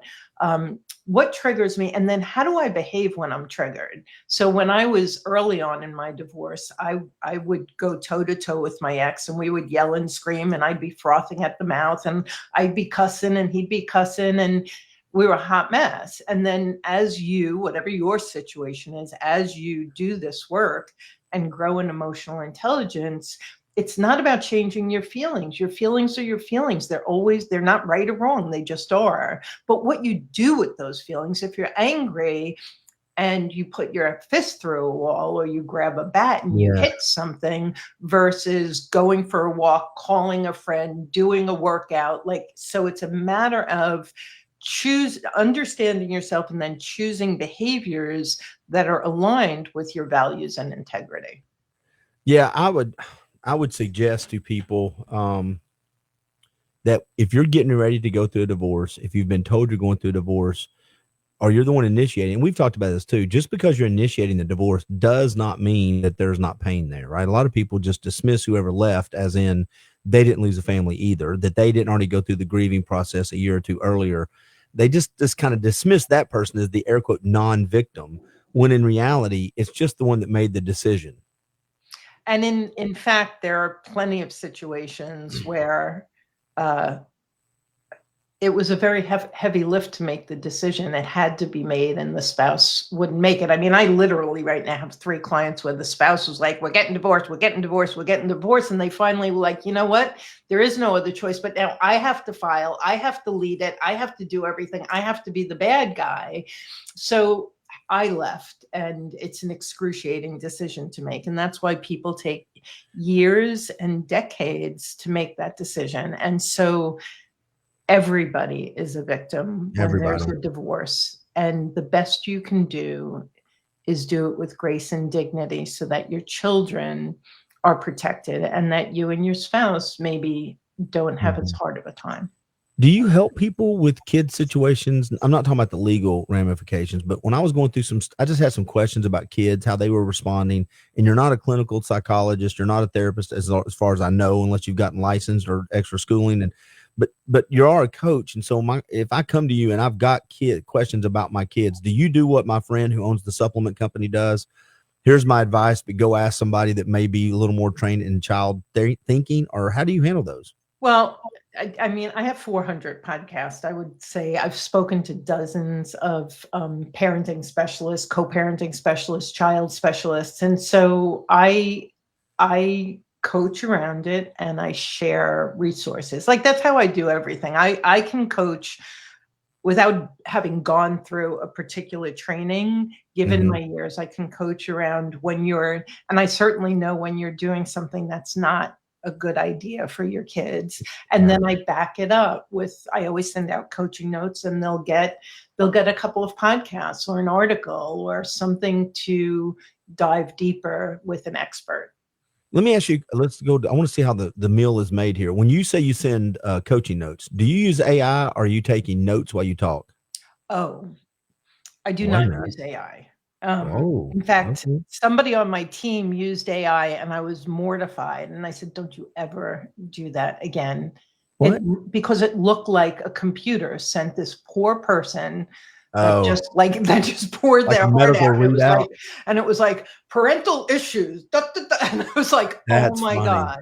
So for me, I coach so many people, and I remember everything, Clint. Like, if you ask me about your story from God knows how many years ago, you'll be shocked how much I remember. And because my fingers are typing while you're talking, somehow my brain, which really doesn't remember a lot, remembers that.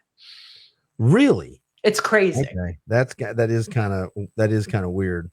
And I'm just real quick. Hold on a second. This is, related to the podcast. Hold on one second. We have raised so far, ladies and gentlemen, as of right now, $7,347. So that's not bad at all. We're $2,700 away. So you can text, and somebody asked me, if I hit 10,000, am I going to stop? And I am surprised at 2 things. I am very surprised that I was not more tired at noon. I am very surprised how tired I am right now. I am super surprised. I think it's just because I've done talking. That's all I've done since 4:00. But they said, if you hit your 10, are you going to quit? I said, no. Why would I do that? That's silly. That doesn't mean anything. When was the last time you experienced being done talking? There's no cause for that type of feedback from you, ma'am. I get, that's really serious. That's a great way. We'll spend a few minutes on this. You do what I do a lot of times. I get tired of talking every day. I'm done every day around 5 or 6. I don't like it. I at some point in time, I like to sit on my front porch and not say a freaking word to anybody for hours at a time. Can I tell you a funny story? So I recently started dating again. That's not the funny story part. Although some people might laugh at that. I was happy for you. That's fantastic. Yeah. So the other night, this fella texted me, and he's like, "Are you done yet?" And I work too much, right? I love what I do. I'm too close in my home. So to your point, we got on the phone. We'd had 2 or 3 great conversations, really smooth, really easy. This conversation was so bumpy and glitchy, and we were actually planning to go out for the first time. And I was so done. It was like the end of a 9-hour day of back-to-back podcasting and coaching. And I was so done that there were these pauses that I might typically fill. And I was just like, talk if you want. Let's see what he's got. Can you It's carry it or not, terrible. buddy? Are you carrying the weight or not, big boy? What do we got here? I ain't got time for this shit no more. If you can't fill in the spackle on this, I'm out. Done. Well, I to your point, I get that same thing, and I found a trick, at least not a trick. Let me not say it's a trick. I think one of the things that I like about dating again is if as an adult, if you get to plan, and I wish we spent a little more time together, but a lot of times it's job stuff, and a lot of times it's not. But we see each other every week a couple of times, and I think that allows us to actually have stuff to talk about Oh, because we're 100%. not there all the time around each other. Does that make sense? Yeah, I have some clients that they start dating, and if they're not texting all day, every day, they think something's wrong. And I just, I don't I don't understand. that. I don't either. just, if somebody did that to me, I'd be like, I'm not you, girl. I want to get away from me some of the time. Yeah. Much less somebody else. So yeah. Yeah, space is all right. always good. All But right, you so have do some me a- questions for me. Huh? Do you have some questions for me? No, I asked him when we were talking. I asked him when we were all talking. I asked you the question when we were all talking. What's up, John? So let's do this though before we wrap up, because I do have to get going. I got another guest. And I'm rolling them through today. We're just rolling them right on through. Tell everybody how to find out more about you, and if they want to hear your podcast, please. Yes. So my podcast is the Journey Beyond Divorce podcast. And you can, we've got almost 400 episodes. We're 9 years old. You can find us there. And journeybeyonddivorce.com is the website. We actually just redid our website. We've got a stage for men to end, just started in the midst of negotiations and post-divorce. And we've got free gifts in all of those areas. So go. By the way, check that us was out. Sean fixing a microphone. I'm sorry about that. You looked Hi, a little John. like, what is that? When you started messing with it, it went over your camera. There And he she's like, is. she's like, what? Yeah. No. So I recommend everybody going to listen to her podcast. That's what I did. It's fantastic stuff. And if you have questions, whether you're getting married, whether you're getting divorced, or you want to see if you can salvage the marriage, or how to plan, just call Karen, because between her and her staff, she can do for you what she did for me, and that's coach you through the whole process. Yeah. Thank you so much. Thank you for being patient today. Always a pleasure, Clint. I'm happy to donate, and I will do that as soon as we get off the phone and help you get to your 10,000. And everybody else, just jump in and whatever you can. And every little bit helps. And thank you so much for doing it. Yeah, they do great work down there. So thank you for giving. I really appreciate it. Thank you for your time. Let's do a real podcast down the road. I'll be more focused. I'll be in the moment. But you carried me because you're a professional and you're a good human being. So thank you very much. You're very welcome. Best of luck. Bye, Karen McMahon. All right, everybody. I'm going to do what I have done all day. I'm going to put a little placard up just to give me a 5-minute or so break between guests. And then I'm going to be bringing John Ballinger up. Now, I'm not going to lie to you. I was supposed to get a buddy of mine to come on by, Eric Foster, and I don't know if he's going to make it or not. Is Eric out there? Oh, it's just John just came in. All right, I'm going to put a little placard up here for a second. So nobody go away. You know how this works. I'm going to go maybe go to the bathroom. I don't know. Crazy stuff here in the world. And then I will be right back with everybody here in just one.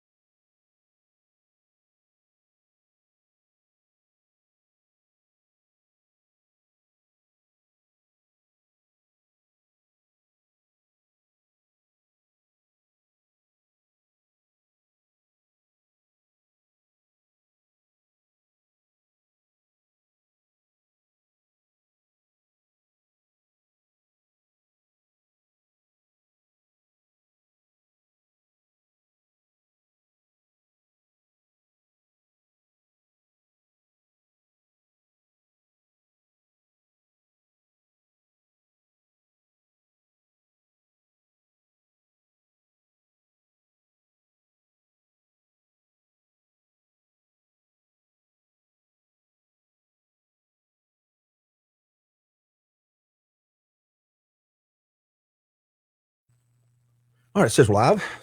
Before I bring the guest in, I like to check it. I also have to hit this button, so hold on one second. This button right here. All right, we should be good. If not, I'll hit the button again, and we'll try it one more time. There we go. It's a 24-hour podcast. It's the Nooga Pod-A-Thon 25.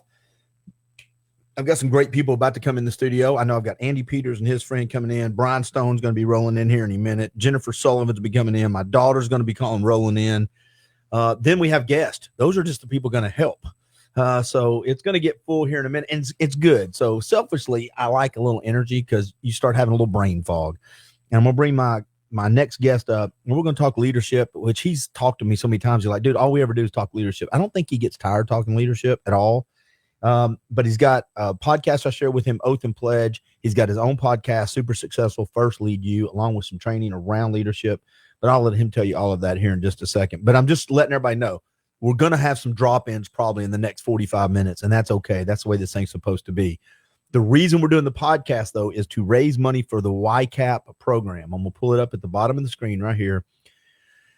You can give. We're at a little over $7,300, and all you have to do is text YCAP to 71777. And one of the title sponsors is here today, or the corporate sponsors.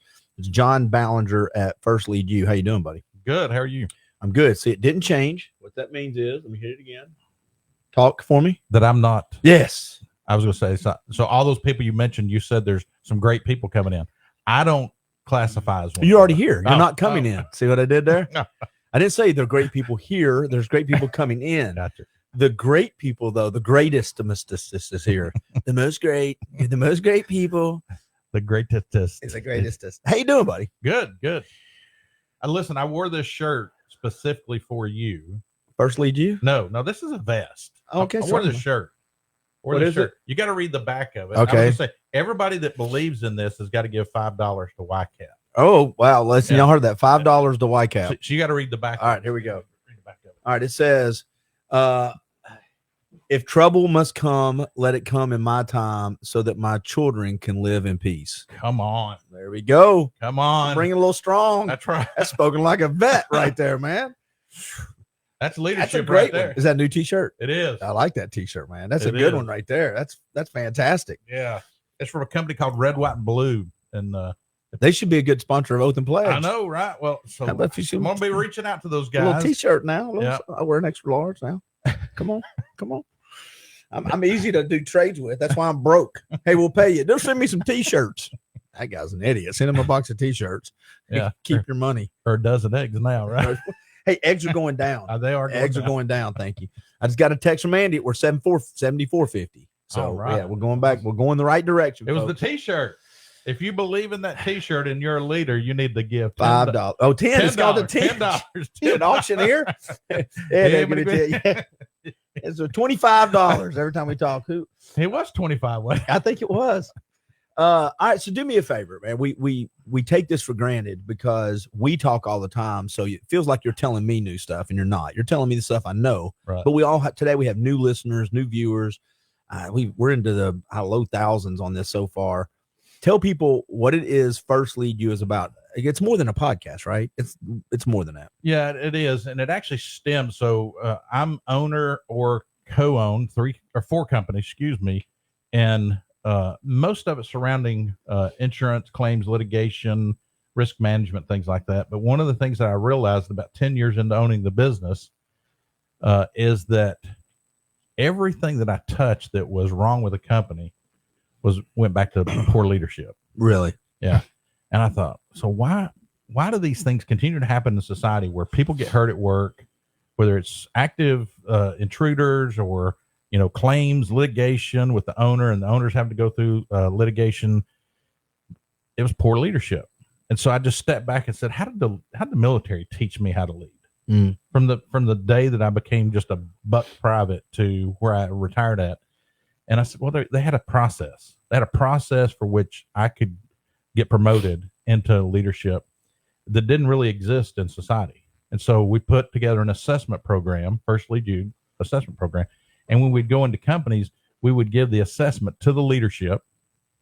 And then that assessment, those assessment tools, because there's 3 of them, would tell us, should this person be in the position they're in? Because the system would tell us that we've developed, much like the ASVAB test for the military. When you say systems, real quick, because we got some time to break this apart, are you talking about just questionnaires? Are they like word problems, but based off leaderships, would you rather's, and those type things? Yeah, those things. Yeah. But it's surrounding yourself as a person with your personality. So what's your personality? We use the Myers-Briggs. Then we use Patrick Lencioni's working genius. Okay. What gives you strength? What gives you power? What drains you? Like, these are the things that drain me that I can't stand doing. And we were finding that people were in positions with things that drained them every day and they hated doing. So another position, they may have stayed in that job another 20 years. Yeah, absolutely. Yeah. And I've told you this before, but it really enhanced what we were doing. As I was flying back from LaGuardia to Atlanta, sitting next to a gentleman, and I said, what are you, Atlanta home for you, or is New York? He said, I know Florida's home for me now. I'm retiring. I said, oh man, it's awesome. What did you do? And he said, I worked for the New York Transit Authority for 40 years. I said, oh man, you must have loved that. He said, I hated every day of it. And I'm like, you worked for the New York Transit for 40 years and hated every day. And he said, yeah. And I had to ride the train 2.5 hours a day. Oh my for God. 40 years. And I'm like, how could you work in a job? And we talked all the way from LaGuardia to Atlanta to realize that his mom got him the job out of college. It just was comfort for him. And I followed up with him just after, a couple of years, and he passed away 3 years after he retired. So real quick, that's a weird story. And here's why it's weird. You didn't know that guy. I had no idea who. So do you do that a lot? Do you find people, and then, I don't mean this in a creepy way, but you're like, okay, I want to follow up with you. Is that because you're curious? I ask questions. Yeah. But I also read body language. Like if I'm on a plane and somebody's doing, laying on the window. Come on. Going to Come on. Yeah, I'm not going to talk to that person. My daughter will be in here in a minute. Ask her. As a matter of fact, if she'll come on the podcast, I'll get her to tell the story about her and her friends at the gas station. She goes, because she's heard it from me. She gets very frustrated when her and her friends are all young girls, very, powered women. Mm-hmm. But when you go out into the real world, you're amongst really good men, and you're also with evil predators. Mm-hmm. And her head is on the swivel now. Right. And so she gets very frustrated when her friends are like, la, la, la, la, la. She's like, get your heads out of your phones. These people over here are watching us. Put them, just those kind of things. Mm-hmm. Don't be abstracted. So to your point, watching body language is a big deal, but it seems like you just watch people in general. I do. You start a conversation and then you kind of. So one of my geniuses out of that, Patrick, is I'm at discernment. So I can. What are you bad at? Have you found the stuff you suck at yet? Yes. Oh, absolutely. I guessed all that pretty quick. Laziness. My working genius says I cannot stand people that are lazy. Oh, but that's not sucking at something. Okay. That's like saying I care too much. Stop it. Well, that's like I'm too good of a kisser. I found out that as good of a kisser as I am, it's really a detriment. Stop that stuff right now. What do you suck at? Don't tell me that. Listen, I suck at being tolerant of laziness. This podcast took a turn. Clint has lost his facade to give a shit. Pardon my language. But at 5:05 mark date, Clint lost his mind with his guest live on a Facebook. Clint, I'm really bad at being great. That may be the greatest answer of all time. Somebody needs to give $25 for that. $50. Well, so to that point though, is knowing what I'm making fun of it, but a lack of tolerance can limit you from giving people a chance to grow. Yeah. So you said your genius though is discernment. It is. Well, one of my geniuses is discernment. So I've got there's six levels, and you have your genius, your competency, and then your frustrations. And then we do an emotional intelligence assessment, which is probably post-COVID, it's one of the most used words, emotional intelligence, that's out. But before that, people are like, that's not that big a deal. Well, in today's society, from a leadership standpoint, because of all the chaos going on and everybody being kind of self-absorbed and watching out for themselves, a leader has to be more emotionally intelligent than they've ever been. Man, do me a favor. Karen McMahon just talked about this, and we've talked about it before, but we say it like we know what it's like everybody out there knows what that is. It is thrown around like such a hip phrase now. How do you describe emotional intelligence? It's your ability to relate to your emotions as well as the emotions of the people around you and process your emotions and how you react to them and how you're going to respond, not react to the people around you. It's a very important, Clint.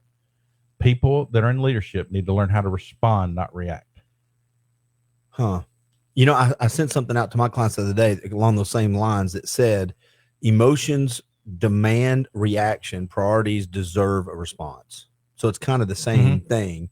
But yeah, I guess I understand that. So, but you think most leaders do not understand their own emotions that are they're putting on to somebody else when they're dealing with a fire, what I call a fire. They have no idea what their emotions are doing to their team when they react the way that they do. And so they actually put more gas on the fire that's already lit than they do water.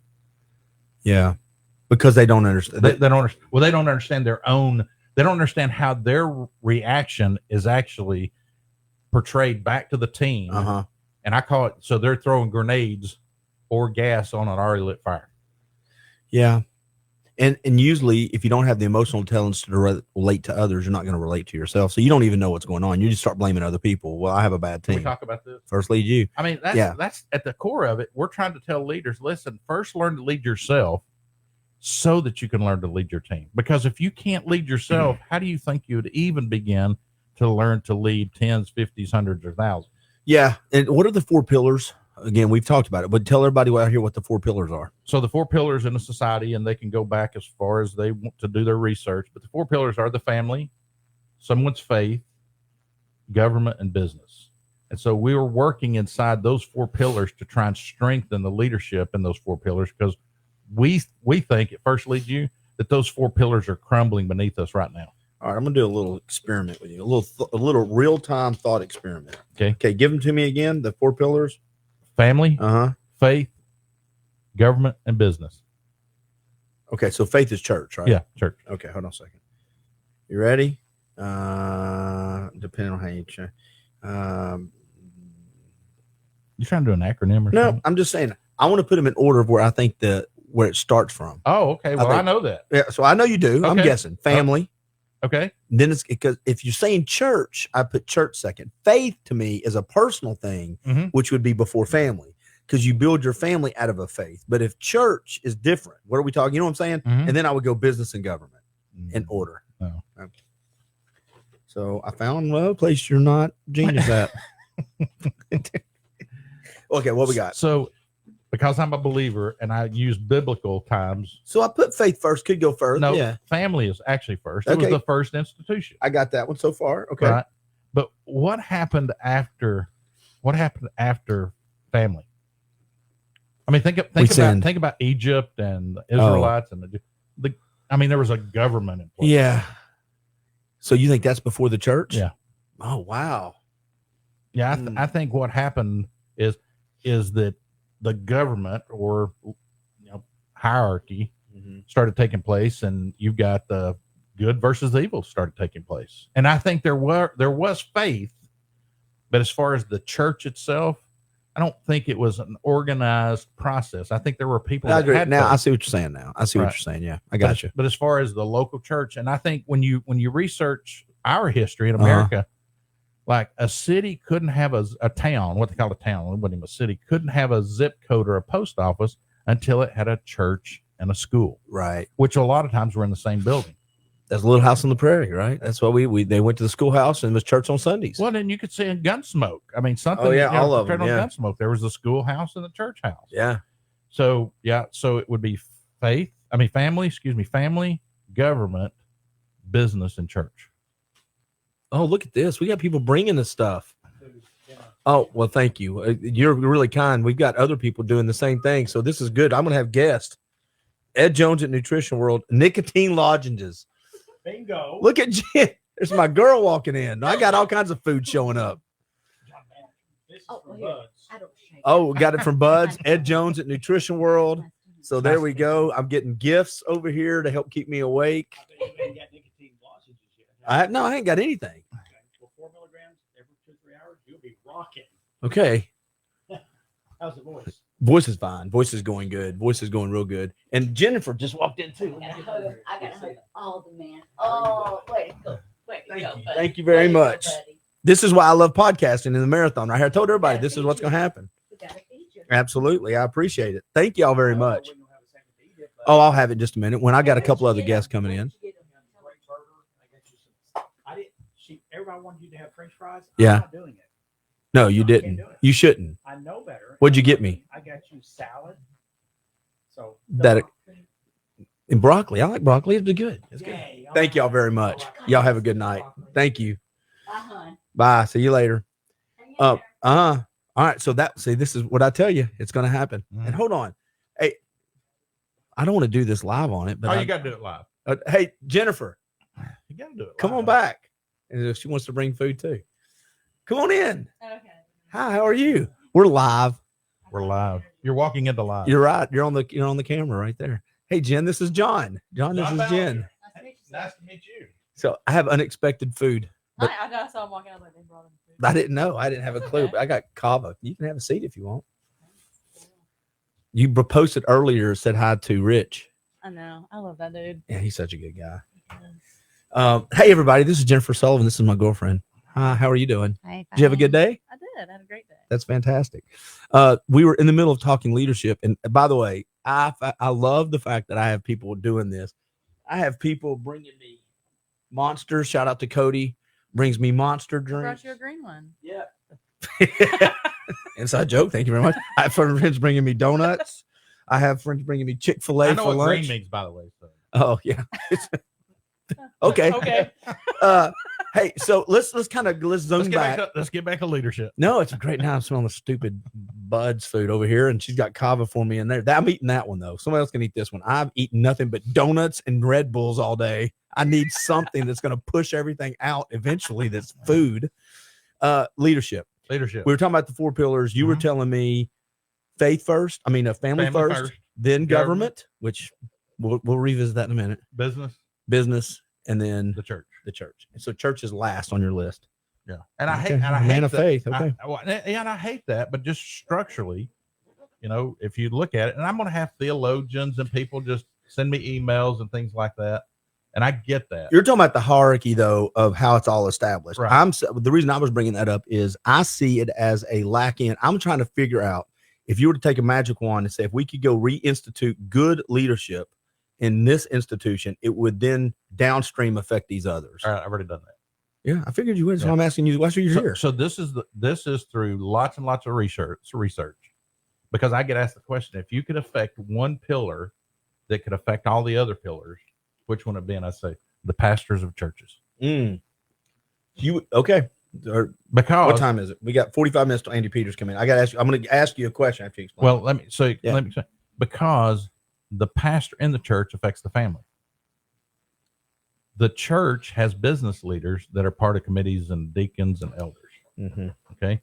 And a lot of elected officials are sitting in churches, but the pastor hasn't been taught in seminary school how to talk about leadership from the pulpit or how to develop leadership in the church.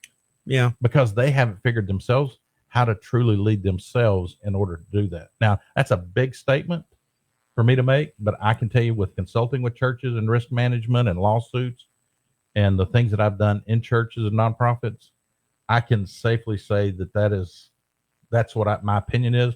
You start with the pastors and then watch the other 3 pillars get affected. So I would agree with that. And again, I told you I'm making the meal in real time. So I'm getting real text about guests and everything. So everybody's just gonna have to bear with me for a second. I would agree with that, how about this idea?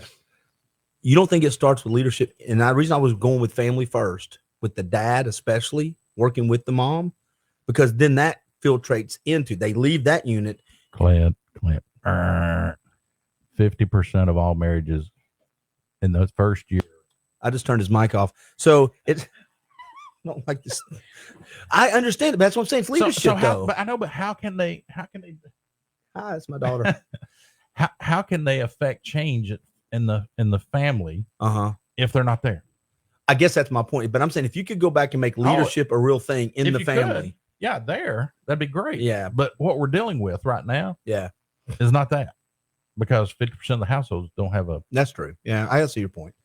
And so you're trying to, I'm trying to affect change on what person can I affect the most change on that's going to. What rock can you throw in and make the most waves? Yeah. And all the other things. And if you look back in history, a lot of times like pastors had close relationships with elected officials. You know, Billy Graham. How many presidents did Billy Graham counsel in his time? Yeah. Well, I think presidents from Kennedy all the way up to when he passed away. Yeah. How many pastors today have an elected official that's a go-to person for that elected official?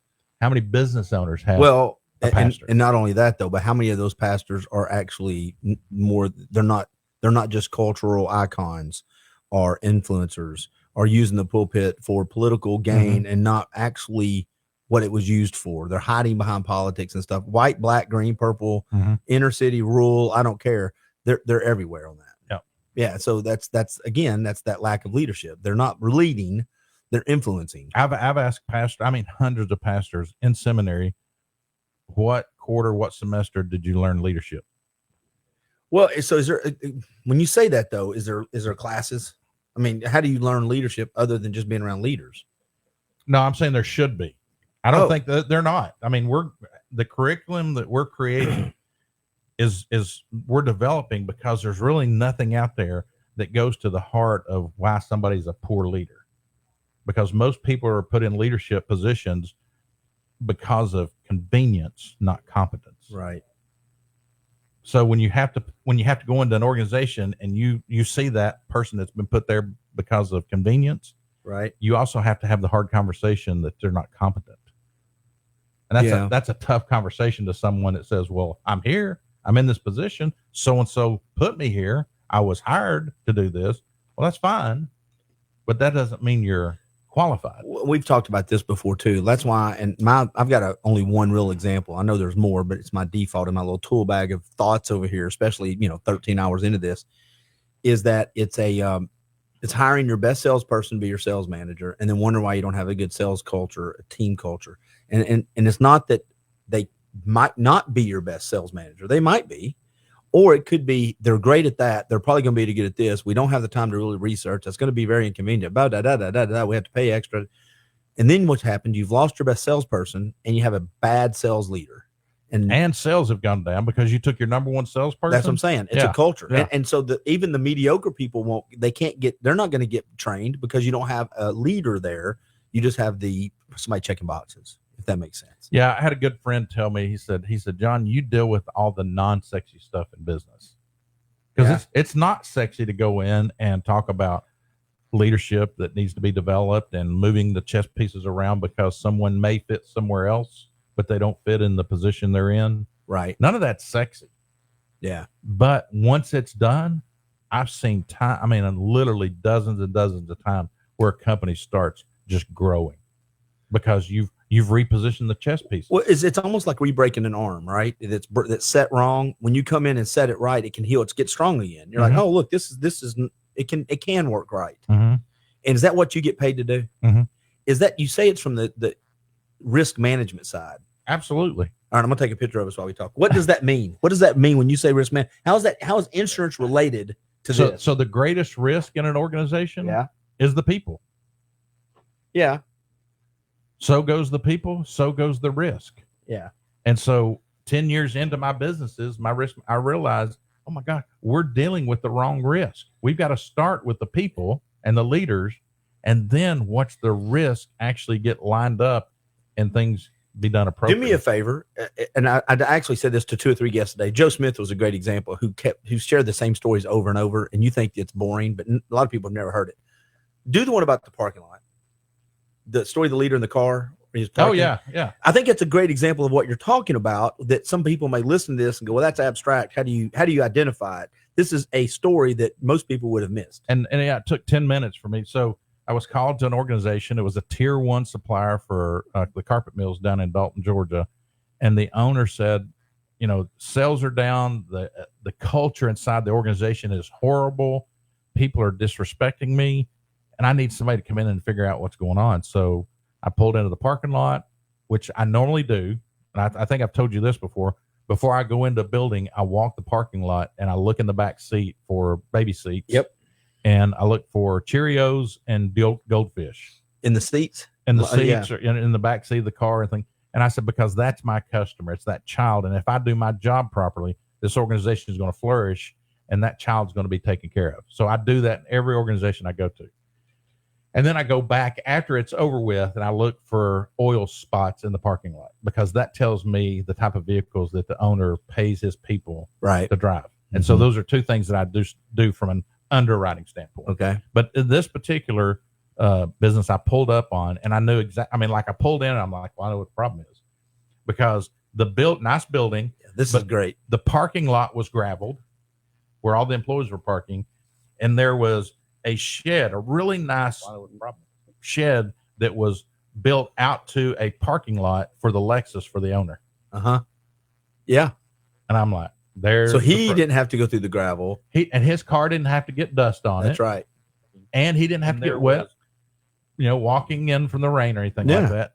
And I walked into his office and I said, he did the pleasantries, and 5 minutes in, I said, I know what your problem is. He said, you've not even done anything. I said, I know what your problem is. I walked him outside. I said, you see that? Tear that down. I just had that built. I said, what was the correlation to the culture and the attitude of the people in that being built? He stood there and they're like, you think that's it? I said, tear it down, park your car out in the parking lot with them. And walk through And like walk everybody through else like everybody has else. to. Or pave the whole thing. Which ended up, because of what he saw, he was able to do that in his car and their car. And one of the things that really, and this is going to probably hit a nerve, that gripes me when I pull into a parking lot, when I see a sign built for the owner's park, the president's parking place. Yeah. The vice president's parking place. The leaders are put into an organization to serve the people. If you start separating yourself because you think you're better than they are, you're going to start losing the battle pretty quick. Who did I have this conversation with is outside you because They talked about leadership outside me. I know that's crazy, but they weren't as honest about all their problems and defaults and the things they suck at either. They're not as transparent as you are. But still, that'll go down as my favorite all-time greatest answers. God, if this would have happened at 11 o'clock at night, it would have been perfect. I'd have just giggled through 4 o'clock in the morning. No, it was somebody we were talking about leadership, and it may have been Roddy this morning with David Roddy that came on. He's all about leadership. Well, but we talked about the difference of your definition is people don't realize it is servant. It's a servant-driven thing. Mm-hmm. If I can't serve, I can't lead. Well, how about if there's nothing to serve, you have nothing to lead. So if you're not doing your job well, what's the old quote? And I'm going to get it wrong. I'll go ahead and say it. Okay, go for it. Yeah. So CFO and CEO are walking down the hallway. That one? I don't know. Oh, that's a good one. And the CEO looks at CFO and says, we need X amount of dollars to train our people. And the CFO looks at him and says, yeah, but what if we train them and they leave? And the CEO says, what if we don't and they stay? Oh, that's a good one. I love that one. The other one I was thinking of was, and I'm going to be clumsy with it, is who's the leader? And the response is the one everybody follows. In other words, it had nothing to do with the business cards. And I can't remember the context of it, but they're like, well, how do you know who the leader is? And he goes, well, it's easy. It's the one everybody follows.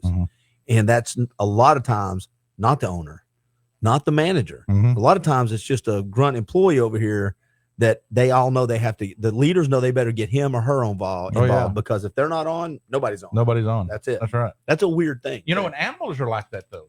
Animals will follow who they know is the leader, even when they think somebody else, wolf packs and things like that. Yeah. They'll know that's the real leader and they'll actually follow that leader. And we're really creatures of habit too, as humans. Yeah. And we know who is strong and effective in leadership and who to go to. I tell people all the time, when you're in a ditch, you're not going to go to somebody that's got problems in a ditch too. No. Yeah. Because you're going to know inherently, this is the person that I want to go to that's going to help me out of this ditch. So we know who to go to. That's usually your leader. That's usually your leader. Yep. Are you developing other criteria? I know you do it for companies, and I've again rhetorical. I know you're writing a book. But are you doing other things? Are you going to build curriculum? Are you going to build other stuff? Yeah, because I see it missing. So not just the assessments themselves, but one of the things that if you tune into season 3 is we've been asked many times, so then how do I do it? So I've had to whittle down 35 years of leadership into a one piece of paper document. It's literally one piece of paper. And we're going to have a podcast on what we call the chart, CHART. And the chart has a series of letters, and out beside it, the definition of what a leader should be. And season 3 podcast is we're going to be unpacking that chart, a new leadership. Yeah. Well, and that should give people tangible things that they can use then and take into practice. Literally lay it on their desk. And we're going to have on that chart, this is season 3, episode 4. Okay. So if you need to go back and listen to it because you're dealing Is with that going to be behind the paywall? Absolutely. Boy. You know who I'm going to get to help me with it? Who? You. You got a paywall. What am I just going to stand in front of it? $10. No, Yeah. no. But one of the things that my business partner, firstly, Jude Douglas and I were talking about yesterday, I said, you know what? I'm thinking that to get this to the next level, we've got to have Clint Powell help us get it to the next level. So in our meeting we're going to have soon at our office with you, I'm going to be on the podcast. We're going to actually talk to you about helping us get that to the next level, right? Because of what you've built with your podcast. Well, I will say that, and to let's stay on your podcast for a second. The only thing, because when you asked me, I was honored to say yes, but let me put the drugs out of the way.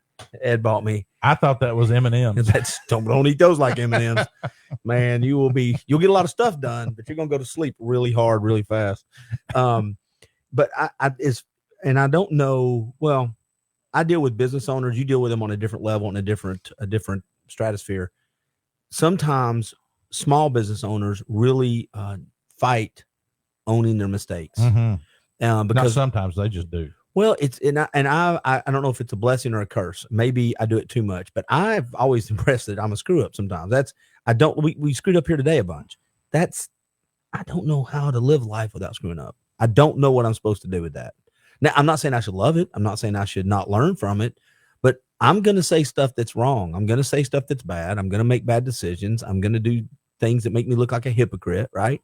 So if I spend all my time denying it instead of learning lessons or just going, I don't know what okay. I think we miss opportunities to grow. I don't know how you grow from just the things you do right. Yeah, you have to fall forward and pick yourself up, right, and learn from your mistakes.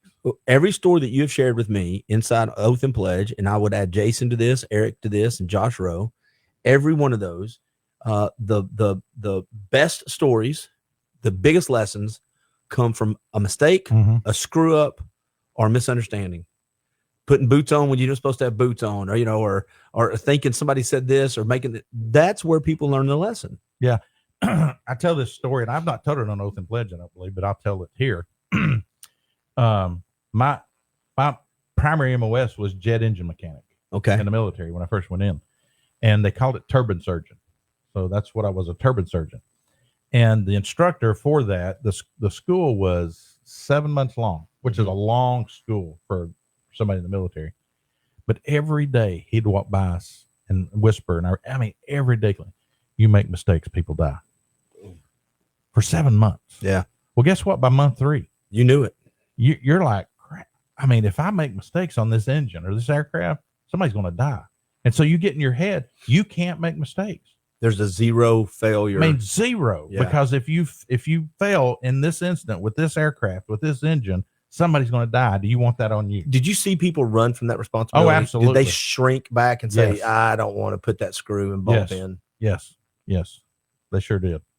Because they can't handle the pressure of being the last one that touched that aircraft before 237 people got on it and took off. That's a lot of. It's the same thing as a surgeon. Same thing as anything else. When you have the ultimate consequence, that's a different type of mindset. Well, so one of the organizations I was chairman of, I brought Ben Carson to town to be the keynote speaker. Yeah. And the night before I brought him, I watched his biography that was done on him. And I got to spend 3 hours with him before he went on, with him and his wife. And so I knew I had my list of questions, but the number one question I said, Dr. Carson, I said, I get up every morning, I eat cornflakes and bananas, and I go help business owners. You get up every morning and you slice on children's brains. Yeah. I mean, I can't imagine. I said, how in the world do you prepare yourself every day? Because there are some days where he'd do 3, because he was a pediatric surgeon, neurosurgeon. I said, there's sometimes 3 days you'll slice on a child's brain and open it up. How did he respond? He said, faith in God and steady hands. That's a response he's had in the past, though. He's practiced. No, there's no doubt about it. Yeah. But he said, if I do not have steady hands doing there's absolutely no way I could. And this is what he said. He said, there's no way I could make that first slice. Yeah. If he didn't have the steady hands. Well, and that comes from, I think, confidence. It comes from training, but it also comes from being around other people that are willing to take that same risk and letting that rub off on you. Yeah. Well, part of that, you're exactly right. A lot of people never reach their full potential because they won't step out and take the risk. They're scared. It's safe. I'm going to stay here in my box. Yeah. I don't want to step out and take that chance. You know, and this is a very this is a really weak example, but it's something I think more people can relate. I can't relate to a surgeon, but athletics, being willing. I've always said this: wrestling is way different than football. Now, both great, but wrestling is such an isolated. It's you, and you take a lot of risks because you're out there in front of people that know and care and love and believe in you in strange looking uniforms. That's exactly right. Boxing's the same way. Those one-on-one things. Yeah. It's a different, or the Appalachian Trail. Those are things, but in front of people, those even different. Mm-hmm. And so people being willing to get out of their box, I don't know if that's a sign of leadership or not, but I do believe it's a sign of being willing to fail. If you're not willing to get your ass kicked, it's going to be a tough road as a leader. It absolutely is. Yeah. Absolutely is. Do you remember your worst failure? Oh yeah. What was it? Do you remember? It's what led to this. Oh yeah. I remember first day of basic training. Oh, is it the story? Oh, it's the story. Yeah. It's in the book. Go ahead and share it. You want to or not? You can leave it in the book. I don't mind. Yeah. Because we got a few more minutes. I got a guest coming in about 10 or 15, so we'll be good. What's that story? Tell me. It's literally 2 days of in processing where they shave your head and give you your TA-50 and all the things that you do. The drill sergeant was walking around saying, don't forget, do not walk on my floor for 2 days. Kind of like with boots on, right? With boots on. Yeah. Don't have your boots on my floor. And I was so motivated to be the first one of 330 men out that morning. I laid on top of my bunk. I had my uniform ready, my boots laid out, and I got up when he started beating on that trash can, and I slid into my uniform and my boots, and I walked out the door of my barracks. You were ready. I was ready to go down and be the first one. Yeah. And I was on the 3rd floor of a 4-story building at Fort Dix, New Jersey. And I looked down at the end of the hallway, and there stood Drill Sergeant Bird. And I looked at him like I was ready to go. I'm Johnny in charge. And he looked at me, and he looked down at my shoes. And then I looked down at my shoes on his floor. And Clint, all I saw was him running at me, screaming, get down, make that concrete grow grass. Because he was going to push me so hard to sweat, I was just going to see grass growing out of the concrete. And all I saw was people walking by me with their boots in their hands with socks on their feet as I was pushing the concrete up. And after all the feet were gone, he made me take my boots off, walk 50 feet to the stairwell, put my boots back on. And when I walked outside, all 329 men were doing push-ups. Because of you. Because of me. Yeah. That literally set the tone because Code Red. He just never, yeah. You good man. Go ahead. But he because he never called me by my name the whole time I was in basic training. Right. He never said Ballinger. He said Private Baldingers decided that he wanted to walk on my floor with his boots this morning. And so everyone is going to do push-ups, but he made me stand there and watch them. Oh, how much did they hate you? Oh my gosh. I mean, you know how hard that is to recover. First day of basic training, the first hour. Yeah. And they're pushing the concrete up outside because of something I did. You're lucky. Or maybe you weren't. So, but tell real quick, finish that story up on how you navigated after that. Yeah. So that whole day I was distraught. I'm like, I've got to fix this. I've let myself down. I've let my drill sergeant down. I've let my team down. Right. And so it was wintertime, October, November, December in Fort Dix, New Jersey. And we got these oversized green socks that we could use for cold weather. And I cut them and put them over my boots so I could get up, put my boots on, and all I have to do is go to the stairwell and rip those socks off and put them in my side pouches And then take off. and take off. Yeah. But so I walked out that morning and I had those green socks over my boots, and he looked at me and I looked at him and he looked down, and I just started walking. I didn't know what was I didn't know what was going to happen, but I just walked by him and I saw this little slight grin on his face. And I took those socks off and I went out, and I was the first one in line. And so it was within that week, he made me a squad leader. And then within the end of 2 weeks, I was a platoon leader. And at the end of the cycle, at the end of 10 weeks, I heard somebody say, "Hey, Ballinger." He said your name. Yeah, he said my name, and I didn't even listen because I'd been called everything else but that. And he come up, and he said, "Remember that first day when you did X?" And I'm like, "Yeah." And he said, "Remember the second day what you did?" He said, "I knew that day you had a leadership potential in you." He said, "Because you didn't let your failure define who you were." And that to me is, and if I were to sum it up in one thing, that's the only skill set I think I possess. And sometimes, I've said that before, and somebody goes, "Man, you got a lot of lessons." I'm like, wait a minute. I think you just told me I've screwed up a bunch, but that's true. And, the old lesson too, or the old saying is, life will continue to present the same lessons until you've learned them. Mm-hmm. And that to me is the biggest. That's why I wish more young people. Churches used to have leadership programs. Mm-hmm. They just called it other things. It wasn't technically leadership. I wish more young men, especially men and women, but I wish they would get involved in stuff like that. Yeah. Because you can't live long enough to make every one of its mistakes, and you don't want to live making the same ones over and over. No, but we do. We do. Yeah, we do. We continue loading the proverbial gun and shooting ourselves in the foot constantly. I'm like, why would you want to live like that? Yeah. And most leaders in America, we've got articles on First Lead You where over 70% of people in Fortune 500 leadership have told the boards they're tired, they can't handle it anymore, and they need to find replacements. And well, the reason is they've not been taught how to handle today's leadership, today's society that we have going on. Because I don't know if you've seen it or not, or felt it or not, but society's a wreck right now. Huh? That's you. odd. Yeah. Nice. Yeah. Wow. Should do a podcast on I it. should probably talk to Eric or Matthew or maybe everyone on the planet. Yeah. So today's leader is tough. It's tough. Yeah. You know what's really weird about that though? I hear you, but part of me thinks it's the simplest thing in the world. It's hard. It's let me back up. It's simple, but not easy. And so I just think sometimes just by simply just telling the truth.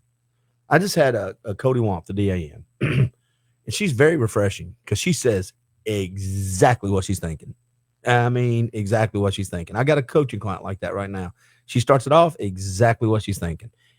And it just, it lightens the whole room because I don't have to spend 20 minutes. Just, oh, thank God. We're already where I thought I was going to take 20 minutes to get to. We know where you're at.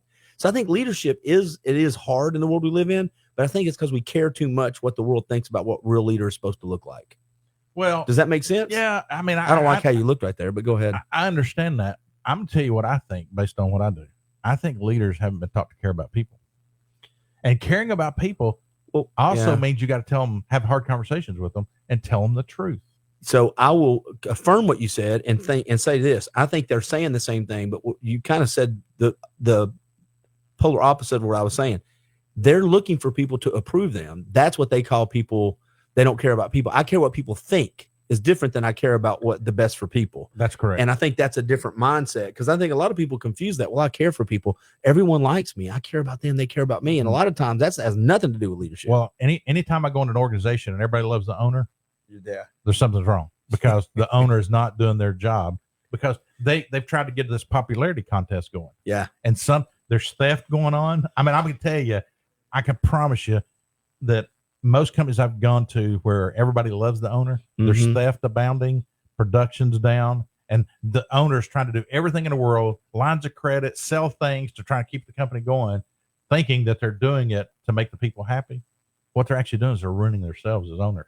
They're feeding the beast, right? Oh, yeah. They're feeding the monster. Yeah. They don't know that yet. It's a parasite, and what you eat, they eat. And it hits them it will literally hit them upside the head at some point. Really? Yeah. How many times are you in court a month? I spent 800 hours in court last year. Wow. That's a lot of hours in court. Holy mackerel. Yeah. And it's all on behalf. Are you always called as a defense? Are you called as a prosecution? Or are you called as an expert? Expert witness. No, so expert witness or trial strategy, voir dire, because of the psychology degree and discernment. I can tell an attorney who to pick on a jury and who not. Does that to work pick out on pretty good? Yeah. You pretty good Oh at yeah. it? I mean, can you teach that? No. Okay. No. Well, that's if stupid. if you're not born with empathy and discernment, now I don't care. You're like, I could not only do I not care, I picked the wrong. I discerned the wrong time to say it. Man, I'm screwed on both fronts. Yeah, I think you can get better as a leader to try to discern and understand. But some people are just born naturally with empathy and discernment in them. Probably 1% of the population. And again, these are just statistics that can be proven. But empathy isn't just doormat kindness. No, absolutely not. Empathy is actually strength. Yes, I don't think we define terms a lot of times. No, we all say empathy. You mean something different than I mean, maybe. No, it means that I'm strong enough to understand who you are and where you're at in your life without actually walking in your shoes.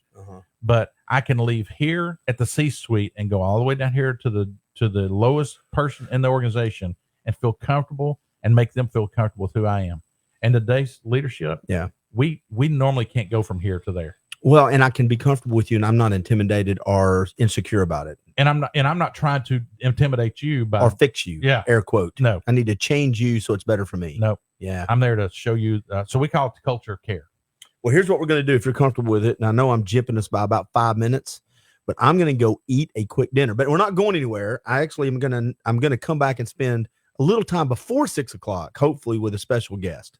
So we got Andy Peters. He's going to bring a friend in here in about 15 minutes. But if I can go, suck down this dinner real quick, I might come back on the last few minutes with a special guest. John Ballinger, tell everybody where to find out more about First Lead You. And then I look forward, again, thank you for the invite to be on your podcast. Yeah, firstleadyou.com. That's 1STLEAD, the letter U.com, like the logo is. And you can download us on Apple or Spotify, any of the places you can download podcast. And last I remember, you challenged everybody, if you like your t-shirts, $100.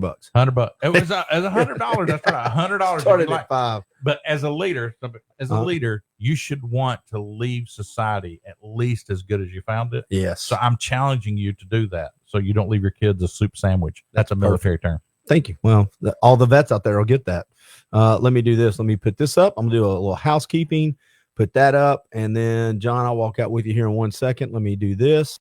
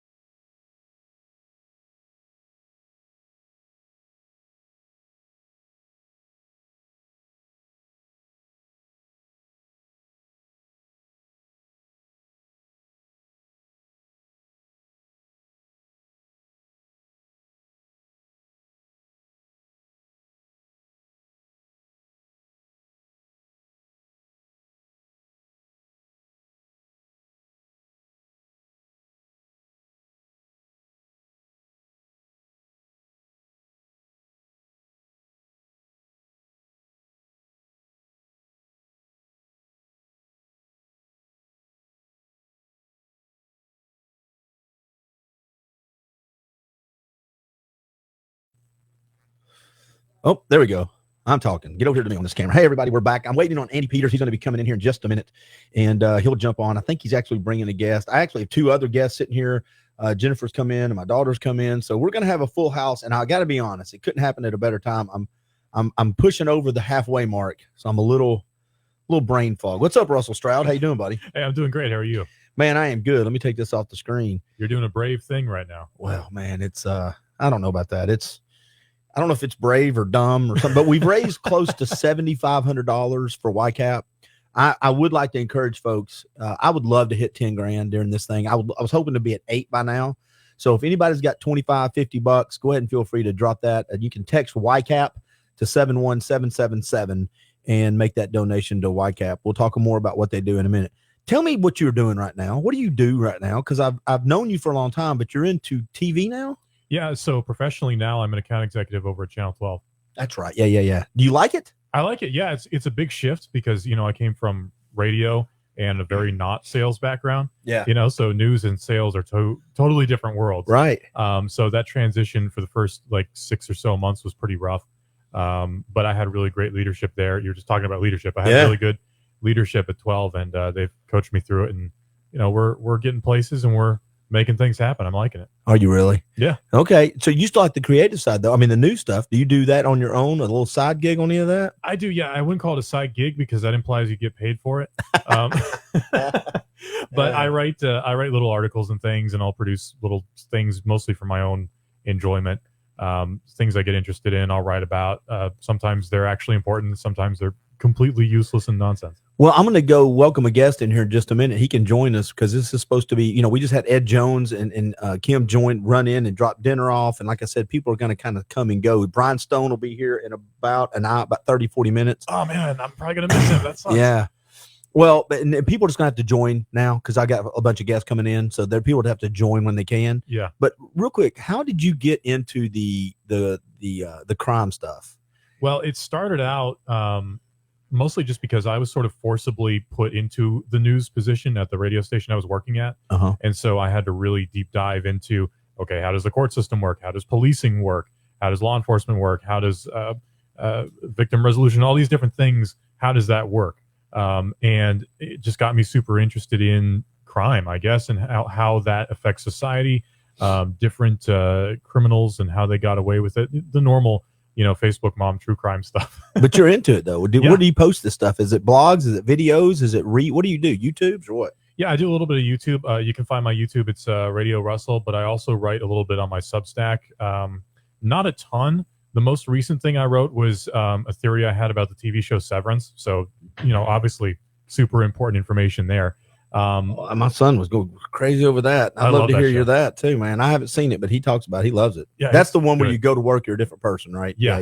It's I would say it's one of the best TV shows on TV right now. Of course, the season just ended, so I heard it was a good ending though. It was a great ending for as far as endings go. Yeah. All right, do me a favor. I wanted to say hi to you. We're going to go back and mute ourselves, all right, and we'll go get some other guests, but hang out. We'll be right back, everybody. Don't go anywhere.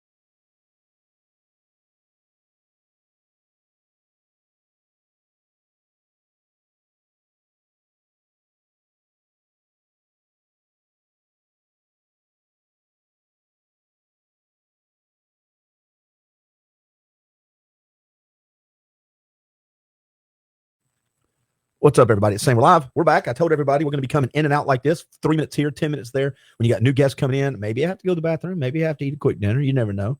But the place is getting busy. We had these little lulls. It's busy between about 8 and 11. Now we got this next little push coming through.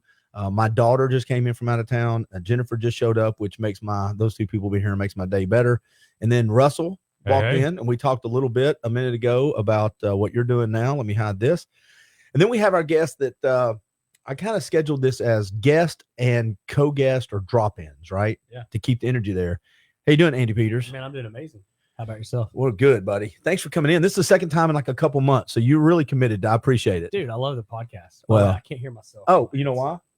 Let me turn this on. You can't hear? Yeah. Is that any better? Check, There. check, check. Check, check, check. No? Check. There we go. Bonjour. There we go. All Okay, right. I'm better now. All right, you sure? Yeah. Okay, if not, we can grab another headset over No, there. this is Okay. perfect. Yeah, it's I'm glad you like the podcast. We're at a little over $7,500 towards YCAP. Again, I like to thank all my sponsors. I have drank so much Grindhead coffee today. They've been in town 5 months. Heck yeah. Do you know who they are? I do. Yeah. They are fantastic, man. Vinny over there. I cannot wait till next week. I'm going to go try to have lunch with Vinny. His business model is really cool. Coffee trucks. He then franchises them around the country. They come here to test and learn. He's a good dude. He's like, and he's got look at these cool mugs. Hold on, look at this.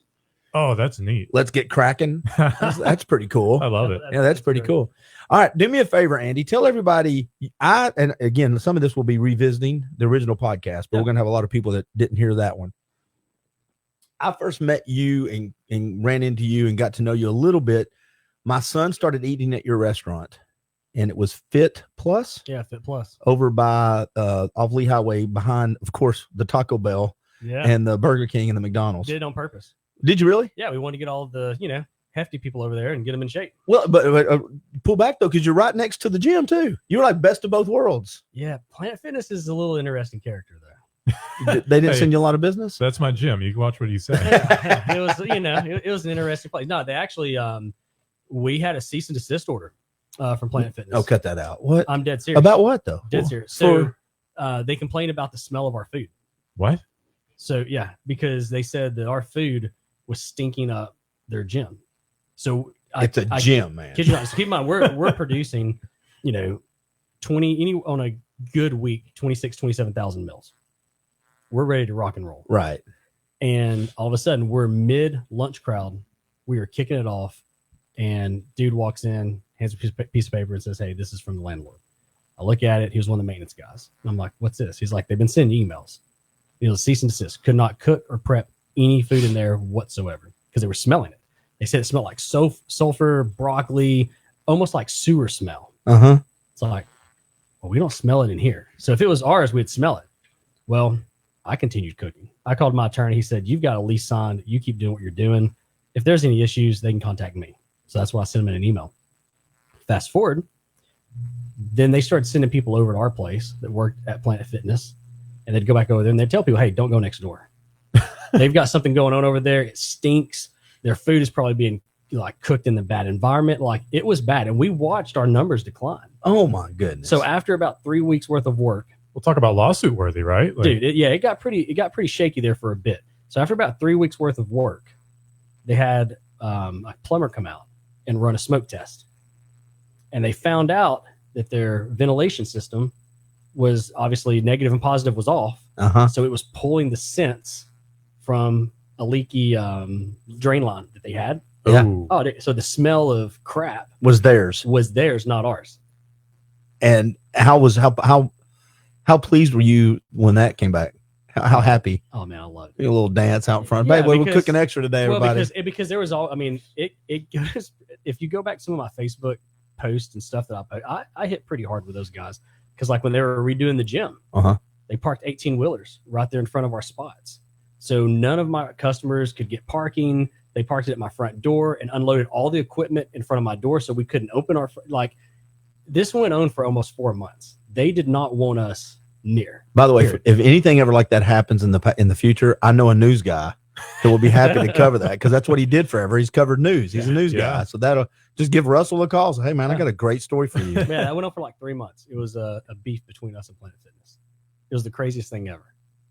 That's makes me sad. Yeah. Because you're the perfect fit for that place as Yeah. far as being right next door. You would think they would support people that are trying to make people in Yeah. better shape. Well, they sold out. They got different owners now. So, I mean, things may be different now, but the owners they had prior were not fans of me at all. Oh, well, that's okay too. So, It seemed like they were just trying to find reasons at that point. Yeah, they had some issues with some of their employees that my wife, because my wife actually helped open that gym when they first opened. She was hired on to bring in, be the lady at the front desk, bring in all the new customers and all that. She wanted something fun to do, so she was there. And All right, hold on a second. We got people commenting. Andy in the Oh. cut. Look at this, man. You got a following out there, You got buddy. fans, what's up, guys? dude. What's up? Yeah, look at there. You got some people out there, dude. They're popping in here. Oh, man. I like that. That's good stuff, Have dude. some fun today. That's really good. So let's talk about what you do now. Yeah. If you don't mind. And we'll get to how you got there. I think that's a fascinating story, but real quick, what do you do now and how do you help people? Because I know you've got stuff in place to do that. So personally, on a daily basis, I just day trade. Yeah. So I'm day trading in and out of the markets, having fun. Heavily involved in the stock market, cryptocurrency market, foreign exchange market, and obviously heavy metals, precious metals, not heavy metals. Yeah. So he's selling uranium now? Yeah. Yes. That's a rock concert. So we trade that. And then outside of that, I built a community 9 years ago where I wanted to get people involved and say, hey, look, the only way you're going to make a change and start living your life kind of free is if you take these steps. So it was more of a coaching platform. And that turned into me sharing the things that I'm doing, sharing my trading to people watching me trade live, to then educational classes. And it snowballed into something I never thought it would be. At first it was just having some fun in the bedroom when my wife would go to sleep, and it was still going on like 1, 2 a.m. and I couldn't go to sleep. And now here we are. Well, and so how many people do you have that you help? Does that fluctuate in and out? Is it different groups? Yeah, or? currently active members in the Discord is close to 500. It's like 480, 490 people. Wow. And then I've got 3 separate Telegram groups that I've ran over the years with a combined audience of almost 20,000 people. Wow. And then that's good. Personally coaching, I just coached my 3,500th person last month. So what does that look like coaching for you? What is that? Is that you're showing them your thought patterns, your techniques? Do you have stuff you implement for them? It can be anything from life coaching to coaching from, you're a parent. So how, I've got a lot of dads I work with and they're like, look, I'm trying to be the best dad I can, but I know I'm lacking. Yeah. Help me.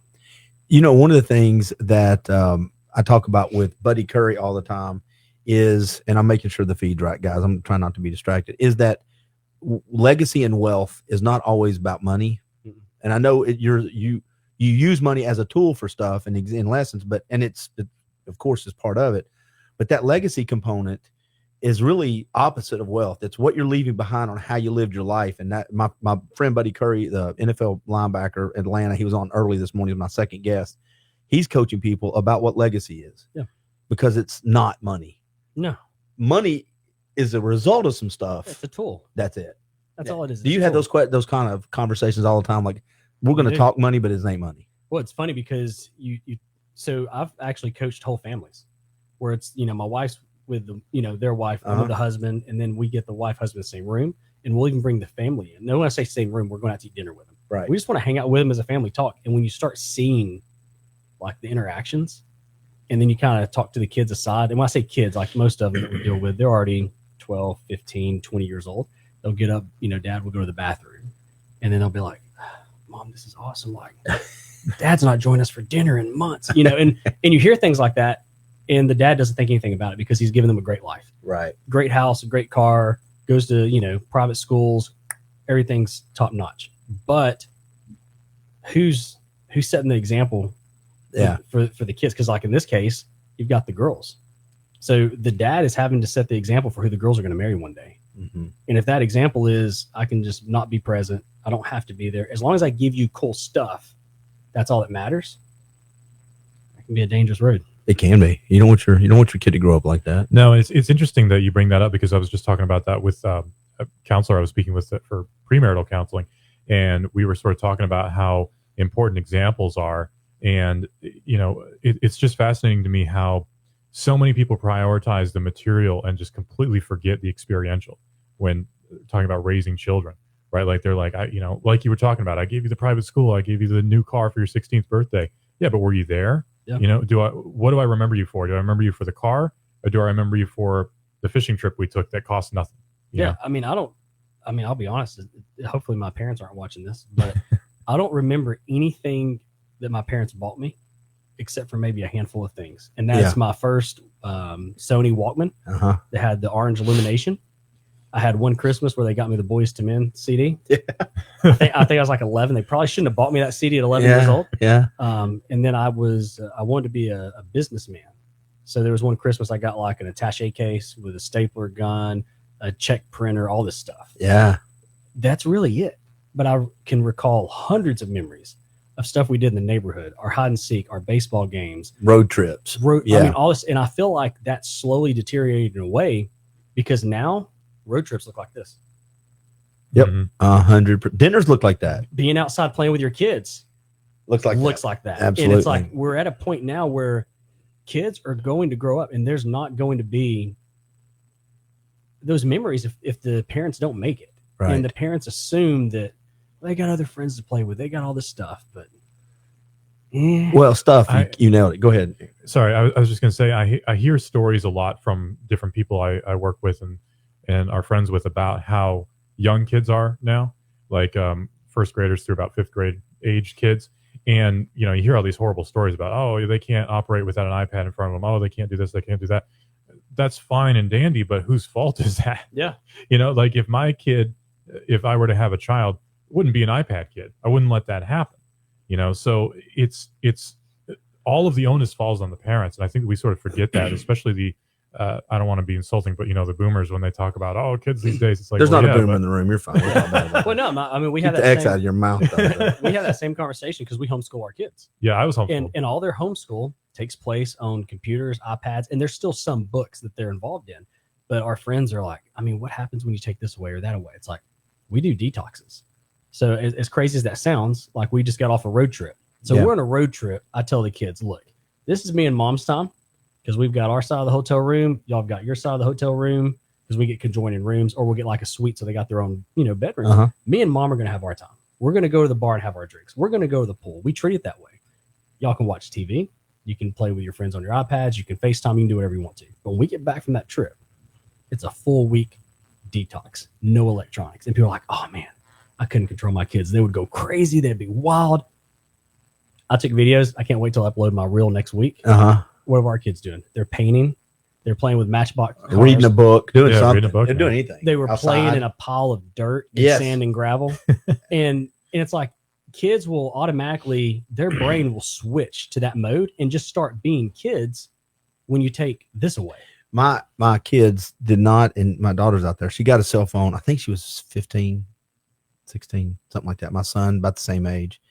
And that was intentional. I still think it was probably a year or two too early. I was like, all my friends have a phone. I'm like, oh, well, if you jumped off a bridge, the same. But my point on that is we didn't have video games. Yeah. We had a Wii that nobody really used because I didn't encourage it. And I unplugged it every time on purpose because in order to use it, you had to care. You had to actually, a big screen TV, you had to move that thing out. You had to, like the old phone systems, you're plugging stuff in. But we didn't have the video games. And my oldest son, when he went off to UT and he's 36, he actually said one time to his mom, he's like, I'm glad y'all didn't have the video games. All my friends are stuck. My middle son says the same thing. My friends are stuck a lot of times on video games, and I'm not. And I'm not saying I'm not predisposed. We all can get sucked into stuff. Oh man, I still play video games with my son. Yeah, but there's video games. But you control it. It doesn't control you. All day. When I see grown men, I coach them, and I see it. And I see their wives, I hear their stories, this, and they're like, oh yeah, intimacy's dead, blah, blah, blah. And then they're holding that remote control. It's like, brother. I had a friend about 10 years ago. Yeah, it was probably 10 or 12, maybe even a little longer. I can't remember. Video games have always been around, but they had this NBA game, this new NBA game. I can't remember what it was for. NBA 2K. Yeah, something like that. Games, yep. But he said, hey man, now I had kids at the time. He had kids at the time. And I was like, hey, he's like, we've got an NBA. We do an NBA tournament every Sunday night at my house. Me and 4 or 5 of my buddies. You got to come over. And I was like, okay, wait a minute. I got a full-time job. I got 3 kids. I got to be at work on Monday. Sunday's kind of a family night to get our crap ready for the next, the week coming up. I'm like, I'm out, man. I don't play video games. But that went on. I got the invite for months. And finally, he's like, I just want to quit inviting. I said, okay, cool. We'll go to lunch at Merge or something. But I don't have time for a video game for 5 hours. from 7 to midnight on a Sunday. I feel like there's time and place for it. I mean, That's it, though. You can have fun. I mean, like I'm a dirt bike racer. That's what I did. I just saw all your posts, man. You were out watching, living the dream, dude. Yeah, so we're part of the team that we told you about. So we were there at the races. But I mean, so when a video game comes out that's like dirt bike related, oh man, me and my son will nerd out for like 2 or 3 hours. But then after that's like, oh, let's go jump on the real dirt bikes and go to the real dirt bike track and have fun. Yeah. You know? You still ride? You still like? I didn't know. I goof off. Did your son ride pretty good? He's pretty. I mean, how old is he? he? He's getting there. He's 11. Okay, I started him out super late. He should have. I bought him a bike and everything like when he was single digits. Yeah. And we were kind of like, let's go. But then I started thinking about all the injuries I had. Almost dying twice, being paralyzed in a wheelchair for, I mean, not technically paralyzed, but not being able to do anything. Yeah. For almost 9 months off and on. It's like, I don't want that to be him. So we're just going to play in the yard, goof off. And now that turned into him seeing the events and us going there. And he likes it now. He's got the itch. Yeah. I mean, he does. So he's been full force now for 1.5 years, 2 years. I mean, he's a top 10 rider when we go somewhere. So he's doing well. Oh. My youngest daughter, she just started out of the blue like 6 months ago. Really? And yeah, she's doing well. She's watching her big brother. So she's trying to be like him. So now the pressure's on him to even get better. What's your wife think? She enjoys the environment because she sees how much fun it brings them. But still, as parents, a little fear, a little scared. We've had. I mean, we like to talk last time. There's been several kids that have already passed away this year from it. Yeah. Oh, wow. And I mean, you're talking about young kids. That's hard to. That's hard to swallow. But it's like my oldest does horses. Oh well, there you go.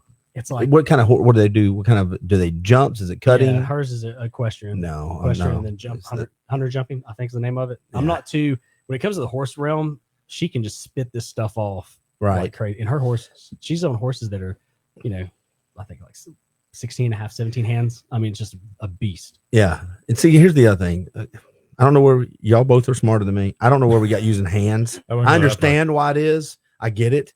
But we're sending rockets to Mars. Can we come up with something other than hands? Can we just call it with shoulders instead of withers when we're talking about dogs? You're never going to change a cowboy. You see that in legacy fields all the time, right? Yeah. Like horses are measured in hand. Like in firearms, you see that too. Like, why are we still measuring powder and grains? Like, what are we doing here? Yeah. Grains? Yeah.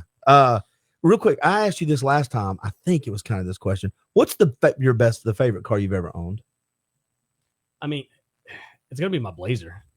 You still have it? Still got it. 1989 S10 Blazer Trailblazer Edition with a digital dash. So it's got modern inside, but does outside still look retro? Oh, no, it's the original digital dash in 89. Oh, really? Oh, those are so cool. Yeah. Yes. Man. It's all original. It's my first vehicle I ever had. Did you keep it or rebuy it or? I kept it. Did you really? So wow. So yeah, this is my baby. Like it's. Do you drive it? No. I was going to say this. What's it used to having it? So I mean, I was driving it and I got hit in a hit and run downtown. Right. And when that happened, that kind of pulled me back a little bit. And I'm like, man, I don't want this thing to get totaled. So put it up and I'm like, I'm going to get it fixed because it only has 3,200 miles on it. So I mean, it's practically mint just from sitting around for a bit. So got that. But then I mean, favorite car is going to be, if I had any car in the world that I've owned, it's going to be the Porsche GT3. Really? Yeah. What about if you could own any car? We talked about this last time. Yeah. Now it's torn because that's what I've got like 5 choices. He said pick one. He put me right on the spot. Yeah. I mean, a Cohen's egg. I mean, any of the eggs, or I mean, any of them are going to be a car, but I can't stomach that price tag. You know, when you start thinking about that price tag and you start looking at some of the LaFerraris and all of them, it's. Oh, let's talk about your dog real quick because we got about another 20 minutes. Oh, yeah. Well, talk about your dog. Tell everybody about your dog. Because, by the way, did you ever look up any more about the Boer's Home? I did. Those things are wild. I got to be honest. I don't have the money for one. But if I did, that waiting list, I'd be on it. Dude, they're wild. Because they can get trained, too. They're really smart. But tell everybody what you got. So I got a Belgian Malinois, full attack dog. He's ready to kill on command. Trained. Nice. Yeah, he's our baby. How much does he weigh? He's only 58 pounds. He fluctuates between 58 and 62 pounds. Super lean. Okay. You can see the muscles in him. Yeah, but he looks like DJ. He's a rocket, right? Oh yeah. What are they bred for? And basically, it's all protection dogs. Okay. I mean, they'll use them in the government, SWAT. That's what David Roddy was telling me about. They're they like them a little better than German Shepherds because they're a little smaller, They're more agile. so they can get into different places, a little faster. So what happens with, because that was our big thing, was it's like we need a good protection dog. We've had crazy death threats. The guy tried to kill me as a whole spill. So it's like, we're going to get a German Shepherd that's fully trained or the Belgian Malinois, which way we're going. And everyone's like, well, let me explain it to you. So we went to one of the best trainers that from what we heard. Right. He said, this is a German Shepherd. A German Shepherd sees something over there it needs to get to. It's going to find the easiest path to get there. It may jump over something, but it's not a bullet. There's no collateral damage. If there's a kid standing in front of a German Shepherd, it's not going to blow the kid down to get over. It's going to find a way to get to the suspect or whatever. The intended target. So the Belgian Malinois doesn't care. It doesn't care if there's a 1-year-old baby in front of them, an elderly lady, glass table. It's just going to shoot through whatever it is to get over there. Yeah. And I was like, well, that's what I want. Yeah. I want the most dangerous thing you got. They're like, we got this one. So like, move out of the way, kids. It's not good. They said this dog will not be good with other dogs. It will not be good with other people. It doesn't matter if it's a baby, a kid, or an adult or elderly person. They're trash. I was like, that's the one I want. Because it'll love yours. Because it's going to love my family to death. And it does. I mean, it sleeps with our kids, lays on the couch, it does its thing. Have you ever seen the videos of these Malinois when they do, when they put the perp suit on? Yeah. Have you ever seen the Malinois? I don't think I have. No, you need to go look at, because it's not only, and be careful, look at a couple, because if you look at the right one, you'll know what I'm talking about. There'll be somebody, and German Shepherds are great. Cane Corsos are great. All these dogs, the Dogo Argentino, I love the Dogos. Oh, dude, those Dogos are They're nice. freaking beautiful dogs. They're great. But if you watch one of those dogs off frame, like you're just watching it, it's just this dude in that padded suit running away. And you think I'm kidding. It looks like a missile. They just come in so fast. It looks like it's been, at first you think, well, that's been sped up. And you realize, no, it's not been sped up. It's just this dog. They don't, some dogs, they jump and it kind of, they don't slow down. They just go through the target. There's no hang time. Oh, jeez. I mean, that's there's amazing. If you watch a few videos where the trainers have actually been knocked unconscious from being hit so hard. Oh, it's ridiculous. I want one too, but I don't know what I'd need it for. Nobody's trying to kill me. You don't know that. No, that's wow. I feel like I just got a veiled threat. Jeez. I was calling to my posse. Where's my friends from Sand Mountain? I need y'all down here, man. Where we at? That's funny. That's true. I don't know. And I've got a couple guys in my neighborhood right now. If they keep driving that car, I've already had a few words with them. Listen, I don't mind you putting those loud mufflers on your car. We all had hood scoops when I grew up. Yeah. Different loud. I think our loud is a little more manly. You drive your Fast and Furious. Cool. But when you fly up the neighborhood at 100 miles an hour, I've said a couple words with them, and they about hit styles when we left my little studio a couple of weeks ago. And the girl across the street said, I'm going to slash their tires. I said, they're just going to wait to the right moment. Now, here's what's cool about this. They know it, and I know it. Every time I'm in the front yard with my little Lucy dog, my son's dog, I'll be out there smoking my cigar, walking through the yard. They'll come around the corner, and I hear them just take their foot off the gas. And they come by, and every time they do, I just reward them with a, how you doing? Hey, thanks. I appreciate that. Positive reinforcement. Absolutely. So, or you can have negative reinforcement. I ain't fine either damn way. We have the same thing in our neighborhood, and it's been so bad that we've had the police department come up and just park in different spots in the neighborhood because our house sits at the bottom of a hill. So they just come barreling down that hill. And I mean, there's been many a times that like we have yelled, screamed, and then you get a dad over there. You don't yell at my son. Oh. It's like, well, here's the thing. There's like 20 kids playing. And at any given moment, if a kid were to fall off a sidewalk, fall off a bike, trip, going that fast, you can't stop. Yeah. You can't. Yeah. And it's like, well, they should have been on the sidewalk. Yeah. So you're just a better dude. Okay. Hello, 1985. My dad and all the dads I grew up with. Hey, you can't yell at and the police are called. It's just, and I guess now there goes the family reunion. I guess we're not traveling this week. So neighborhoods are wild with that. We can't. They're crazy. And no one cares. Yeah. That's the crazy. Do you know, remember Ronnie Bettis? Oh, well, I'm going to say, yeah, here in town. Yeah. He's passed away. Yeah. He passed. Yeah. But he was my next door neighbor. Oh, he lived across the street from me. And you remember how big Ronnie was? He's a big old dude. Yeah, yeah. I've watched him walk in front of cars. Oh, yeah. And it is. Absolutely. And he would just look at him, get over the window, and I don't know what he said, but you saw their soul leave their body. Yeah. And those people would never speed through there again. I'm going to tell a funny story, and then I want to talk about investing, like what you do. But this is just this podcast, and I'm 14 hours in. I'm losing my brain anyway. What do you need me to bring you for dinner? I've got dinner. Jennifer bought me dinner, and Ed Jones brought me dinner. So I appreciate that very much. I will say this. This is a great story. You'll love it because you talked about people stepping in front of cars. My sister's dating. I will not go through the details. She's young. Guy pulls into the driveway for a date. She's probably in 10th grade, 11th grade because my dad didn't let her start too early. Had to be very picky. He blows the horn. He honks the horn. Beep, beep. And I was in college. I was home. All I saw was the Malin wall, the blur. And my dad, he's got a temper, but he's not a talker. Oh, dude. He goes out.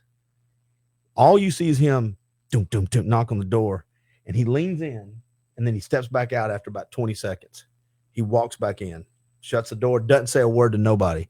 You look out the window, and there's this 17-year-old kid breathing, big old, backs out of the driveway, drives around the block, pulls back in the driveway, gets out, comes up and knocks on the door. When he opens the door, it's me and my two friends. One of them's one is a big giant black dude. Another's another redneck looking idiot. And there's me. So now we're not talking at all. He's like, is Lori here? And I'm like, yeah. Okay. You want to come in and wait on her? He came and said, it was like a movie. But here's the great part about that. So he left. I asked Dad, what'd you say? He said, my dog, this isn't a prostitute's house. He used another word. He goes, you want to pick up my daughter and treat her like a lady? You drive around and pull in. He goes, if you don't, drive around and leave. Yeah. Either way, the next time I see you, it's going to be at my front door. And that guy, to his credit, did it, brought her home on time, shook my dad's hand. I'm like, you know what? That guy learned a lesson. He learned, yeah. And that's what we need. Ronnie taught people some lessons. He did. And that's how Ronnie, was with everybody. Yeah. He just wanted respect in the neighborhood. He had kids. It was respect for the kids. Even me and Hannah, there would be times where I was out of town and Hannah would be home. Yeah. And if he saw a car pull in front of our house, we had an Instacart lady one day pulled in front of our house. And he walked up there and made that woman, he called me on the phone and went, hey, there's a car in front of your house. You want me to go see who it is? I was like, yeah, sure. He come back and went, I scared that lady. Well, it was Instacart. She didn't know where she was. Well, yeah, again, I'm not trying to start a mafia here, dude. Easy, we're good. I miss that dude. Yeah, he's a good guy. He was a good guy. He was a good guy. Let's talk a little bit about what you do, how you learned it, and I don't want to give away, free tips, but there's got to be a couple things when people come to you originally that you can tell them that gives them a heads up that this may be for me, this may not be for me. Maybe I should reach out to Andy and see if there's a program I can get involved in. So, I got started just watching my grandfather and my dad invest, and they weren't really big traders, but they were more investments. And then obviously I fell into the trading side through that. I started trading cryptocurrency, buying stocks for investing. That went crazy. And that's why I was like, man, people need to understand this because you're buying time. If you're able to invest your money, you're buying time in your future, essentially. And investing's the easiest thing you can do, especially now with the technology we have. Anyone can do it. Every single person in this room. Can I ask a question? How early did you get into the crypto game? Because people get into it now, and I feel like they're kind of, I don't want to say they're late to the game, but it's already very well established. How early did you get into that? They're still early. You think it's still early? You think so? Super, super early. So I got in heavy around 2012, and then went full blown crypto 2014. Was still with Bitcoin. I didn't get involved into the alternative coins and things like that until middle to late 2016. But yeah, super early. Like there's deals. I've signed NDA, so I really can't talk about the people. But right now, some of your largest figures in the world are brokering out deals for OTC Bitcoin, which is Bitcoin over the counter. So that way they're not having to buy off exchange, change the price. They're buying it over the counter with massive holders, people that have, like, say you, Clint, you had a massive amount of Bitcoin. You could basically start your own company. Now you're, the wealth manager for all your crypto, and people will come to you. You sell it to them for OTC. And when I say like all the millionaires and billionaires are hungry for it, they want something they can't get.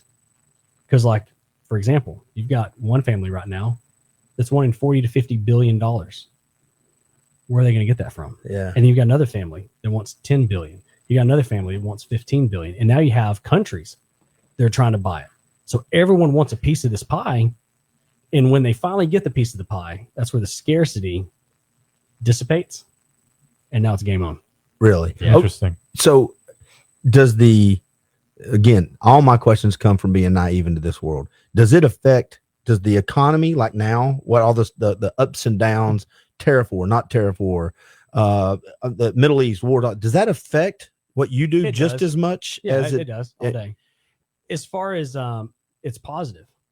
Oh. The more chaos that's going on, the cheaper the everything more, is to well, buy? the more or- volatility we have. So like in the stock market, I make money when the market goes down. I make money when the market goes up. As far as my day trading. Uh-huh. But as far as investing, obviously, Yeah. you want it to go up. Yes. But if you're able, so like with Bitcoin, if we know there's big news coming, we're looking at all the fundamentals, technicals that are happening. We know that it's going to drop, say, 20%. We can short that with a 50 to 100x leverage, make money on the downside, take the profits, roll that over into Bitcoin, and then watch Bitcoin go up. So we've Buy made it. money here, and push it up. Holy mackerel. And you can do the same thing in the stock market. So, like, for example, we knew Elon Musk is about to start working with Trump, and he's going to piss a ton of people off. So when he does, what's that going to do to Tesla stock? It's going to come down. So what do? We short Tesla stock. It's down 50%. Well, then we take the shorts that we just had, we close them out, which, by the way, any traders watching this, we did close out our Tesla shorts. Those are now, the profitability is going to be rolled into Tesla stock. So when it starts going back up, which it will, you're nailing it. Yeah. It sounds simple, and yet somehow I would need someone like you to actually point and shoot. You just have to for push the me. button. That's my point. Yeah. I'd be like, and I don't have the ego. I mean, I don't have the ego problem some people have. If you said push that button and hold your breath for 10 seconds, and then it'll work, I'd be like, okay, cool. Because I don't know. Maybe holding my breath works. Hair of Newt. I don't have a clue, man. I will do what the hell you tell me to do. And it seems so simple, yet egos get involved. We and you talked about this last time. Oh man, I can beat the market just like you're going to beat Vegas. Man, they build cities off you. Mm-hmm. You're not going to beat it. Mm-mm. The best thing you do is use it, play it. You right? have to ride shotgun. Yeah. Does the, and I know again, we're having conversations for the second time, but new to these folks, does the digital currency bother you? Does it scare you? Is it going to get too cluttered? Is there a future in it? Is the government going to take it over? And help, please. So I don't understand. So we're already in a digital. I know you said this last time, but You've got a debit card. yeah, I can guarantee you that if you look at the spending of most Americans, it's all digital. They're taking Apple Pay, click, they're swiping a card, and we talked about that. Like I went to the coffee shop. Yeah, I go in to pay with $100 bill, and I told my wife, I was like, "Hey, we're going to bless these people. However much is left over, they can keep the change." And we go in, pay for it, and they're like, "We can't break that." What do you mean? It's $100. You can't break it. No, we only keep like enough to break 10s, 5s. To me, that's wild. I had that happen with a 20. Yeah. So by the way, and the East Ridge. Yeah. So we're already there, but we're never going to, in my lifetime, everyone's lifetime in this room, we're not going to be a cashless society because there's too many politicians that have done dirty deals and they're sitting on cash that they have to spend. I don't like the fact you said it that way. How about old people that just like damn cash? I am old. Do you like cash? I love cash. Okay, good. I'm going to push a little bit. Would you prefer? Well, I think you just said it. Would you prefer a cashless society over a cash-based society? It depends. If you want checks and balances, we have to be a cashless society because that's the only checks and balances you can have. That's why cryptocurrency was a big push because everything's done on a blockchain where there's quality control. If I give you $1,000, you turn around and give him 500, turn around, spend another out there, and then someone else hands you 500,000 and you send it to this guy, I can look at every single transaction you've made. So as long as we've just sent one transaction back and forth, I've got access to your whole entire bank account. I can see everything you're going to do. That's the checks and balances. Whereas now, if I come in here and I hand you $5,000 cash and you slip him a little bit and someone else slips it, there's no checks and balances anywhere. And that's what's caused our society, in my opinion, to be where it's at. There's so many under the table deals. It kills it. I have a tough I could time buy with a that. gun, but go ahead. I have a tough time with that personally because I feel, and I'm not saying you're wrong. I'm saying for me in my mindset, I prefer the anonymity. Yeah. Right. So it's an interesting dichotomy because on the one hand, maybe for public deals, you would want that checks and balances, but for deals between individuals.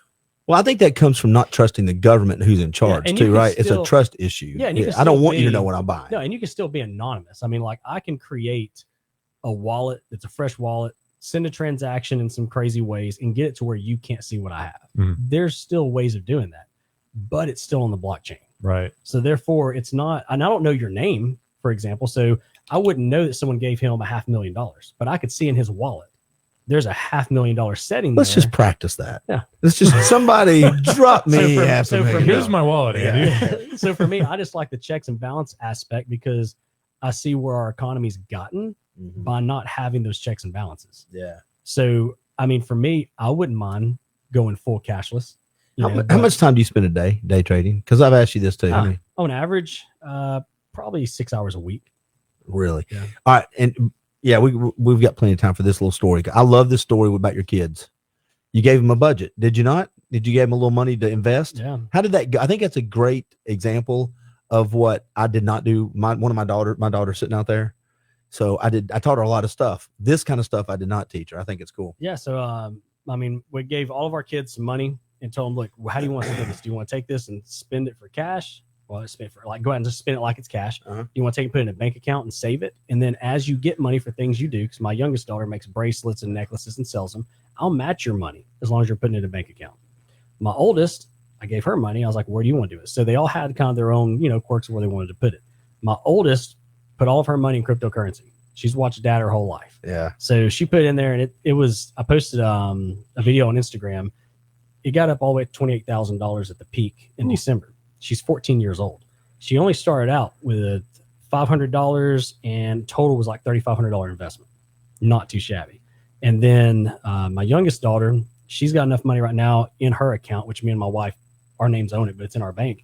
She'd go buy a used car tomorrow. She's 9. And then my son, he actually traded beside me. It's on YouTube. So if anyone's watching this, you can just go to Andy Peters on YouTube. And I gave him $8,800 in an account to trade side by side with me. And he took that to $104,000. He did that at 9.5 years old because we turned into a video game. What you turned it into a video? Yeah. Have you created that video game for other people? I've tried. People don't want to listen. They got egos and prides. So wait. Whoa. No, I mean, have you created the video game that you can sell? No. That's a great. If you can create a video game that teaches kids how to trade. Yeah. We've pitched it to several people, and everyone wants to monetize it in a way that still makes it to where you're exchanging money some sort of way, and then it just kicks it out of the. Really? Yeah. But yeah, I mean, because you got to think about all the kids that have iPads, iPhones that are playing games.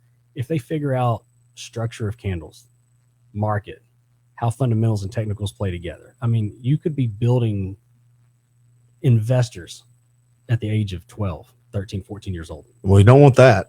No, because that would kill the market, right? I don't want kids. It'd kill the middle workplace. schooler roll up on me in a Lamborghini while I'm in my jet. I'm like, dude. Who would? A middle schooler rolls up on me in his Lamborghini while I'm in my jet. I'm like, man, it's paying off the cops.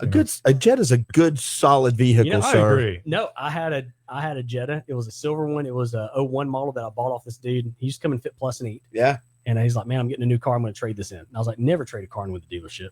Yeah. What are they going to give you? However much they're going to give you, I'll give you some more on top. And they're only going to give them at the time. It was an 01. This was like 2014. So it was a few years old. Dude, I got the car for like $1,200. Really? Yes. And it was mint inside. I'm talking mint. And it was one owner. What year was this? It's 2014. It was an 01 model. Okay. I drove that thing forever. Yeah. I loved it. Oh, they're tanks, dude. Yeah. I love Volkswagens were tanks back in the day. My buddy, funny story, he drove a Volkswagen Rabbit that was given to him. He had it for about 4 years. And he went to North Carolina, played baseball on a scholarship. I go to visit him. We're hanging out for a weekend. We're getting it and we're driving, and he had to pop the clutch because you couldn't just start anymore. And it was like that. I'm like, dude, he can't afford to get a starter fixed. He's 20 years old. So we're going down this we're leaving the apartment, and he trying to pop it. And it pops and dies, and it pops and dies, right? And there's this road that goes this way, and we just go through that road into the next apartment complex because, there's 20,000 people that go to North Carolina.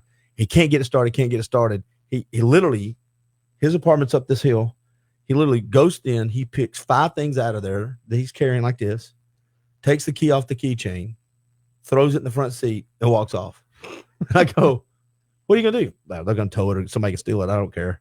I'm like, really? I got this old beat up paint van that he had a little paint company students painting thing, but he just left the Volkswagen Rabbit there. And I'm like, he goes, dude, I didn't pay anything for that car. It lasted for 4 years. I said, really? He goes, you know how many times I changed the oil? I said, how many? He goes, 0. Ooh. I didn't change the oil one time in that car. He goes, I've done no maintenance. I put 2 tires on it. He goes, I got my money's worth out of that. I was like, oh my gosh. You know how much that car's worth today?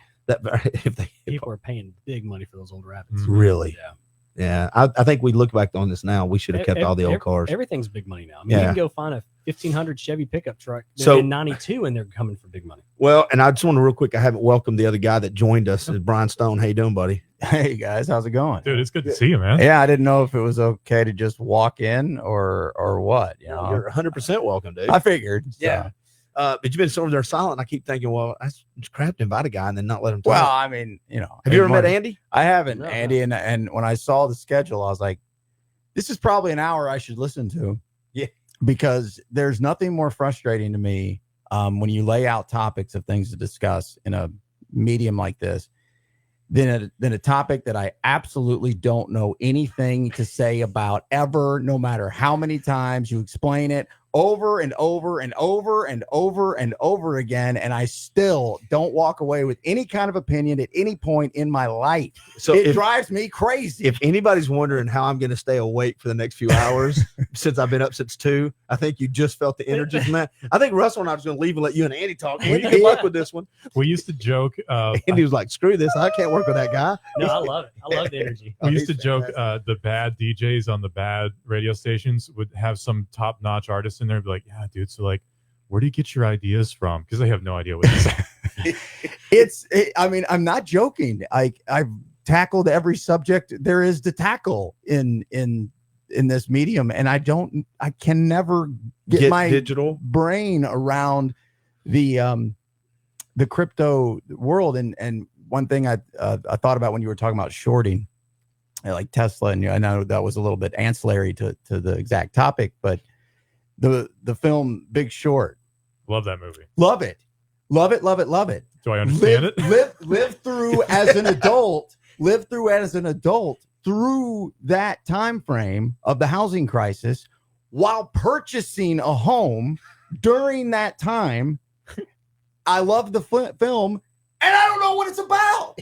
I don't understand it. I watch it. I'm like, oh, this is interesting. It's really well done, first of all. Yeah. But and a good movie and TV and film will hold you that way. And I still walk away like, you're not trying to tell me about the crash of 32. You're telling me about the housing crisis of 08. You lived through. When I was 28 years old and I sit here at 45 years old, I'm like, what the hell is going on with this housing shortage or the shorting of stocks and all that? And so when you talk about it in this capacity like that, it brings me right back to that. And then the other thing that immediately pops in my head is, you know, say what you want about Saturday Night Live and where it's gone, you know, and whether it's funny anymore or relevant. Right. But before everybody hated Elon Musk, or many people, he was somewhat lovable. And on Saturday Night Live, they had him on Weekend Update, and it was right when the Doge coin was out, and the skit was, so tell us about Doge. And then he goes on with his, and then I'm like, okay, yeah. So what is this Doge thing actually? And then yeah, so what is Doge? It's pretty funny stuff. Yeah. Because I related to it more than anything. Yeah. That's where I'm at. You talk. And I'm like, yeah. All those words go together. Full sentences, periods, commas. Got it. There's an adverb in Now, there, I think. what are we talking about? I think it's one of these things. I think it's one of those that it's you read about it. It's just like everything else in life. I'm going to read. I'm going to understand. But until you do it. Well, yeah, I'm going probably. to break it down super easy because Oh, everyone. yeah, I'm sure I'll get it now. Oh, boy, here we go. Here we go. I don't know if you noticed, but the energy in the room went up a little bit when I Right. cracked the mic. So what ends up happening? Everyone looks at cryptocurrency and says, "I've got to figure this out." There has to be a meaning to everything that's taking place, and all these companies will start out a project. So you could have Optimize You. We could make a new coin tomorrow called Optimize You or OU, whatever. Put that logo on there. What's it going to do in the market? Well, I wouldn't think anything. So here's what they say. That's a coin, right? So Josh is going to own that coin. That's his company's coin. Okay. If you're a holder of this coin and you have 10,000 coins, I'm going to allow you to come into my facility and I'm going to treat you for free for a full year. You just have to own 10,000 of them. Okay. Now, as people are buying these 10,000, guess what happens to the price? The price starts going up because more people are buying 10,000. Well, why is Josh working on me for free? He's got to be making money somewhere. What they don't know is he owns 30% of the supply of that token. So as you've got hundreds of people buying 10,000 to get free treatment a year because the price is cheap, they're like, oh, this is cheaper than me paying a monthly thing. it's more people do it, and then the price starts increasing. So then when it prices to a point that they start doing the math and like, whoa, it'll be easier for me to now pay the monthly fee to go there and get treated instead of buying the coins. And Josh realizes no one else is buying. Yeah. You know what Josh does? He sells, gets his money, and then everyone else's comes down. Well, when it does, people are like, oh, I'm going to go ahead and buy because now I can afford the It was yearly just thing. popular, and so it was just valuable now. So then people start buying again. Josh goes back in and buys now that the price has dropped.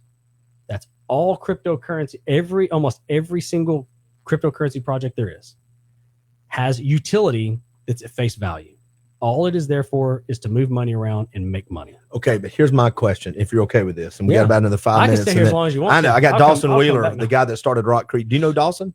Yeah, I don't know him personally. Oh, but he's I a know great dude. He's gonna come in a minute, and yeah, you're in it. That's gonna be fun. Okay, I look forward to it. I got in late on this. Yeah. I'm not even close to anywhere I need to be on crypto. But go ahead. Well, I'm going to ask a question. So let's say you use Josh as the example. Let's say I have 10,000 Josh coins. Mm-hmm. How does that translate into value, though, if I want to use it as his place, or does it? It doesn't sound like it does. So as long as he accepts Josh coin. So this is kind of going back to the Discover card He that can nobody ca- accepted the Discover card. It's like me at Fit Plus. Yeah. I accepted crypto. Any crypto you could give me, I accepted at my facility. I gotcha. And people were coming in buying a steak and rice and asparagus bowl that I would sell for $11 to $12 for one Ethereum. Oh man. Okay. Now that one Ethereum right now, I've not looked at the price today, but we're trending $1,800 to $1,900. That's why I said, oh man. Okay. So that means for one steak meal that they came in, I made $2,000. Gets even better than that. When I would you, me right now, I'm pissed off on an Ethereum. So for example, when I bought my Ferrari, I bought my Ferrari, I kept it, drove it for a bit. The price of Ethereum tanked. What do? So it's time to sell it. What are you gonna sell it for? Crypto, because all the crypto guys want a Ferrari. So I put it, hey guys, cars for sale. Cool. I sell it, $250,000 in Ethereum when Ethereum was $500. Ethereum goes up. So now I sold my Ferrari for 4 times the value today, worth more than what I sold it for. So you just have to be open-minded to the fact that you are only in this to make money. You're not in it for utility. You're not in it to figure out why it works. You are only in it. This is built for the video. This is built for the gaming brain right here. So right now, I posted it on my Facebook page. So I said, here's 37 coins, and I'm going to go put $1,000 in each one of these coins. Yep. Or $100 in each one of these coins, and let's see where it's at in 4 days. I went through all my analysis, come back, and we were up 298%. On all of them, or just based across on the whole board? Okay, yeah. So if you put 37,000 in there, you made 298% on 37,000. It's like the Dutch tulip trade in the 1700s, you know. That's it. So like right now, I had a I guy. don't know what that is either. I gotta be honest. I am feeling dumber by the minute. The only person in this room right now that I'm glad is here is him, because We're I'm the looking at dumbest him. people. We're dumb I'm listening together. to Andy and I'm going, that's completely makes sense.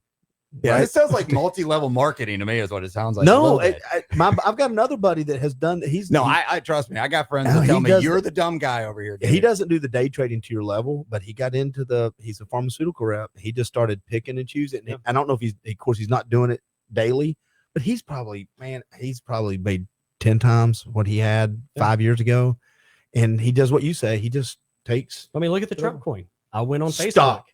I went on Facebook Live 4 different times, and I told my whole audience, it's like, look, Trump's coin's coming out. Get ready. Already have some money setting aside, because when I come live and say it's going live, you need to look at it. Yeah. And it was $2.88, and we ran the thing up to $70. That's a 50x multiplier. Did you sell it? Huh? Or did you keep it? I sold 50% of it. Oh, kept the rest because it's going to go up again. You're shaving off the tops. That's it. Yeah, that's so. So think about it. You put in $1,000, you made 50,000. Most people will piss away $1,000. Before you leave, you tell me what you can do with $12.37 out of my account. I think I can turn $12.37, drop it in something like Suku. Yeah. And give it a year or 2 years, whatever, you'll have $200. Dude, I'm dying of a heart attack by then, but that's okay. No, you're not. No, you're not. You're in better shape than me. Well, I don't know. I'm going to podcast for another 9 hours or so. And you've got a whole bottle of. I'm not taking. You got some no-dos and some White Cross. Did you take one? Yeah, he took one. I will not confirm nor deny. Dude, I've had people bringing me stuff all day. Just sniff this, take that, lick that over here. Right off this key bump. Don't worry about it. We need to get you some of those. The smelling salts, for hour 16. Just open up like this. So for the people watching this, yeah, and I mean, donations and all that stuff. Yes. How are you working that? So I've got a scroll at the bottom. Okay. All you have to do is text the word YCAP, YCAP to 71777. And right now, I hadn't checked it recently. Andy will be in about an hour and a half. We're around $7,600 of our 10,000. So we're well on our way. I think we'll probably get pretty close. And then some more will come through tomorrow too. I've had a couple people here at Eric, and it's been a good day. Yeah, you'll get there. You got plenty of hours. You got the the hardest hours though coming up though. Yeah, you know, right? Say, like you want me to come back at 3 a.m.? You got Dan you got the Miniger will be in mayor, here. you got the DA, you got people. You know that's some good movement so far though. Yeah. So $7,500 where you're at. Yeah. And you've done it in 6 hours. Well, no, 16. No, 16. I've been here since 4 I was o'clock. trying to make you feel better. Oh no, thank you. Well, my Eastridge brain, I was like, yeah, of course. Wait a minute. Well, I'll also post that too within my groups. As Oh, well. thank you, man. I appreciate that. Yeah, it's and most of them we've got some really big sponsors, but most of it, you know, it is. It's $50 here, it's $25 here. And so I post this all the time. It's like $20. A $20 donation runs the boxing program for 75 kids for a day.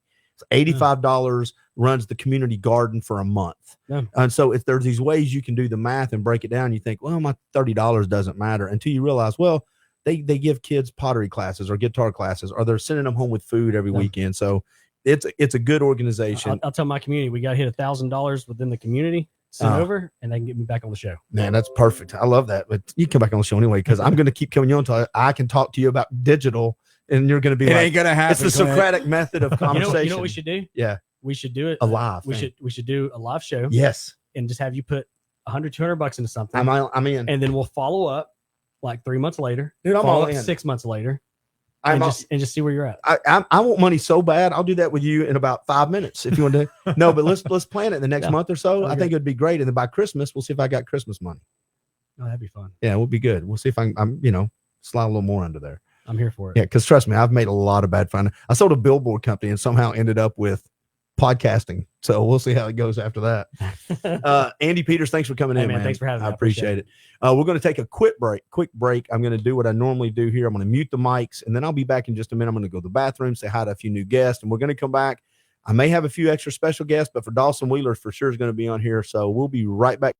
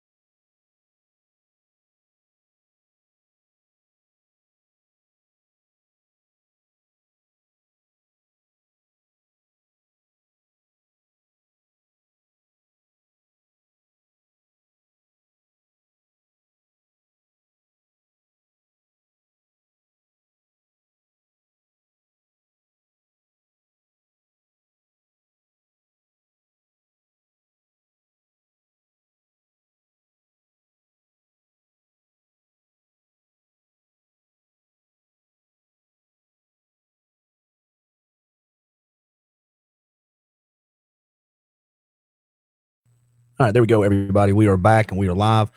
If everybody's looking at the screen that's in the studio, realize there's about a 10-second delay. So we'll be talking before you'll see it up there. This is the Nooga Pod-A-Thon, 24 hours of podcasting for the YCAP organization. At the bottom of the screen, you can see how to text to donate. You text YCAP, YCAP to 71777. We are at $7,600 as of an hour ago. Andy will be in a little bit later. He's coming in him and Dylan from the mayor's office are going to be on with me when we zoom in Tay Davis, NFL player. And then we got a couple cool guests. One of my favorite guests is coming up this morning at 1 o'clock. Yeah, 1 o'clock. Her name is Zuz. She's from Slovakia. Oh. She's a power lifter and a professional athlete. She's been on a bunch, and she is fascinating. And it's a really good conversation. But anyway, we got some good stuff coming up. And one of my favorite people has joined me in the studio. His name is Dawson Wheeler. Ladies and gentlemen, the man, the myth, the legend. How you doing, Dawson Wheeler? Doing great. How you holding up? I'm pretty good, man. I'm pretty good. It's okay. I'm making sure everything's switching here and looking okay on the screen. I think we're good. Let's see. I like to do a little test to make sure. And yeah, we're doing fine. There we go. Dawson Wheeler, I met you, let's see, back in the late 90s or mid 90s. I was your rep at Talk Radio on KZ106. That would be right. And you ran Rock Creek Outfitters. And you didn't just run it. You own that bad boy. Well, with Marvin Webb. Yeah. You always are good to give. Man, okay, hold on a second. We just started this. Boy's supposed to be here at 4:30. My man over here. What's up, buddy? Nothing, man. Sorry about that. You okay? No, I got pulled into a meeting at the new stadium. So, you want to sit or you want to roll? Speaking of the new stadium, I'm Kenny. All right, this is the real marathon that I wanted. We got a full house now. All right, here we go. Let me turn the mics on. How are you, buddy? What's up, man? How you doing? How you doing? How you good? How are you, sir? Do you know everybody? Not everybody. Do you know Russell? Russell Stroud? We've not met, no. Russell Stroud. Nice to meet This you, is sir. Eric Foster. You know you, sir? Brian Stone. Absolutely. Back in the day, how are you, Absolutely. Dawson Wheeler. Dawson. Very So nice to meet you. we were to meet just you. getting, so we'll just start with the Dawson story. And since you're running late, you can just join in. You can jump Do in. you? Do you? And we're going to talk about that new stadium too coming up. Since you were part of the big meeting down there. Oh my God. That sounds more important. Well, but this will be fun too. I met Dawson. I was his rep when he owned Rock Creek. Him and his partner founded it. What year did y'all establish it? 87. And you bought it from, what was it called when you bought it? Canoeist headquarters. And why in the hell did you buy Canoeist headquarters? And what made you change it and think it was going to work? I bought it. I was working in the hospital. I was in the hospital business to start with. I wrote policy and procedure manuals and did mental health stuff. But I had done a book with National Geographic, and they were trying to sell Canoeist headquarters here in town, and they had the book.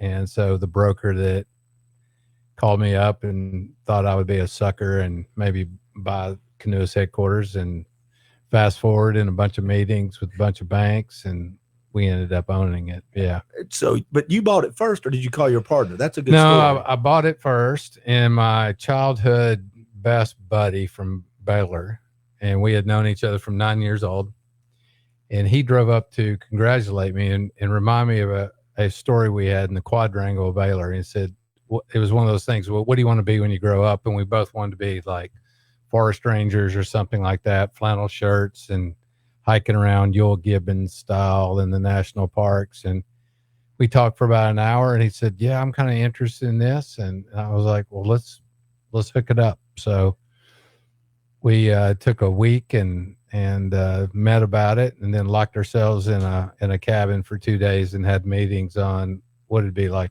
to be business partners. When you were doing that though, did you draw up the plans of, I know the plans change, but Yeah. one of the things that you were really good at, I thought, was at least what I've learned from you is that you and him had clear roles. Did that evolve over time, or was that one of the things that you knew you needed to get into it?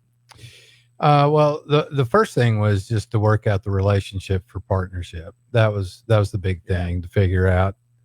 And there were crazy questions like, what happens, because we were both adventure guys. So what happens if you have a catastrophic accident? You know, what happened? What's a full week of work to you? You know, how many vacation days do you want?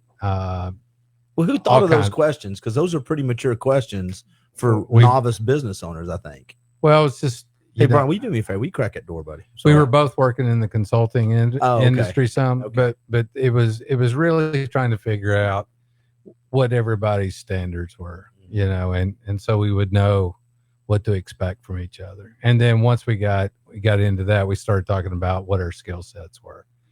And the easy way to put it is everything you could see at Rock Creek, I was in charge of, and everything you couldn't see is what Marvin, and which is, by the way, the most important thing. What is the money and the accounting and in the warehouse and the movement of How did y'all handle product and stuff. disagreements, though? How did y'all? Was it like? Did you thumb wrestle over it? Was rock paper Yeah, scissors? thumb wrestling was a big part of our decision making process. You like that, Eric? That's why I failed at business. Most of my business partnerships, I disagree. All right, come on. 1, 2, 3, 4. I declare a thumb war. Let's go, baby. Well, Yeah. Apparently, we're buying the truck. That's one way to do it. That's a good Clint's way. way. Yeah, That's- Clint's been doing it for that way for a while. What an asshole comment. He told me a long time ago. Passion is not a plan, Clint. You have a lot of passion. Where's that got you? I'm podcasting. We're all here in the same room. Absolutely. Yeah. But y'all kind of evolved on your skill sets, and you say that was the most important part. But the other thing I thought was pretty cool, and then we're going to get to we'll just kind of throw the meat in the table and everybody can jump in. But one of the things I always thought was pretty cool about you, and I think it showed a lot of discipline, and I'm not sure I could have done it. You and Marvin had a really good friendship. Y'all start this business, and y'all stayed friends. We have. But when y'all were owning the business together, y'all took less time together. Y'all were still friends, but that's a very hard decision to make. Y'all to stop doing all the extra time together. We put our friendship on hold. I mean, from a recreational and after hours point of view, it was going to be too much. Did that come from experience in an event, or was that something y'all No, recognized? it's just kind of obvious. I mean, you just can't spend, you can't work 50, 60 hours a week and then go rock climbing all weekend long or go whitewater rafting or whatever it may be, and then travel all over the United States. You just had to put a limit on it. Plus we had families, young families. And so all that time I had to go to the family. Yeah. And so we just, yeah. Did you like owning a business? Yeah, I loved it. It was great. Do you miss it? Yeah. Okay, well, I missed the highlight reel.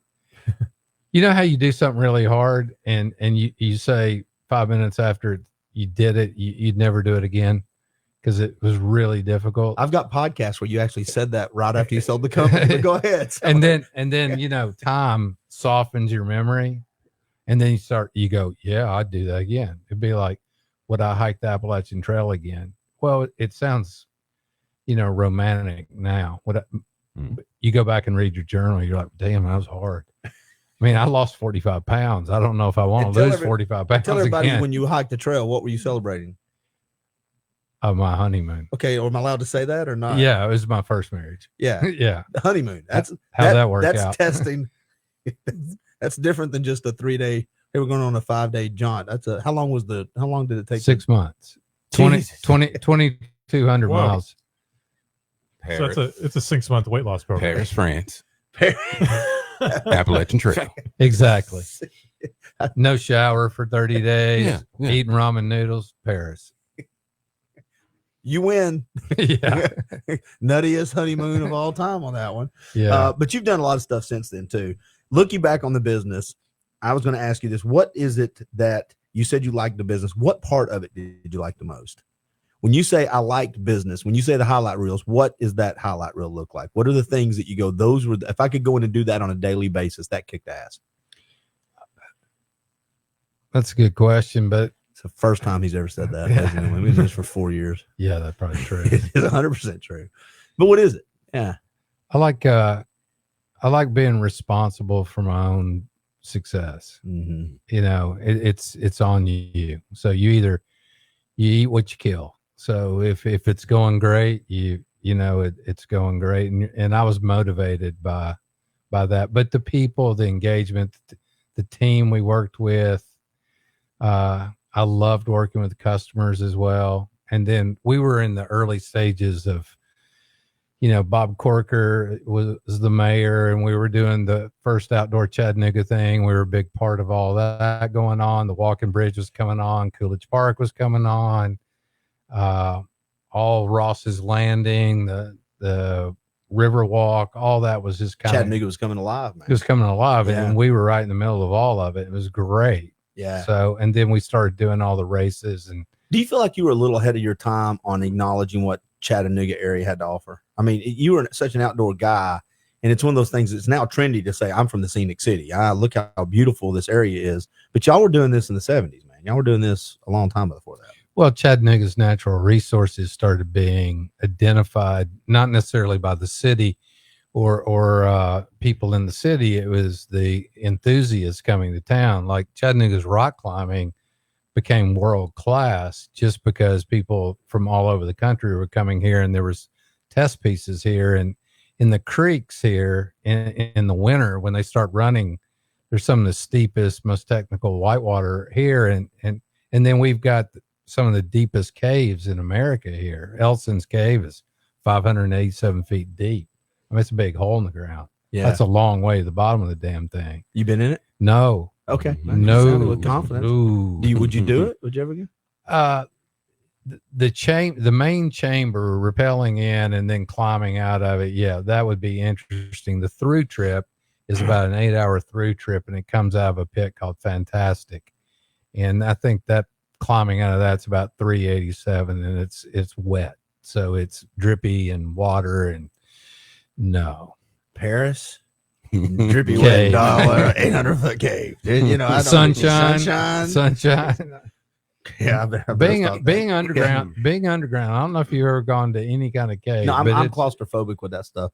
When people do those videos where they're going through crevices and literally they're forcing themselves through, and they're like, "Hey, this is kind of tight." I literally can't watch it. And it didn't used to be that way, but I think it's an old age thing. I'm scared of heights. I was never scared of heights, man. I jump off the cliff over at the dam all the time.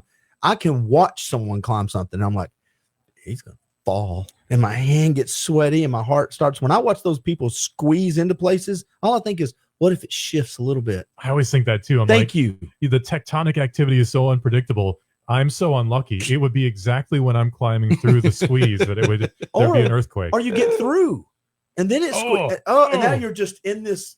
You're a fossil. Okay, I can see. Yeah. I'm literally. Who was the guy that went in and who went head first? The Nutty Putty Cave guy. Yeah. See, this makes my heart race. You Who's think the I'm Nutty kidding? Putty Cave guy? It was in, I want to say Utah, and it was a guy who was with, I think he was with his brother, or maybe he was alone. I don't recall. But anyway, he went headfirst into this very tight squeeze of a cave, and I think part of it was unmapped. And he ended up going headfirst into this very tight section, and he was wedged in such a way that he couldn't get out. And eventually, he didn't come back, and people realized, like, oh, he's stuck. So they went out to try to rescue him. And they tried everything. They tied a rope around his ankles and tried to pull him out, but he was at such an angle where if they tried, it would have broken his legs and killed him. Well, eventually he did end up just dying from positional asphyxia, and they walled up that section, and his body's still there because it can't be recovered. I have a friend that we used to do kind of high angle rescue kind of stuff with, and he was from England. He was an Olympic swimmer, and he was caving with this famous caver named Paul Petzel. Petzel makes outdoor gear down today.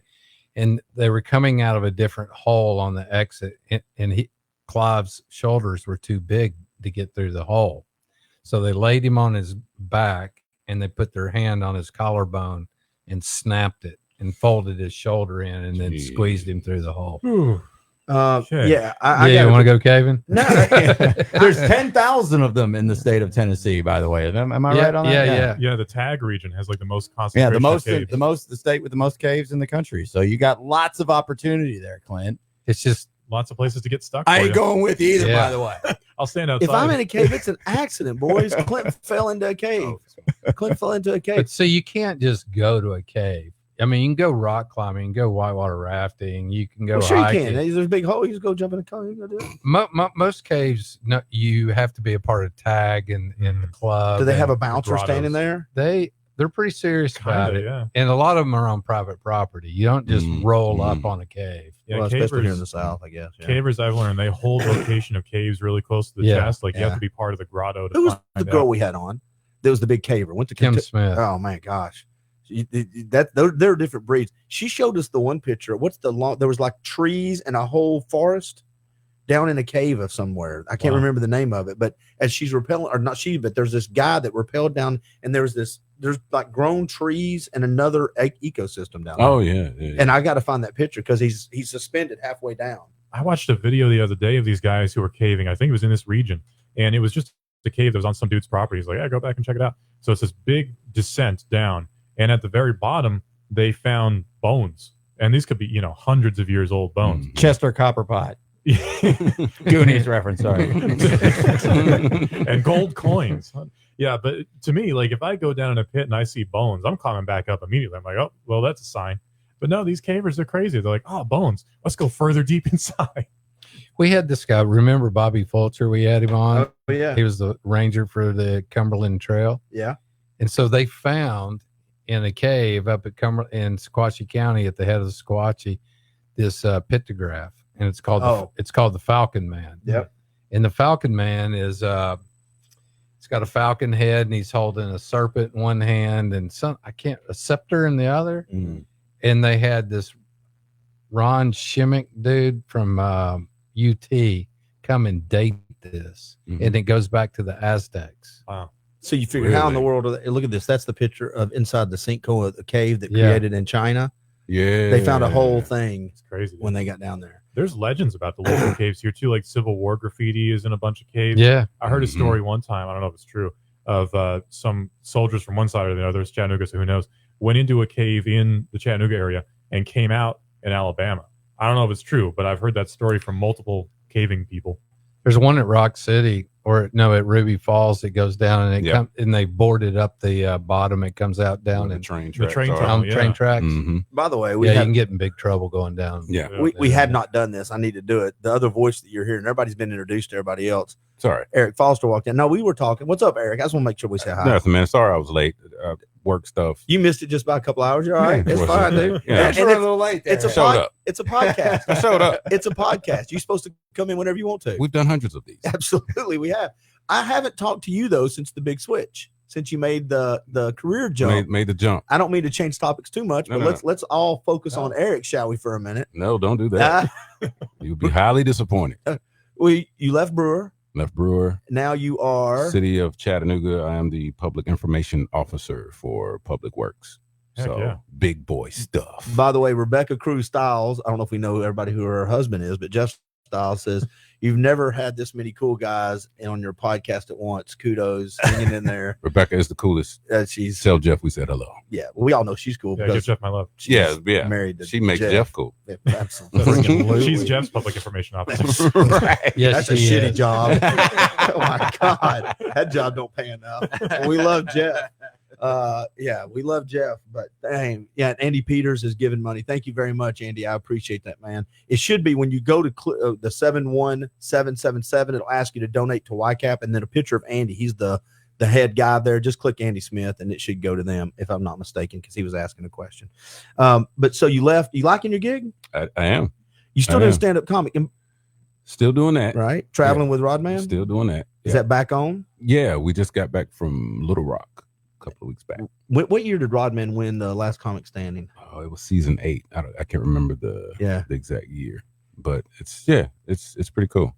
And back to your point, when you're out and people say, "Oh, you're from Chattanooga," oh my God, I went rafting there, or I went, so they know about Chattanooga. Oh yeah. And it's about the outdoors. So it's pretty cool. Are you an outdoors dude? Do you do stuff outside? Not like that. I would.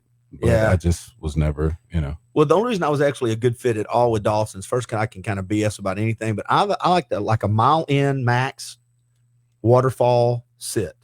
That's my idea of outdoors. Mm-hmm. And I gave up camping when I was in my 20s, but he and his friends are a mile in.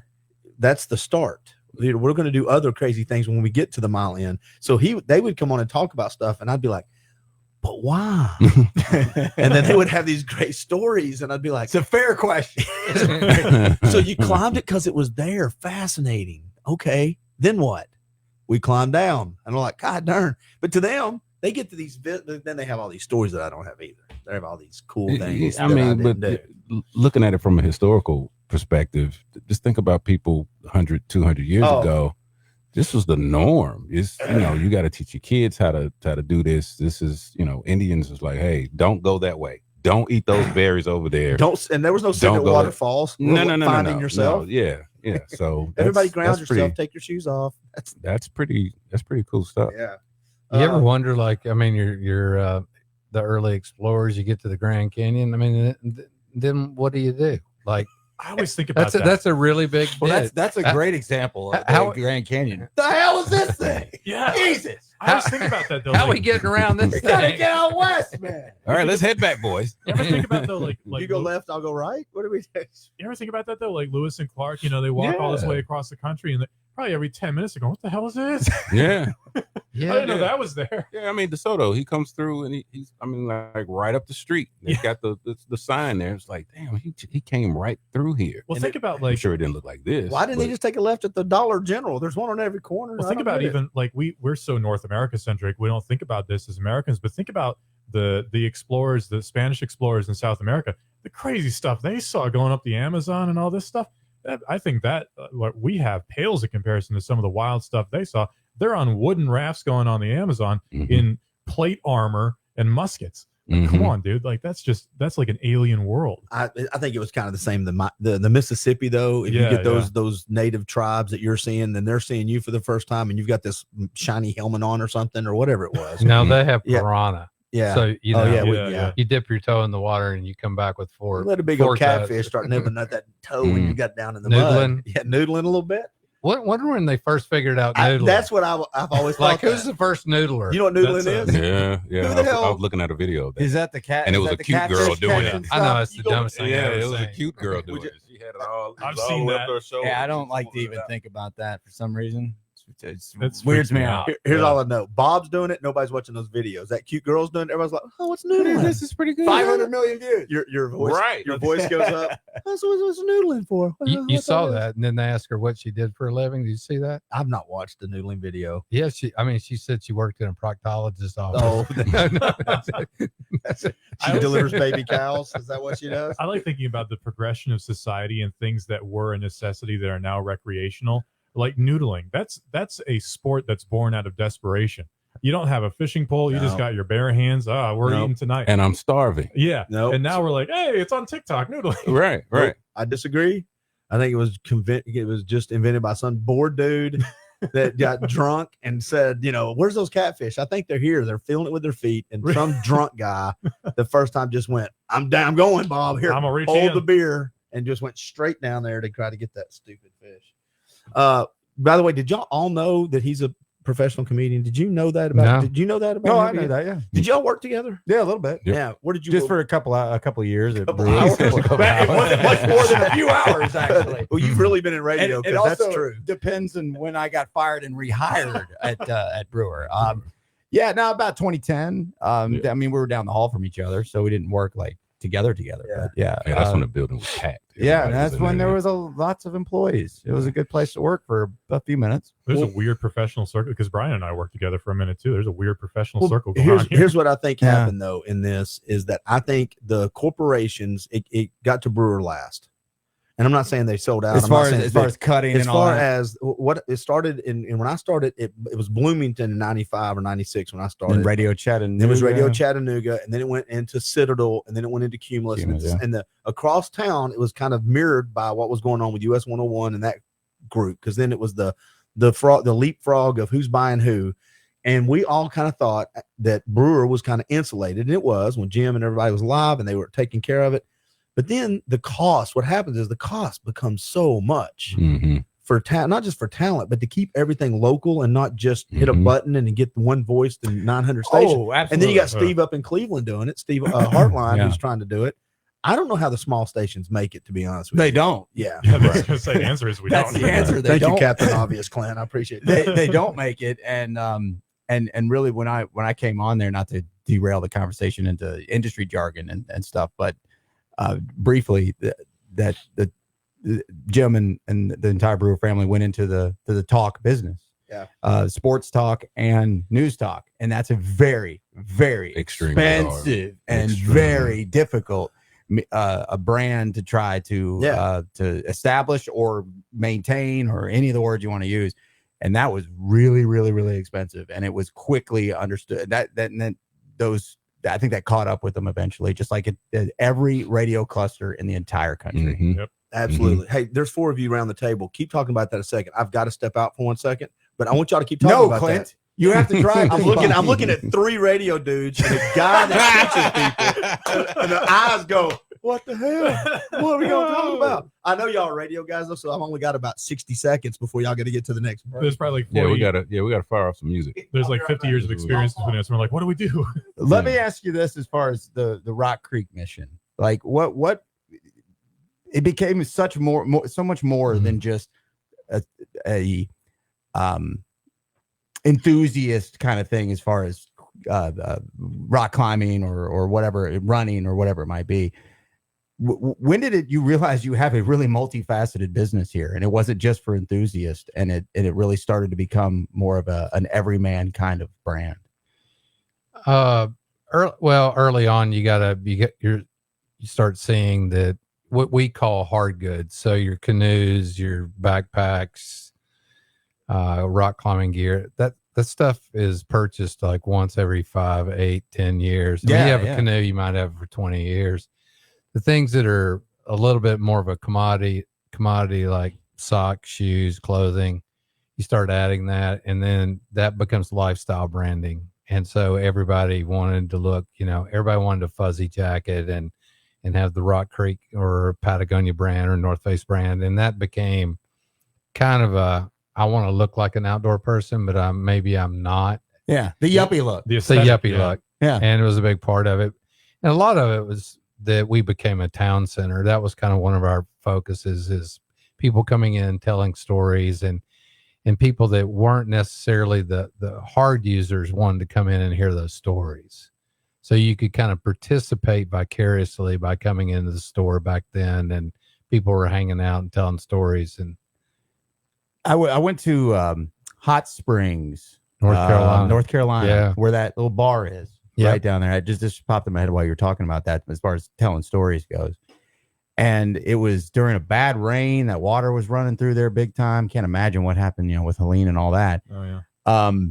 But that's a popular spot for the Appalachian Trail. Yep. Like that little bar where they come in. I walk in and there's like 20 backpacks. Yeah. Maybe more. Yeah. Just like piled over in the corner.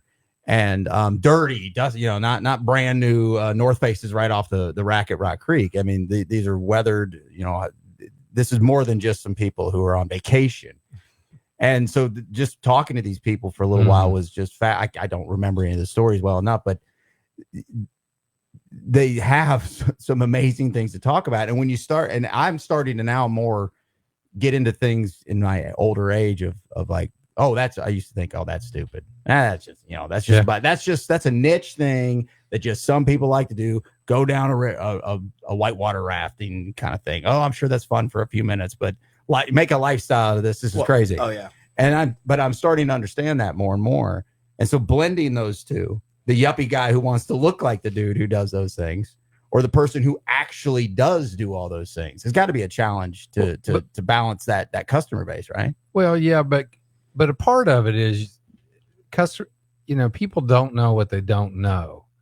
So adventure for you today may be crossing a 4-lane highway. You're like, wow, this is sketchy for me to get across. And then you go raft the Ocoee and you go, wow, I really had a great experience. What's next? You might find yourself then up at the Golly. You might be on a 2-day trip, and that might go great. So a lot of this is a progression. Yeah. It could be snow skiing. It could be a tandem hang gliding flight. Yeah. You go out one time, you go, man, that was really awesome. And off you go. Okay. I just got back in the last few minutes. The look on Clint's face of tandem hang gliding. You ever been hang gliding? Tandem. Would I jump off all? No, I'm terrified of heights. So me too. Terrified of heights. So Jeff Styles, I can't. Guy, I went up to visit him as I live at the launch ramp, and he takes great pride in that. And he jumps off the side of mountains. He takes my son up there, and I told you I'm nervous now of heights and stuff. They walk up to this yellow line, and he goes, "If you go past this yellow line, just point of no return. You're just." And I think we've all heard that. Their speech feet are right on the yellow line. I mean, And he's just him and Jacob and my son are talking, and he'll tell you this story. I'm like the line over him, was like, get my son away. I don't care if you fall, you fat ass. You crazy asshole. And then I look over and I go, Jacob's kind of close to the line. He's like, he's 25, dude. It's like, yeah, I'm sorry, my bad. I'll just go, I'll walk away. They love jumping off stuff. Jacob wants to do it, and that terrifies me. My old business partner, his father, when we got in business years and years and years ago, we would go, and his dad was a pilot. He had this old French stamp, and he collected antique planes. And I'd go down and I'd go, I want to go get in that plane. And Marvin would go, you don't want to go with Dad. And his dad, Jones, would go, come on, Dawson, I'll take you up. And he had these, leather helmets and everything. And Marvin would drag me out there, and I go, why? And he goes, Dad would turn upside down. You'd throw up. He'd scare the hell out of you. You don't want to do that. And so all these years, 30 years of being in business, his dad up into his 90s was always going on these elk trips and going, horseback. And Marvin he finally crashed a plane. And so anyway, Marvin was always bitching about his dad. It was like, Dad, you're too old. You're too this, too that. So my business partner is 67 years old now. And so last year I ran him down. I was like, what have you been doing? He's like, well, my wife thinks I've been going to the YMCA for the last 30 days. And I go, what have you been doing? Oh, wow. He goes, I've been learning to hang glide. And he goes, I've been hang gliding for 40 days. She thinks I'm at the YMCA every single day. And so anyway, it was up where Jeff was, and he bought his own paraglider. And so then I don't see Marvin for another 3 weeks, and I run back into Marvin, and I go, hey, so how's it going? Flying going good? I go, I rode my bicycle by the LZ down there. Looks like there's some trees down there. He goes, yeah. And I go, what happened? He goes, I crashed into the top of a tree. They had to bring a cherry picker out there and get his ass out of it. Oh, wow. That explains So I that guess one. his cover was busted after that for being at the YMCA, right? Guess who doesn't have a doesn't a have a paraglider anymore? Does he have a wife anymore? No, he's back to doing yoga at the Y. The hot yoga. That dog ain't hunting no more. That's hilarious. That's hilarious. Okay, what are we going to talk about now? Oh, real quick. Yeah, This is great radio. I've What are been we doing talking it. about? Hey, you know what? Hey, I think your fiance's calling, dude. I've been talking about shit since 4:00 this morning. You people She, can contribute. Just commented, actually. Oh, did she? Yeah, the love you all thing. Oh, that's sweet. Thank you. I was just kidding. Love you too. Yeah. Maybe she's saying that she loves this group of people. Maybe That's so. what Rebecca said. I didn't know you were engaged until you came Yeah, in. yeah. Just got congratulations. engaged in November. Congratulations. Yeah. Let's go back to you. I want to talk about, because you switched over, you do the comedy and radio. And so when I was asking about, are you traveling again? Are you doing as many shows as y'all did? Because there was a stretch there where y'all were just week after week after week after week. No, that contract is up for that particular tour. It was like 20 something cities. So now he's just he's in between management. Yeah. So he can pick his own stuff, and he's just doing things off of relationships. Yeah. But he's a beast though. Oh, he's good. Yeah, he's good. I had him on the podcast at one time for setting that up. Thank you. By the way, you working out, man? You look like you're. You look like it. Yeah, No, I was going to say you look. No.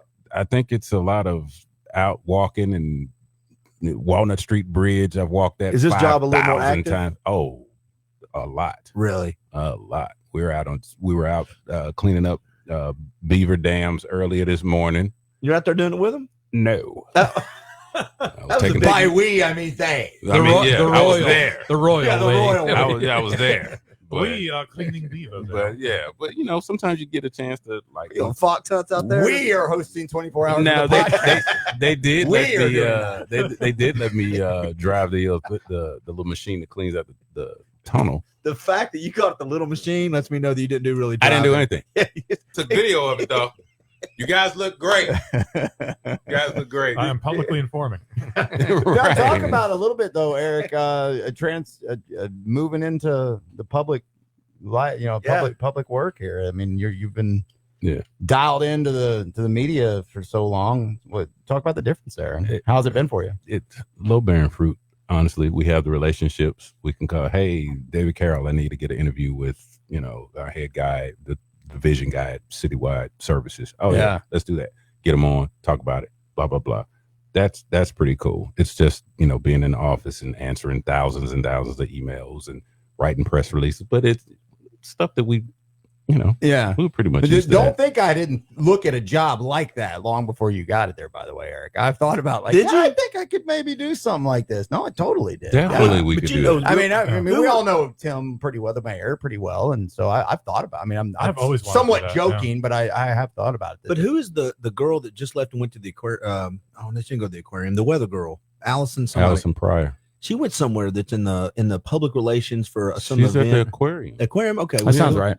Well, the reason I bring that up is how many people in the last 20 years, especially last 10 or 15, they leave the media, they go to the aquarium or the Tennessee Railroad. They take these public relations Tom jobs. Benson did it. That's what I'm saying. It's, Yeah. And it's good practice because people are smart to hire Yeah, them. Tom got out early, and he sniffed that one out long before the rest of us. But did. the reason is I think y'all know the low hanging fruit is because y'all know all the people in the industry. So It's there's an easy the learning hire. curve. Oh yeah, it's an easy hire. Yeah, I would do it. I've always wanted to do something like that. Maybe I will later on down the road, but I've always wanted to be in a field where both I feel like I'm making a difference and also I'm, serving the community in some way. I've always wanted to do something like that. Yeah. Hint, hint. It's challenging because I get an opportunity to Look tell for the my story resume. of public works, and that a lot of people are not, they're not privy to. Right. They just say, hey, they, fill up the potholes. It's a lot more than that. So the majority of it this last couple of weeks has just been dealing with engineering and dealing with the Walnut Street Bridge.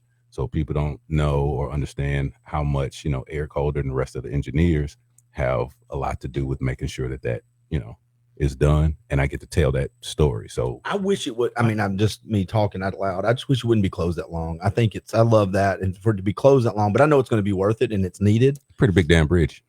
Yeah, I took a stroll over. Look at you being a wordsmith.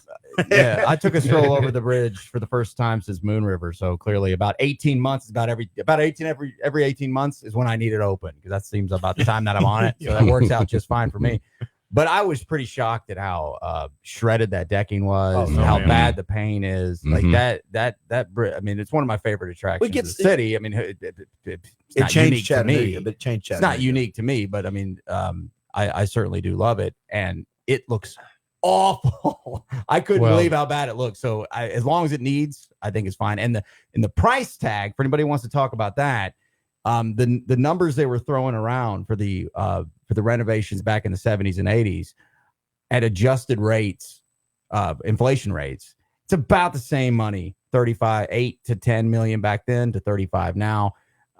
It's on par with that kind of project. Like and I mean, I'm not just saying that because, well, I am a supporter very much of the administration, but it's a very fair price tag. And a year and a half's a long time. You blink your eyes. Yeah. Blink your eyes. I did ask and it'll Tim be over. when I asked him when he was in today, and then Dawson will come to you about about the bridge because I know you had something to say. But I did ask Tim. I said, "Do you think you could get them on if they're going to be wrapping it up quick?" Or no, it was the Lookout Stadium. I said, "Can we get them on the 75 project? Can they wrap that project Now up?" that's another conversation. Let's let Dawson talk the bridge first. You hold your meltdown till later. It's coming. soon. No, I hate driving out here and coming out. They've It's terrible. ruined. It's going to get better. I don't know. You think so? What's your take on the bridge though? Because that you were Well, kind the of part of it. bridge shape shifted downtown Chattanooga because prior to that you had North Chattanooga and you have the other side, and they were segregated by the river. And when the bridge came to be a walking bridge, that's when both sides it became Chattanooga had two sides to it at that point. And that's when North Chattanooga real estate started really progressing that in Coolidge Park. Because if you remember, Coolidge Park used to be a military base.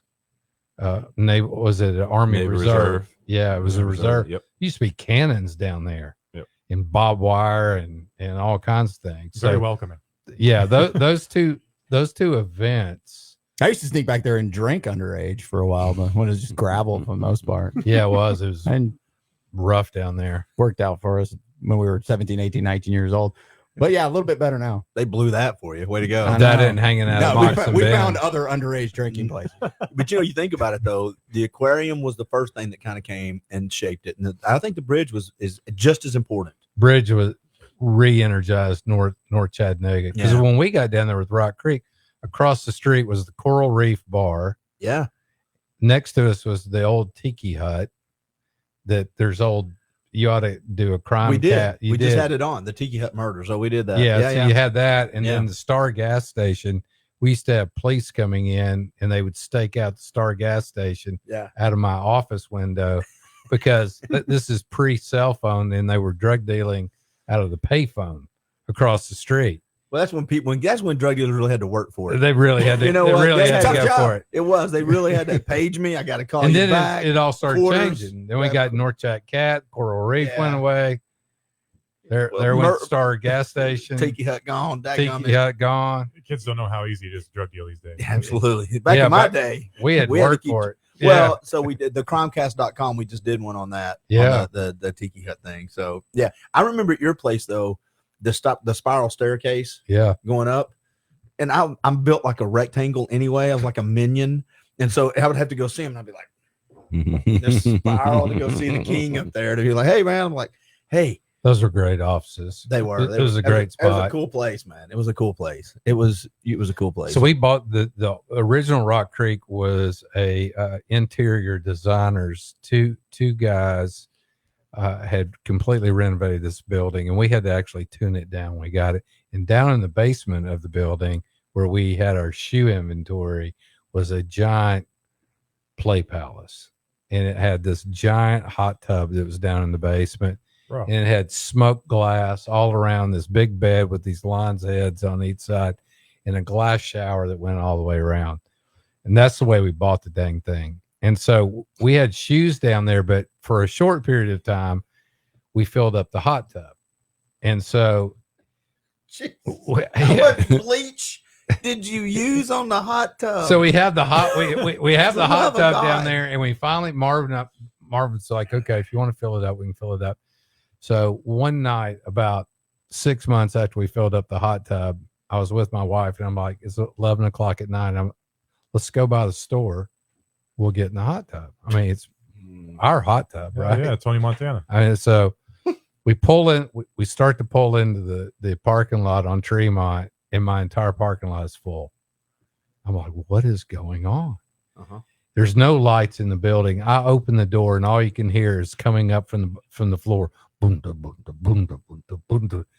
And I kind of tiptoe over and open the door going down to the basement where the hot tub is. And it sounds like there's about 200 people downstairs. Oh, no. So I just shut the door, go back. Next morning, I'm at work at 6 o'clock in the morning with a hose coming out the front door, draining it. All my staff come in. They just look like little sheep. They're like, what are you doing? I'm like, I'm draining the hot tub. There were people in the hot tub last night, 11 o'clock at night, having a big party. And they're like, you know anything about it? And they're like, no, we don't know anything about it. I'm like, okay. We never filled it back up. That was the end of it. And you didn't get to use it. We will do our best to find the culprit, sir. I'll be honest with you. It's probably good you didn't get into that hot tub. No. I ran a gym called Living Well Fitness Centers in the late 80s. And it was, if you know where Chili's is on Brainerd Road, right next door is a car thing now, like a mechanics place. But that used to be a fitness center. It was Roman Health Spa, and then 21st Century. And then it was Living Well Fitness Centers. So I ran that. That was one of my first jobs, out of high school. And so I ended up being a sales rep, but then within like 6 months, I was manager because I was really good. I was selling and I was working out all the time. I enjoyed it. People, blah, blah, blah, blah, blah. Had a hot tub, had a swimming pool, had a eucalyptus room, a steam room, and a sauna. Eucalyptus room. I love them. Oh my God. You go into your sinus, you just go kaboom. Was that the red light therapy of its time? No, yeah, kind of. If you had sinuses, you didn't have them. You go in Not there when you left. Just close your eyes and go in there for about 30 seconds, walk out. So anyway, as I'm getting trained and all this stuff, they start talking about the sauna and the whirlpool and the swimming pool, and they're walking me through as I'm getting trained and do this and here's how you clean it good. And the guy, the Robert Lumpkin, not Robert Harris, I can't remember his name. They were brothers. Golly gee, I can't remember. But anyway, he looked at me. He goes, did it? He looked around. He goes, don't get in that hot tub. And I go, what? He goes, they do not make enough chlorine to kill what I've seen in that hot tub. I said, I'm brand new. I'm like, okay. And then every time I would see people go, like, just jump in the hot tub, I was like, and that place smelled like chlorine. You know how you've over chlorine stuff? I like your skin get irritated. Yeah. People are like, my skin's a little irritated. Yeah, we're trying to clean whatever gank that is, the gonorrhea or whatever people are dropping off in that daggone thing. Don't go in there. That water's 20% latex, dude. Get out of there. Microplastics. Get out of that thing quickly right now. I say all that to this. I didn't get in there. Was like, I bet you have so much fun. I'm not getting in the pool and I'm not getting in the hot tub. And I get in the steam room and I'd get in the sauna and all that stuff. But I did not do I don't do whirlpools unless it's my whirlpool. I am not getting in no. I don't know what you clean that whirlpool. Yeah, I don't even do pools anymore. Yeah, not really. You still playing basketball? No. I thought you played every now and then with your son or something. No. Last podcast, you didn't say that. You didn't say I play it every now and then. I thought you No, played. I probably tried to play him because I thought in my mind that I could take him. Right. But that was not going to happen. A lot of golf though. We can do some golf. And How's he doing in golf? He won't get out there anymore. Well, oh, is he? He's super cool now. Way too cool for that. Right? Yeah, he's way too cool for that. I thought, okay, for some reason I thought you were playing ball. What year did y'all win the state? 88. Brainerd High School. Yep. Yeah. What high school did you go to? Me? Yeah. Baylor.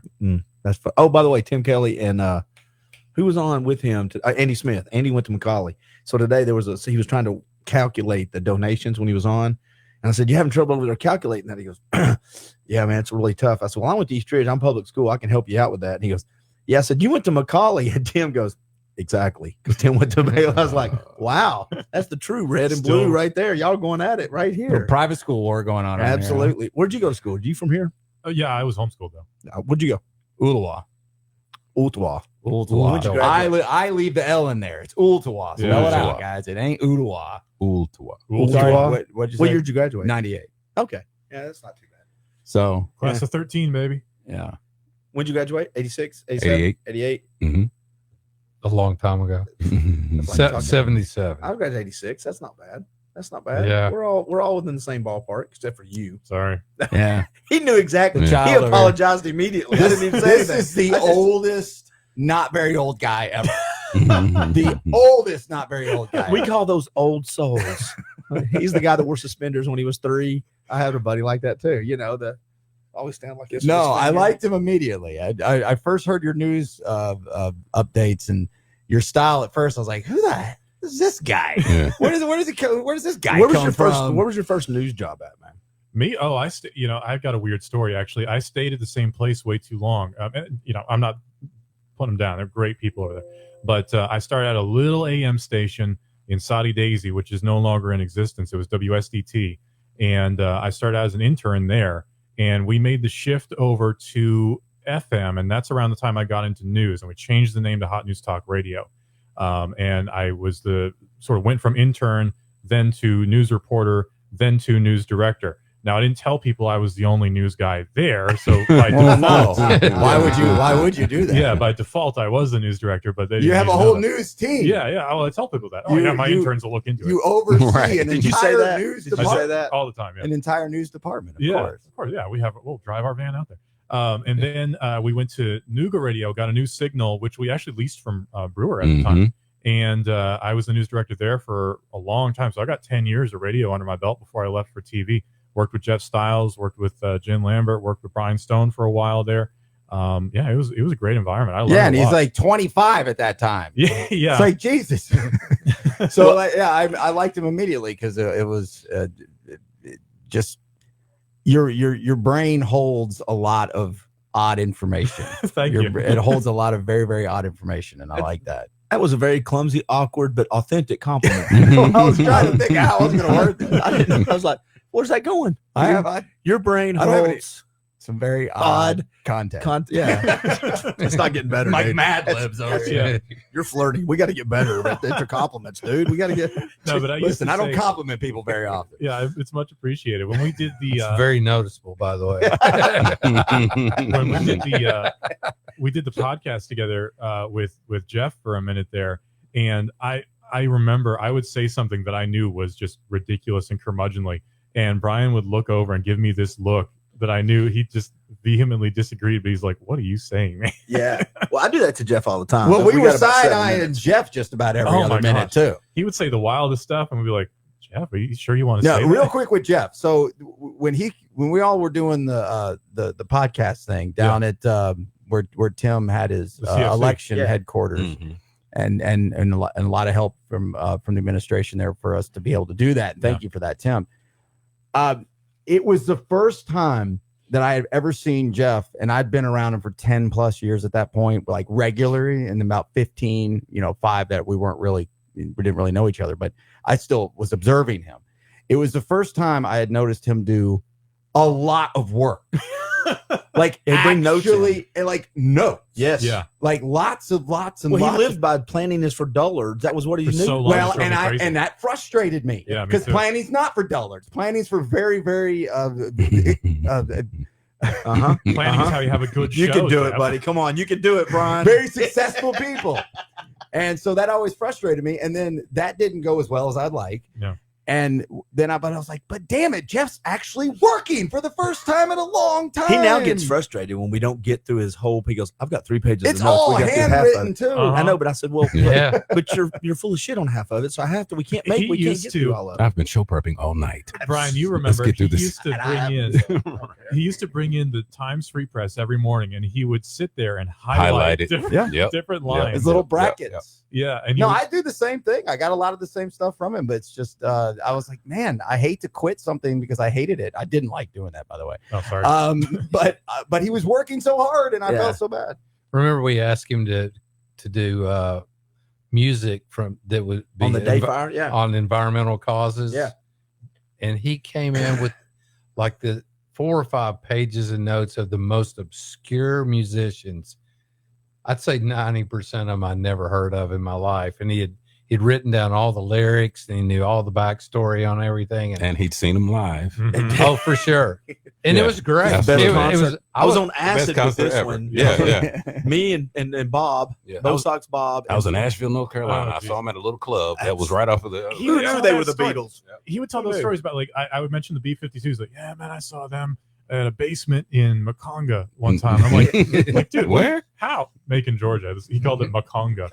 I heard that. And it took me forever to figure out that's what he meant, Macon, Georgia, because he just called it Maconga. And I Yeah. thought there was a place just called Maconga, like a club. So you or start something. Googling it. I did. I Googled Maconga and it kept saying, like, oh, the City Hall of Macon, Georgia. I'm like, oh, that's what he means. Yeah. Maconga. A lady said we were at Punchline in Atlanta, and a lady was saying that I'm from Maconga because I did a joke about Atlanta being Wakanda, and then she said, "Hey, I'm from Maconda." I was like, "Where the hell is that?" And she's like, "Macon." I was like, "Oh, okay. They got superheroes in Macon. And I've been through Macon. They don't have no superheroes in Macon. None. I got to do this in 5 minutes, guys. My platform, and this is kind of by design, but they only let me go 8 hours at a time. I've had to do it once already today. So in about 4 minutes, I'm going to have to shut this one down and fire it back up. And then magically, when we come back, we'll have other guests in the studio. But before we do, I want to say thank you to both of you. I know you came off the mountain and it's kind of late. I know you've got a wife that probably would like to see you every now and then. You came here, so She's thank like, where you. are you? Brian is. I ain't just got in- dick to do, man. That's the name of another podcast. He's gonna start podcast after podcast. Yeah. But real quick, do you like podcasting? Yeah. I love Do you it. like it? Yeah. In the next minute or so, you've done podcasting. I think you should do a podcast. I've You tell said me this. that all the time, and I need. Well, you're I the need guy to- that's got the personality, you know the contacts, and you've got the stuff. Do you like podcasting? I don't like it at all. I don't. Wait, no, stop real quick. Do you Yeah. like podcasting? I love it. I miss it. Okay, good. Now, Brian, let's just end with that. We'll go. No, I'm an old soul too. I like radio. I like live radio.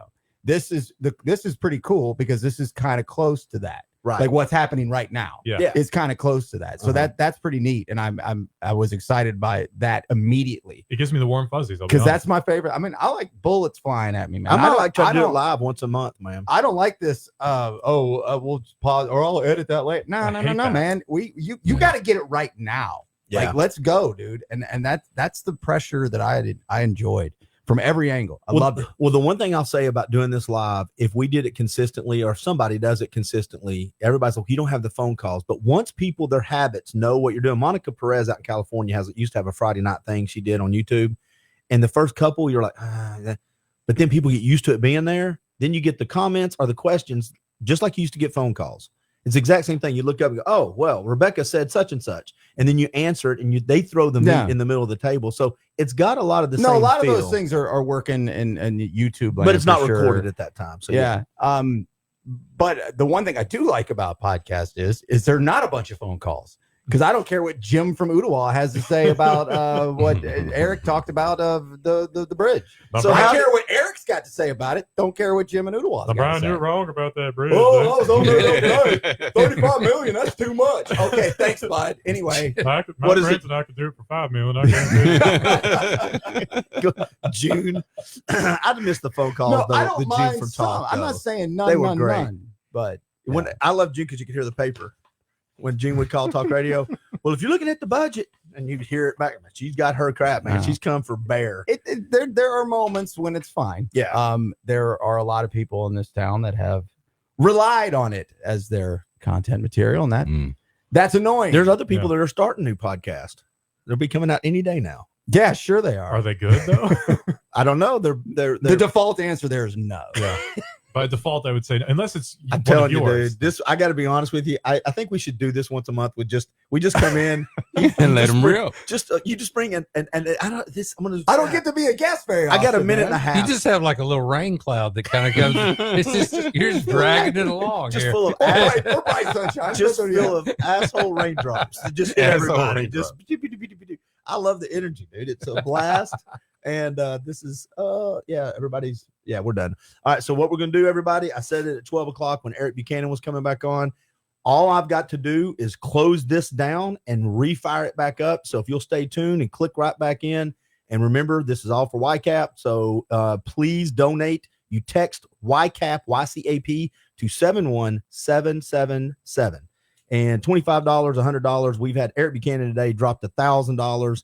I did not. I'm giving my time. 1,000, baby. Yeah, but well, hey, listen, it's been pretty cool. The response from a lot of businesses. No, around that's here, awesome. and they've been Yeah, saying man. things like, you don't need to mention my name, but I just donated this. I'm Yeah, you like, should mention their name. Yeah, we'll see. Well, I mean, if they don't want you to. Yeah, they don't. They may have not had permission to give that money yet. Yeah, I guess that's true. Yeah. All right, we're gonna wrap this one up. Eric, thanks, dude. Absolutely. Dawson, I really appreciate you. it. That's Brian, fine. you'll be around. Yeah, hang on. Russell, I it's gotta good seeing rotate you. out. Yep, it's good seeing you. Bye, everybody. That was awesome.